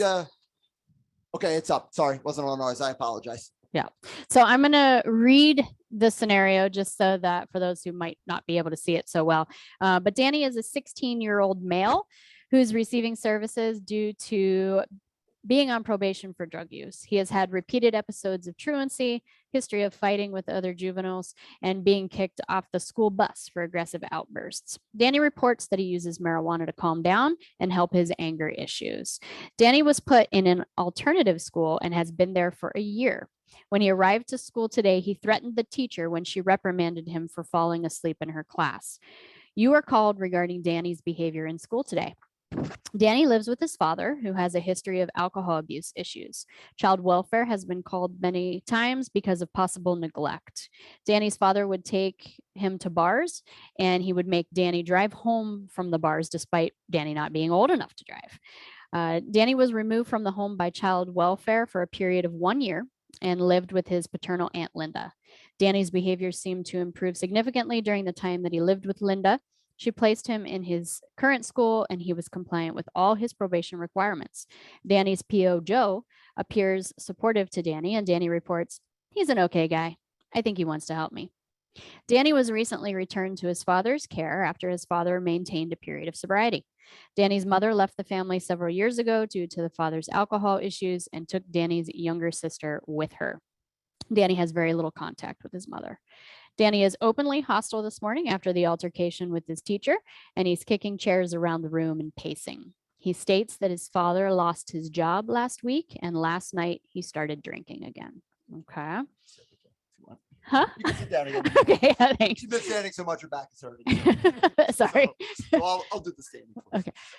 So what we're going to do is, I know many of you are thinking about kind of almost thinking like case management. What are all the things we're going to do? And that is part of this. That's the post-crisis part of it. We're not there yet. Obviously, we're going to get engaged. We're going to use our active listening skills. We're going to review our crisis plan before we're going to go. We know as much about Danny as we get there. We know his preferred interventions, his, natural supports, all that. So we're going to do an effective intervention and be able to engage with him, right? We're going to take that for granted. So now we're at that stage of risk assessment. What are we going to do? What is our decision? We have to make a level of care decision now. which isn't case management, right? All that may come in behind it, but it's truly, what is our level of care? Safe to leave, not safe to leave? Is he high risk? Is he low risk? So we're going to give you I don't know, maybe 5-6 minutes to read through it, think about it, take your risk assessment, look at your risk assessment, and start thinking about the scenario, start thinking about the information provided, use a little creative, ability on your own, right? To think of what those follow-up questions might be and how that might look like based upon this person being one of your members or clients, right? And then land on a low, medium, or high risk. That'll be question 1. And then question 2 in the poll will be disposition. And there'll be like 5 or 6 dispositions, community stabilizations, hospital, call the popo, mobile team. There'll be a bunch of different options. So any questions on that before we begin? I don't see any hands. Let me check my second screen of pretty faces. All right. No one's swinging a bat, so I feel pretty good so far. Okay. So we'll give you about 5, 6, 7 minutes to think about it. I think you can launch the poll anytime you want. And then as people think through it, go through their justification, make your votes of how you would, what risk assessment, and then disposition. And then we will give you a few minutes to think about it. And then we will bring you back and we will talk about it. So you're all going to work independently on this one.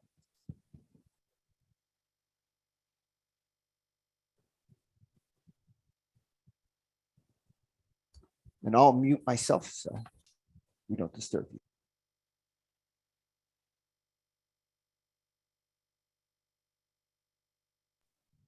And I don't see Emily doing it, so get busy, Emily.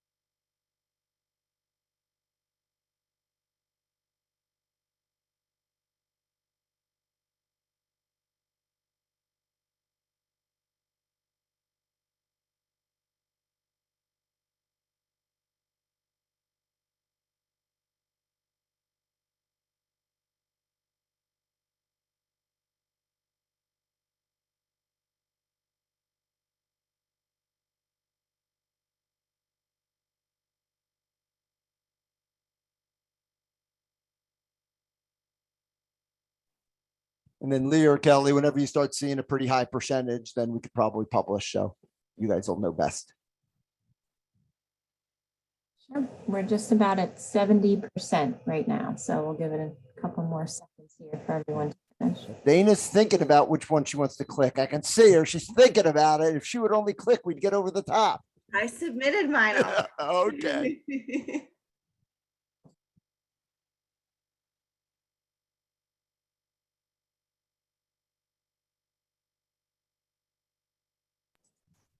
All right, we're at 80%, couple more seconds here.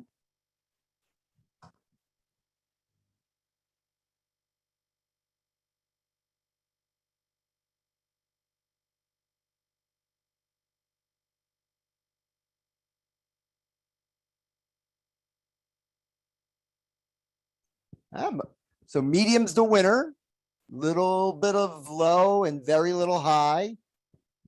Mostly home, about right at home, about so roughly 80% community stabilization between home, family, and natural supports, and then about 15% immobile. Very good. Great. See people. All right. Well, Erica's going to walk you through and maybe ask a couple questions, so I'll get out of the way. Yeah, no, I think that's good. So can anybody, or does anybody willingly want to unmute and tell us why they chose what they did? If we were in person, we'd be throwing candy at people to bribe them to talk. So I unfortunately, volunteer. go ahead. Okay. So I chose low for him just because I don't have much information at the moment, just on his past. So I'm like, okay, has he been, again, like reading through it again, I'm like, yes, he had some behaviors, but was he actively suicidal or harming towards others in the past? Or does he typically try to communicate by verbally threatening people if he is feeling frustrated? Has he ever acted on these things? Yes, he uses drugs, but has he ever had it to the point where he has potentially overdosed, so on and so forth. So I chose low at that point because he was communicating things that were bothering him. Yes, he was acting out, but that was a form of communication where he was saying things are changing at home now, and he was going to his supports at school. Because I'm not sure who he was telling, but it was, school counselor, someone. And so I put that we were going to reach out to family and community supports since he seemed to have a healthy relationship with his aunt. I don't know if she's she's in contact with his dad and they're talking and stuff like that. But it seems like, last worst case scenario, if he did not feel safe going home to his dad that night because he started drinking again, it looked like he wasn't going to be homeless. There was placement for him and stuff like that. So those would have been my interventions. Great. Emily, thank you for being one of the brave souls to unmute and to talk. Did anybody want to add anything to Emily's response? We do have some chats asking if the member still has contact with the aunt. Okay. What have they used in the past to cope? So maybe they might be along that way too. Good deal. Okay, so those are good things to ask. So like Nick mentioned, there are some things that obviously the vignettes are what they are. That's, you get the information that you get. And so you always want to ask follow-up questions. So yeah, those are great questions to ask. You would want to know that, right? And as a caveat here for these, which we didn't mention with all of these little vignettes, these are all people that I've actually worked with. Okay, these are clients that I've worked with in the past, so I have their information, so I can provide that. And that's kind of the next step of this. We do the exercise that we do, and then I kind of tell you what we actually did with the client. And so for Danny specifically, Danny did have a good relationship with his aunt. We saw in the vignette that his behaviors improved when he lived with her for the past year while his father was in recovery.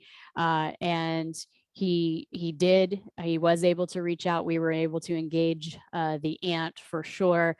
And she was certainly a support for Danny, and we were able to utilize that support. The PO also was very supportive of Danny and was extremely helpful. And so he was also somebody that Danny often reached out to if he needed to talk about something. And the father did relapse, and he did was able to talk with the sister, basically, to be able to talk about that. And they decided to, that he would seek treatment again and that he needed to let Danny go live with her rather than potentially child welfare getting re-involved into the case. He decided to, allow Danny to go live with his sister while he continued to work on his recovery.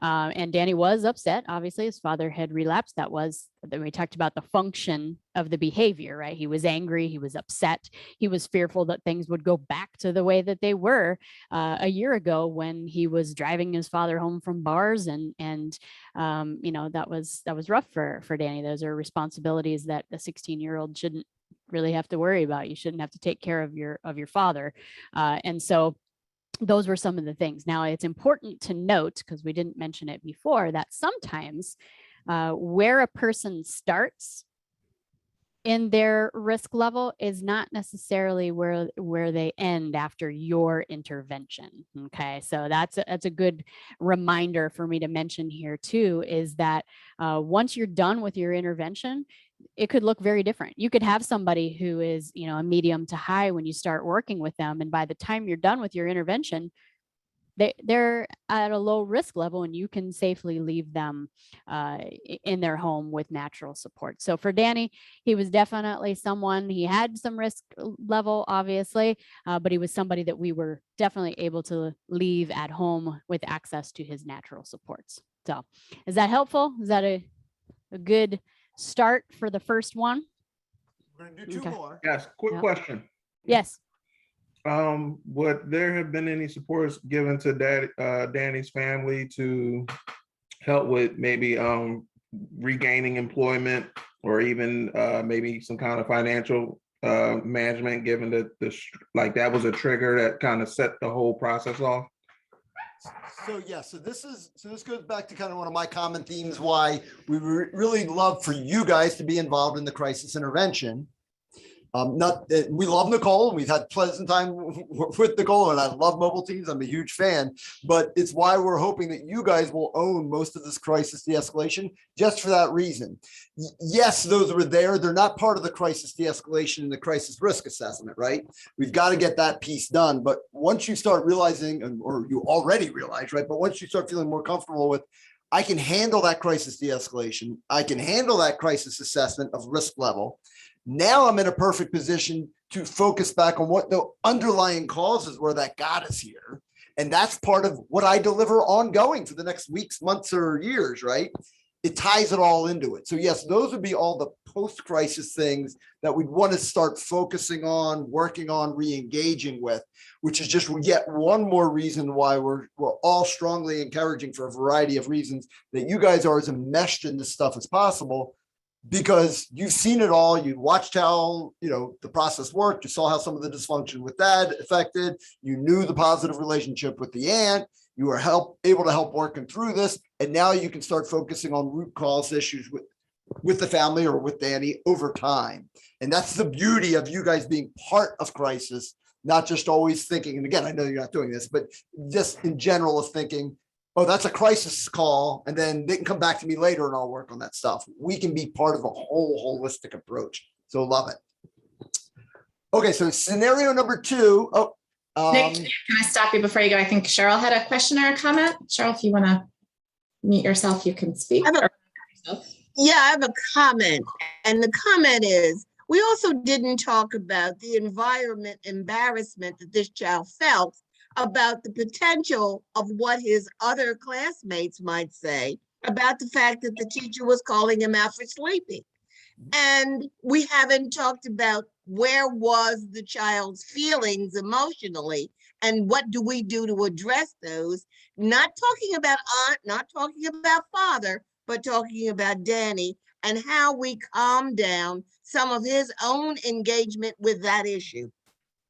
Yep. And again, just so we're all on the same page, right? So obviously the exercises we're on now are risk assessment exercises, because we're really trying to tighten that in. We're kind of just assuming you went and did a very effective crisis engagement and de-escalation component, encompassed all those things, did all that. Now we're getting to the point of what do we do with our 3 vignettes as we move forward. So everything you said is true. That's part and parcel of how we deliver crisis services. Those should be front and center every time we're engaging it with everyone. But for the purposes of these exercises, we're assuming that all happened. Now we're at the disposition stage of, do we leave? Do we not leave? Do we need to go hospital? What happens next? So good call out, and just take it for granted that you guys all did an amazing job and handled all that prior to it. Now we're at the risk assessment component. Now, scenario number 2, a little bit different. We'll read it to you first, and then we're going to do something different on this one. So and if you want to sit while you're reading, that's fine. I'll let Erica read you the scenario, and then I'm going to tell you what we're going to do with it. All right. So scenario number 2 is Joseph. Make sure I have I do have it on. I would not be good if I did not have my mic on. Okay, so Joseph. Joseph is a 17-year-old male who lives at home with his parents, and he's a senior in high school. Joseph was previously diagnosed with an anxiety disorder and has been receiving counseling for a few years. He's currently on an anti-anxiety medication, though there are suspicions that he is not consistent with the use of his medication. Joseph has a few close friends at school and they enjoy hanging out on the weekends together. Joseph is typically a straight A student, but has been almost obsessed with his new girlfriend. He has been ignoring his other friends and wants to spend all his spare time with his girlfriend. Joseph's parents call stating that Joseph just punched a hole in his bedroom wall after a phone call with his girlfriend because he is convinced that she is seeing someone else. They report that Joseph is having trouble focusing, he's pacing around the house, and continues to perseverate about his girlfriend seeing another guy from school. Joseph is in an agitated state and his parents can't calm him down. He states that he needs to go talk to his girlfriend, but is angry that she won't answer his calls and is refusing to see him. Joseph tells his father that he wants to borrow the car so he can go take care of the problem. His father is refusing to allow him to take the car, but Joseph is insistent and is becoming increasingly agitated that his father is in my way. Joseph does not have a history of alcohol or drug use and has no previous history of violence or suicidal thoughts. He has no criminal history. Okay, so now for this scenario, we're going to do it. It's going to be the same outcome, but we're doing it very different. And I'm trying to see who's got the most panic in their eye from Magellan right now, because they're going to be the ones doing it. So what we're going to do is we're going to separate you, I'm guessing, into about 8 to 10 groups based upon the large number of participants that came back from lunch. So thank you. We appreciate that. Sometimes when I do a presentation, like 2 people come back. So it's great to see 95 come back. So we appreciate it. CEUs are powerful. So we love that. Thank you. We're going to break you into a group. And so you'll have a group of anywhere 7 to 10 people in a group, whatever that looks like, 12 people in a group. And we're going to ask you to work kind of like as a team, pretend you guys were all together on that call and share. We're going to ask a launch. Everybody's going to see it, but only your scribe who you assigned in your group. Ow, I just hit my leg on the chair. The scribe is going to answer the poll. So okay. It should only be 8, 10, 12, whatever number of groups we had. Right. So what risk level would you put Joseph at? And then based on your risk level assessment, what level of care would you recommend? Okay. So only the scribes are going to respond. The rest of you can just ignore it. And then whenever you get to anything between 8 and 20, then that'll be our magical number. All right, so I will end this poll then. It looks like we're there. Okay. All right, we're going to publish it. Okay. A lot of medium, bit of low, very little high, a little bit of mobile team. Let me find the rest of this one. A lot of stabilized at home, a lot of connectivity and family. Okay. All right, Erica, so do your thing. All right. So for Joseph, again, this was somebody that actually worked with. Joseph, as it mentioned in there, did not have a history of violence, did not have a criminal justice history, and did not have a history of suicidal thoughts. He was acting erratically, right? What we identified and what we actually found out by working with Joseph in that moment was that Joseph was actually very anxious because it was actually his mother that was in an extramarital affair. And so what Joseph was doing was he knew about it, right? So he knew about this extramarital affair. The father did not know about it. And so Joseph was carrying this pretty heavy adult stuff, right? And so he had a lot of anxiety about all of that and being the one who knew. And so it was kind of being projected on his current relationship. His girlfriend actually was was not seeing anybody else. He was just projecting that out, and he just felt like he needed to get out of that house and he needed to, be away. And so it really was, calming him down, obviously working with him and allowing him to talk to somebody else about that situation. The girlfriend actually did know. He had told the girlfriend that his mother was having an extramarital affair, and so that was also why it was so important for him to talk to her, because she was the one that kind of held that information. And so working with his counselors, his therapists, and being able to talk about that and talk about that anxiety is really what really helped him be able to deal with that. And then at a point he was able to, confront his mom, because his mom didn't know that he knew.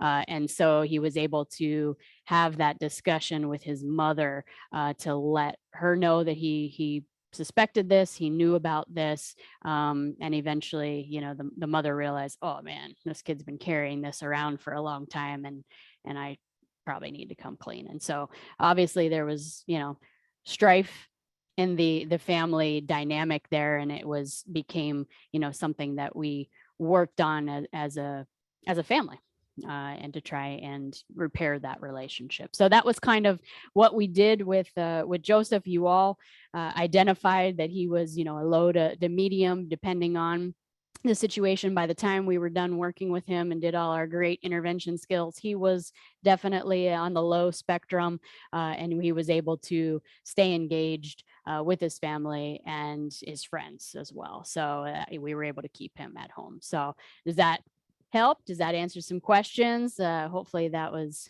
a good one. So good job, guys. You didn't immediately send him to the hospital. You didn't call the police. That was able to be taken care of in the community. So good job.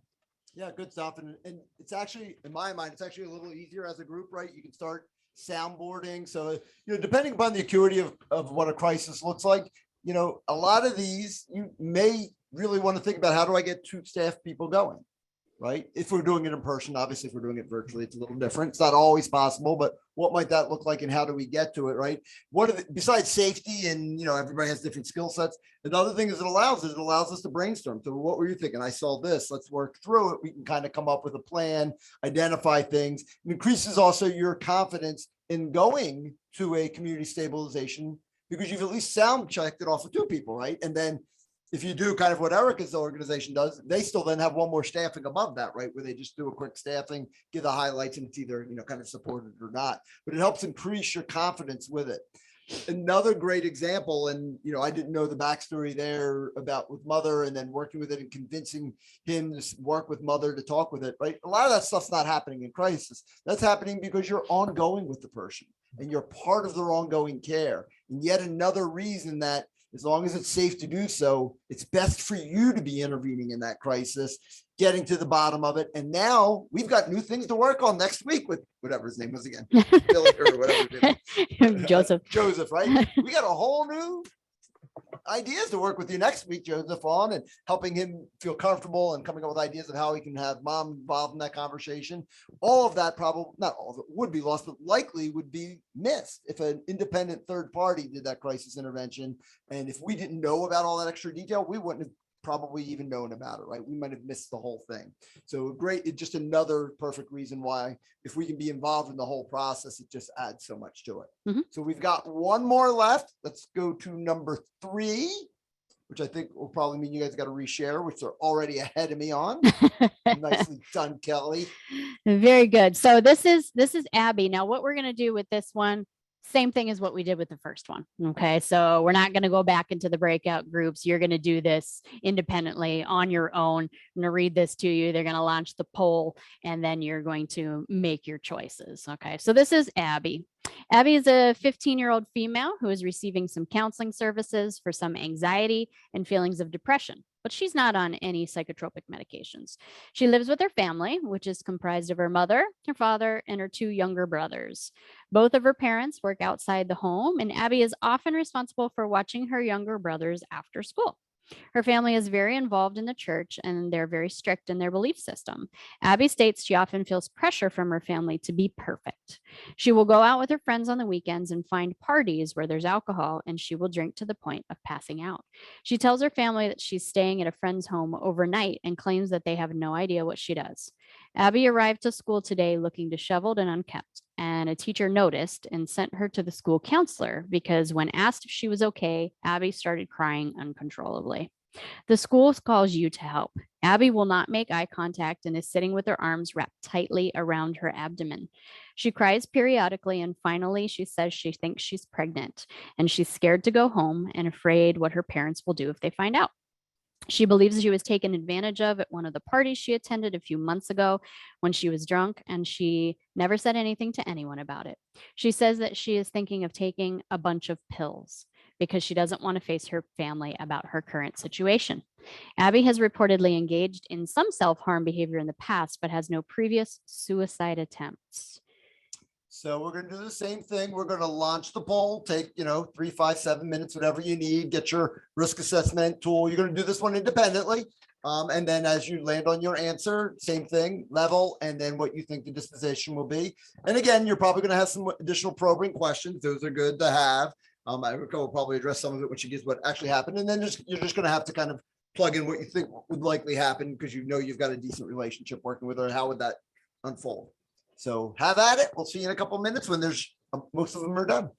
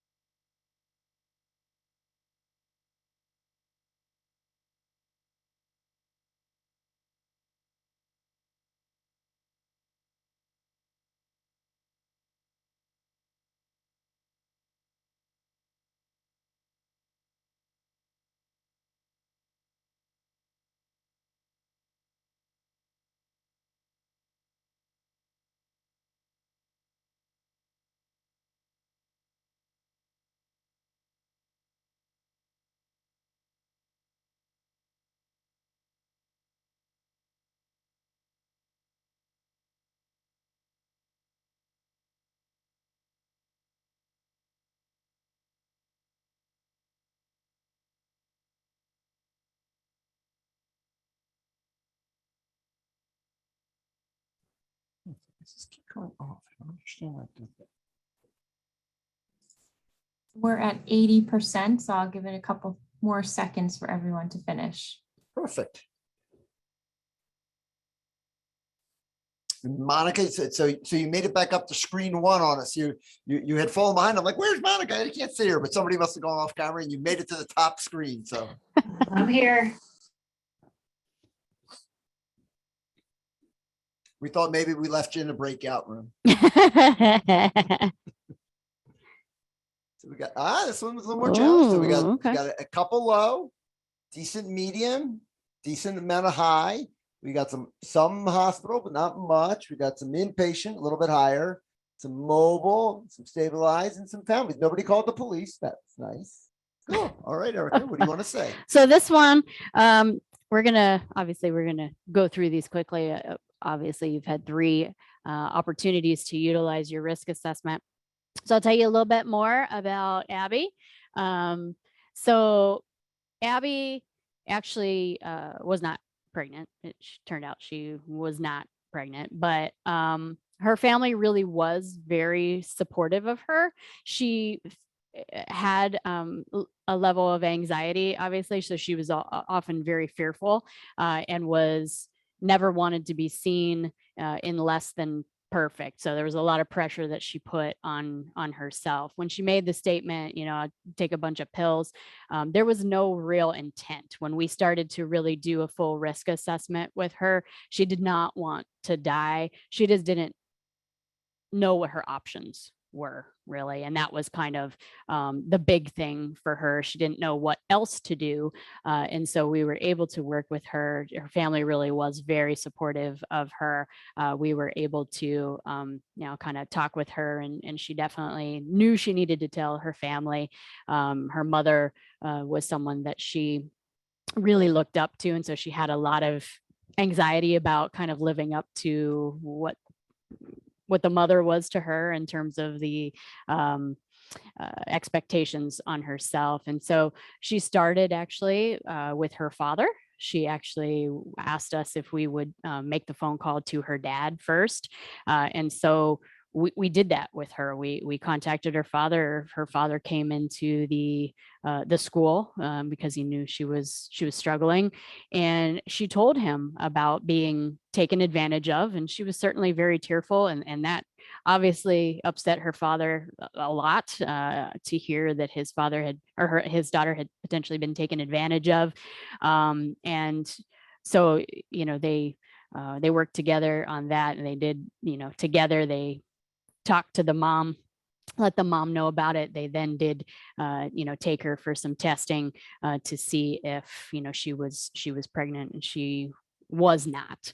And so they were able to work through that. But, the big thing is here with these examples, if you don't ask any follow-up questions and you don't really start to think about what other pieces of information do I need to know to truly make a full risk assessment, then we might just take it at face value. She said she wanted to take a bunch of pills to end it all because she was afraid, right? And so if we don't ask those follow-up questions, we wouldn't get some of that information from her. And we, as a provider that worked with her for a while, wouldn't have really known the history about that. The family really was very supportive, and that's super important.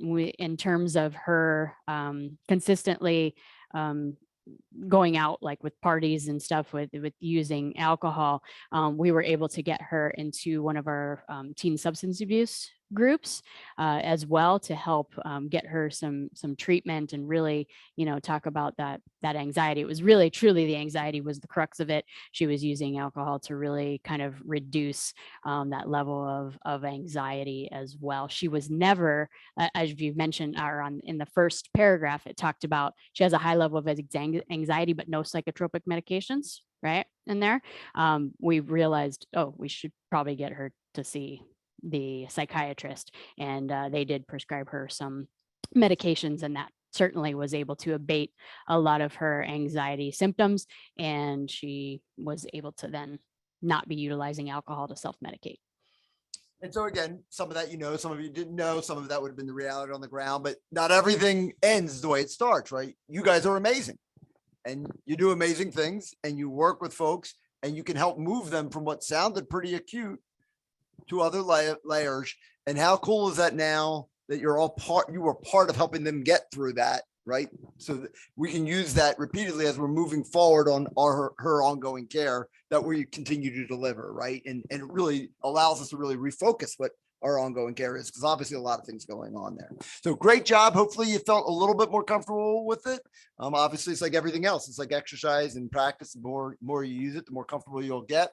We're going to take a 10-minute break. We're going to come back. You're going to hear from Nicole from Lenape a little bit. And then we have a couple extra, one final kind of recap, and then an ending exercise, and we will still be getting you out ahead of time by a little bit. So 10 minutes, Leah, is that right? Yes, 10 minutes work. So 12 to.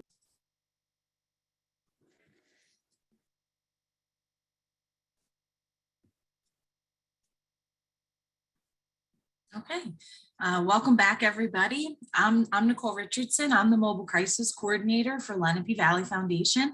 Nick and Erica invited me to be a part of the training today to just share two case examples with you and to talk a little bit about, how the Mobile Crisis team went through conducting an assessment, which I think you'll see, again, a lot of the things that Nick and Erica are talking about is exactly what the Mobile Crisis team did to get to a successful outcome. So for our first example, it was both examples are youths. It was a referral from a school counselor for a level of care assessment. The student had disclosed to the school counselor that she had recently returned to self-harm behavior, specifically cutting. Some of the stressors that were reported were general stress, lack of support, and an aggressive sibling in the home. There was no report of any suicidal ideation or homicidal ideation, although they did want us to probe about why the cutting behavior had returned. And she was currently receiving outpatient treatment weekly. So when the mobile team went and met with her, they did ask about suicidality. They did ask about, the cutting behavior, and was the cutting to, relieve stress as kind of a coping skill, or was it to kill herself? She did disclose passive suicidal ideation, where she had thoughts about wanting to go to sleep and not wake up, but nothing concrete in terms of further thoughts of suicide or plan or intent. The more they talked to her about that, she really wanted the aggression from the sister to stop and really wanted to feel more supported in the home. She reported feeling depressed in relation to the aggressiveness from the sister, and that is kind of what prompted her to start cutting again. Again, the team asked specific questions about that. When they did, she did report that, she was cutting because she was over the edge. So just like Nick and Erica were saying about the importance of asking more questions, so the team did ask her to define, what does over the edge mean? Because for some people that could mean that they're thinking about suicide. And like Nick and Erica had mentioned earlier in the presentation, you do want to revisit that at times, especially if someone's giving conflicting information, or they make a statement that's kind of strong, such as being over the edge. So the team asked her to define what that meant, and she stated that she was angry and hurting emotionally. Again, she denied any plan or intent about wanting to kill herself. She did say that she cuts to release stress and to make her problems go away. So at that point, the team was then trying to probe about, well, what are some other coping skills? What are some ways that, she could be able to deal with these stressors instead of cutting? So they asked about what helped in the past. She talked about a lot of distraction techniques that she uses, such as watching a movie or drawing or getting out of her room. So the team was able to complete a safety plan with her to really encourage those coping skills. Talk to the family about hiding any sharps or anything that she might be able to self-harm with. The family was on board with the safety plan. So the recommendation was to return to mental health outpatient. And again, the team really stressed the importance of having some more adaptive coping skills, such as listening to music and drawing. And then also through the safety plan talked about the importance of support utilization. There also was a children and youth report made, due to the aggression from the sister. So, to the skills that the team used to be able to gather this information from the student was they used a lot of reflective listening and paraphrasing, repeating back to her what she was saying about the cutting, what she was saying about her suicidality, to make sure that they were getting it accurate and that they understood it. They did a lot of validation of her feelings and emotions, saying things like, I can understand why you feel that way. And then again, that discussion around coping skills and safety planning. And then in mobile crisis, we typically develop a follow-up plan with our clients. So we talked about checking in with her the next day to see how things were going, and encouraged the family to reach out to her therapist about trying to get a session scheduled sooner than what it was. We also provided her with additional resources. Again, wanted to really play up having more positive coping skills. So we provided her with NAMI support groups, which, if you guys aren't aware, NAMI they've always offered a lot of support groups, but due to COVID-19, they started offering those virtually. And it's really amazing the amount of groups they have each day. And some of the groups, are clinical focused in terms of support groups, and others are fun, dancing, creative arts, music, that kind of stuff. We've had good success providing those resources to people and then using them. We also gave her the teen text crisis line, and encouraged her, to reach out. Instead of cutting, to try to talk through her feelings. We also gave her other talk lines as well as mobile crisis. So again, the outcome at the end was return mental health outpatient, since we were able to determine that, she really didn't have any intent to want to die. It was more kind of maladaptive coping, and then trying to put some different supports and resources in place to help her. The second case example, a parent had reached out and was encouraged to do so by the school counselor for a level of care assessment. There were concerns related to depression and suicidal ideation gesture. So this person, they didn't actually make statements to the parent or to the school, but when they talked to the school counselor, they had disclosed that the night before, they did have go to the kitchen and get a knife, and were thinking about using the knife to end their life, but they ultimately didn't, put it away. And then, told the school what had happened, and told mom what had happened. She did have a past history of hospitalization 2 years ago for suicidal ideation. There were no history of suicide attempts or access to weapons that were reported, and she did have a current therapist. So when the team went out to talk to this student, she did report passive SI at that moment. Again, she had kind of reported similar things about having thoughts to go to sleep and not wake up. Although she did then report additional thoughts of killing herself, but denied plan or intent. The team did ask a lot of questions around, what triggered her to take that knife and go into the bathroom, what was happening before she started feeling that way, so that they could, again, ask those questions, gain more clarity about what was happening, to try to understand the progression of things. Also, like Nick and Erica were saying about praising and positively reinforcing, once they were able to understand what led to her, getting the knife, the emotions that were involved, then they praised and positively reinforced that she didn't use the knife, that she put it back, and then confided in her mom and talked to her school counselor about it. So again, it's really important to praise those positive steps that people are taking, because when you have access to means, as was discussed earlier, it can be really difficult to resist those means if you're really struggling.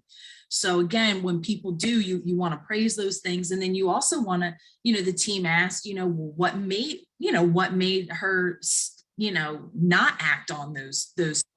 So again, gathering those protective factors, finding out that she was hopeful about the future, that kind of stuff. They were able to really play up those things and positively reinforce them. She also had disclosed that she had thoughts to cut, not that she really wanted to die, although she did report that she wished that she was dead at times. She did admit to not having a plan or intent, and that she did return to cutting recently. But again, that the purpose was not to die, but mostly to just relieve stress. So once the team was able to kind of work through that stuff with her, and talk to the parent, about her kind of level of comfort with things, the student was able to engage in a safety plan. She was able to identify numerous supports that she could reach out to, including a friend, which was good because, sometimes when people safety plan, they list people, but they wouldn't actually reach out to them. But she was able to identify a friend who she speaks to about her suicidality, and also said she'd be willing to talk to her mom about it, and which she had done the night before. Again, talked about some coping skills that would work for her. And then because she was already engaged in therapy, we recommended her returning to outpatient therapy.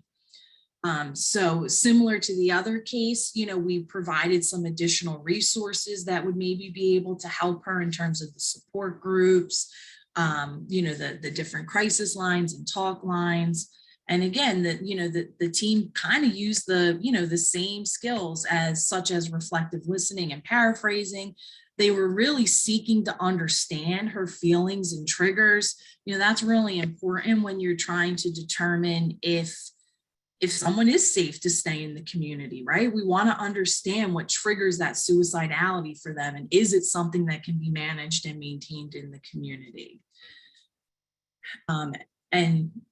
And then also discussion around the coping skills and the safety planning, and then also the follow-up plan. So a lot of times in mobile crisis, we're able to maintain clients in a lower level of care because we do offer that follow-up. And then a lot of times when someone knows that they have that support that they can reach out to, that's really comforting for them. And especially after we've gone out and we've worked through that we've worked with them through a difficult situation, they feel more comfortable reaching out. We're not strangers anymore. So that a lot of times gives people a lot of comfort in maintaining that lower level of care. And again, the outcome, our recommendation was to return again to mental health patient. So those are just some examples that your local mobile crisis team, had gone out and assessed on. Thank you. Cool. Thank you, Nicole. Always great to hear it. Love the great work. That's fantastic work. So I don't think there's that more. I mean, Nicole described it perfectly, so I'll kind of leave it at that. A couple things I just wanted to kind of observe is right. So those are two pretty acute, they set on the front end, they sound pretty acute. They are pretty acute, right?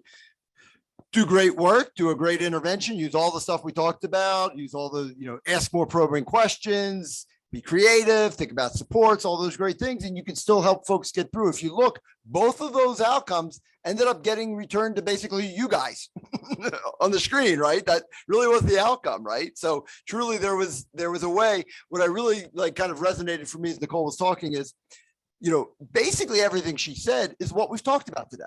It's skill sets, it's interventions, it's reflective listening, it's crisis planning, it's being creative and thinking follow-up questions, it's putting it all together. How do we do safe planning? How do we do all this? The bigger difference is they do it a lot. And so they get good at it, right?